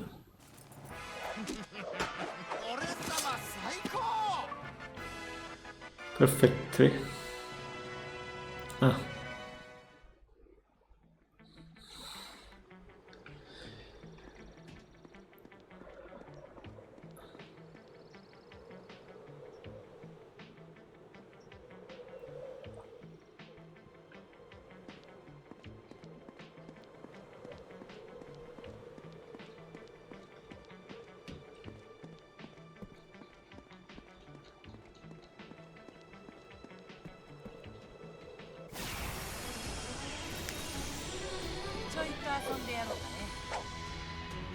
Okay, what's hiding here?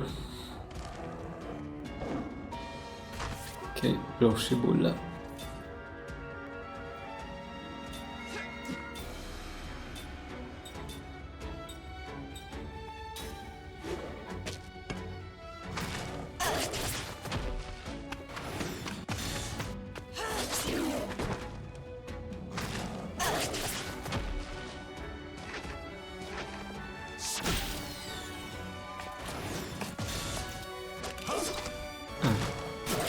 I counter.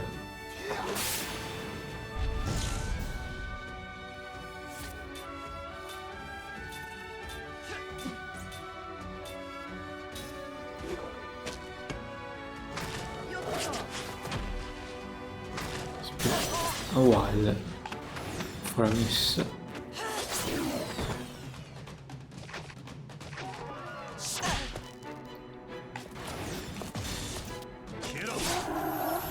Set is really lucky this round.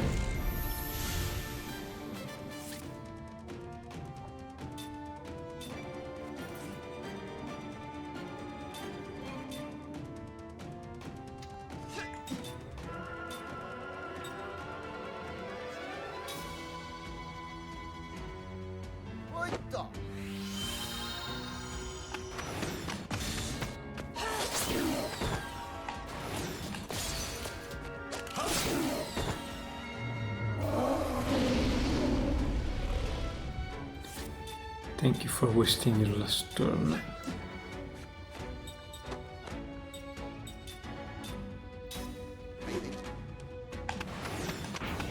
Ah.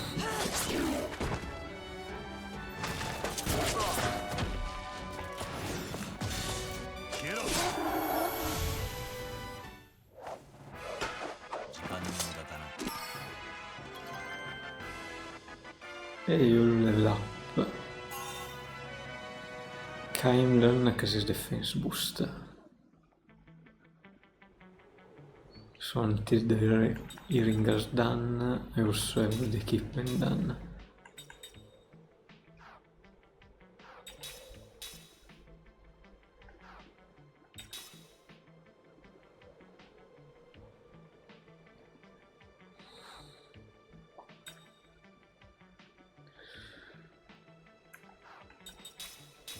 Let's use this free one.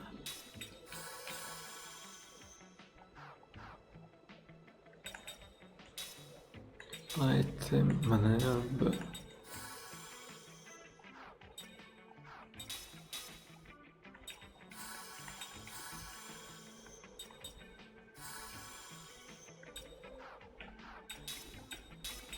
Another mana herb for you.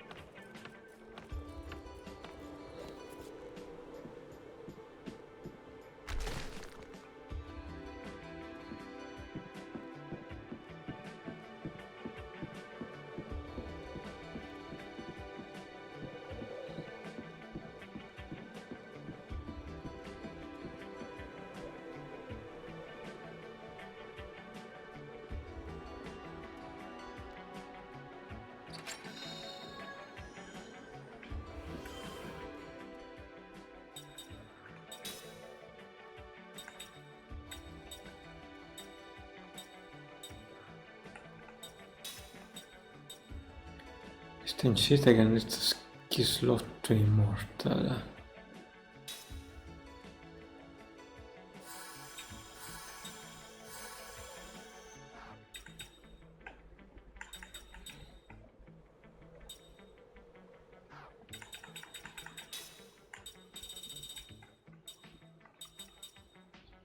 Free similar damage on heavy enemies.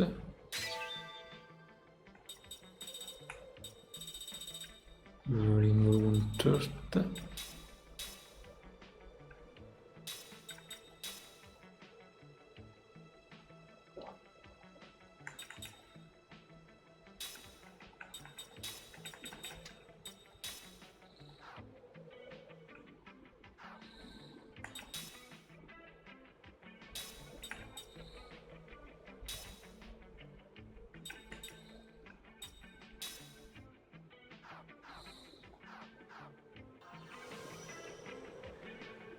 You have to be well of factual analysis, because probably it's a waste of slot if I give it to everyone.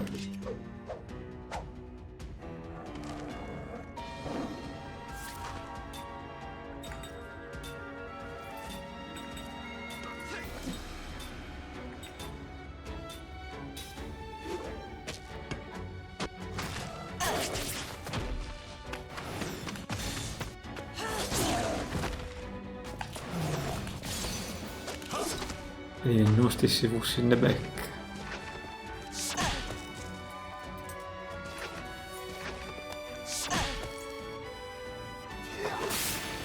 I always set.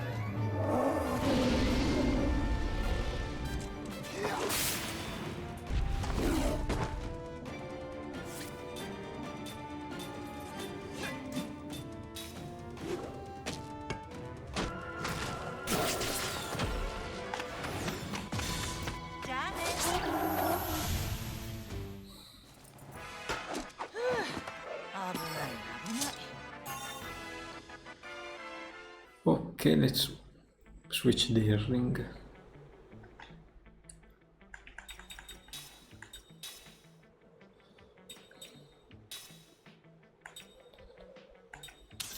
Okay, Berserk necklace.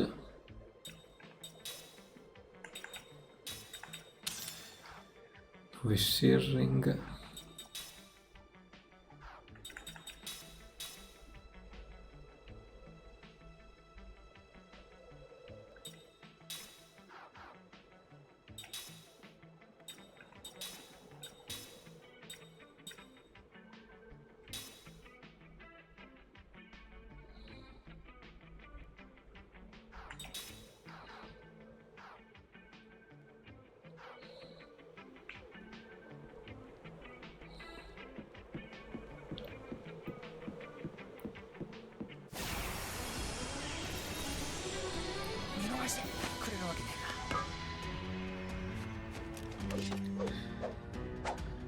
Okay.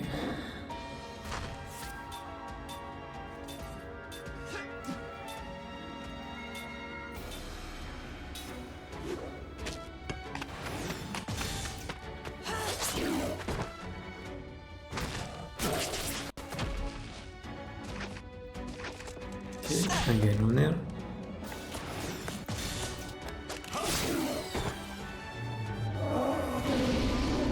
Please go down with the fur.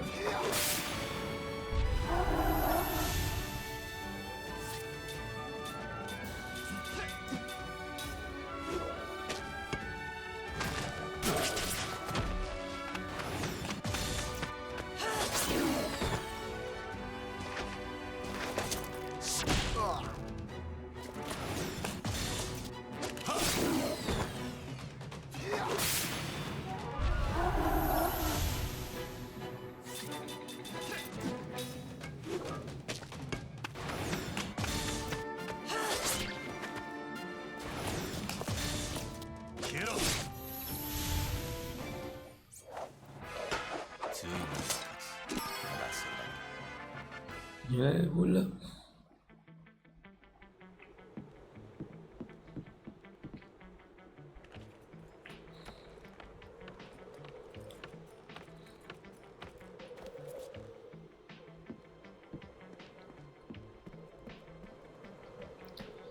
Yeah, for nothing.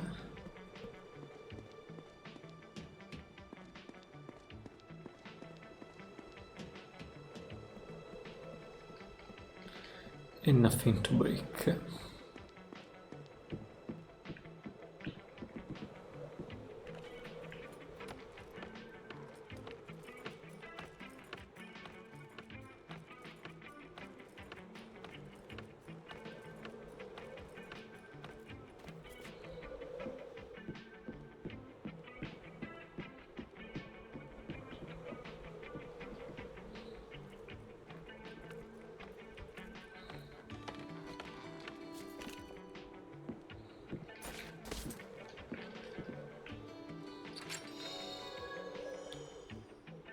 Quoi?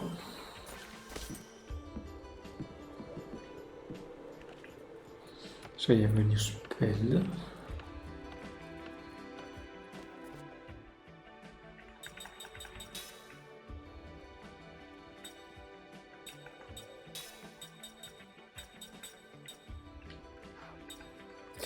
have all the level 1 of black magic.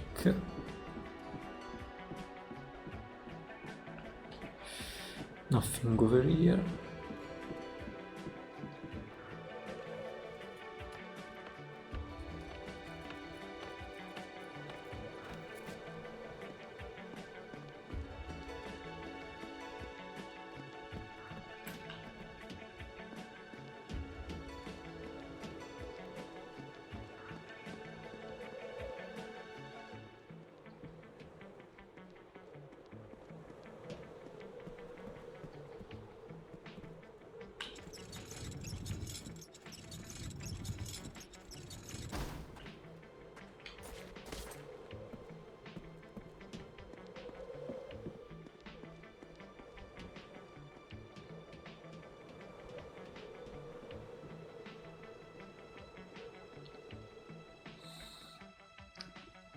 We find a safe place.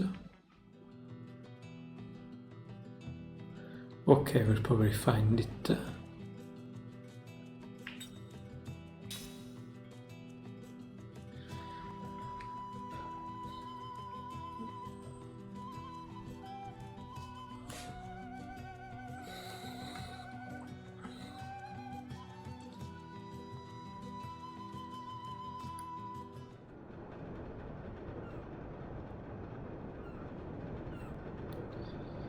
Okay, a proper city. Hey, how would you like the new boss? Who are you? No one's contacted you? We're investigators I'm at the council. I'm Seth, is Kaime, you can just ignore the other one. Hey. Oh, our communication has been jammed. The magic engine is malfunctioning again. Magic energy has been leaking everywhere, non-stop. I knew it was out of control, they didn't bring down the meteors again. Meteor? What are you talking about? We tried our best. We evacuated the site, but we did everything possible to get a control valve in place to stop the flow. 2 days ago, the runoff was unbelievable. And that's when that happened. Not a new memory. No. I accept the old one.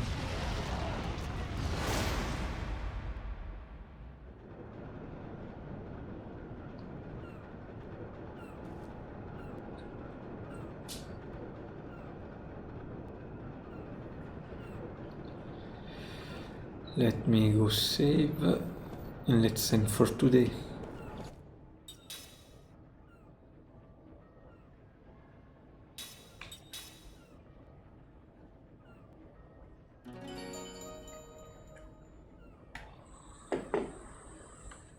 Ok, Mocking raid.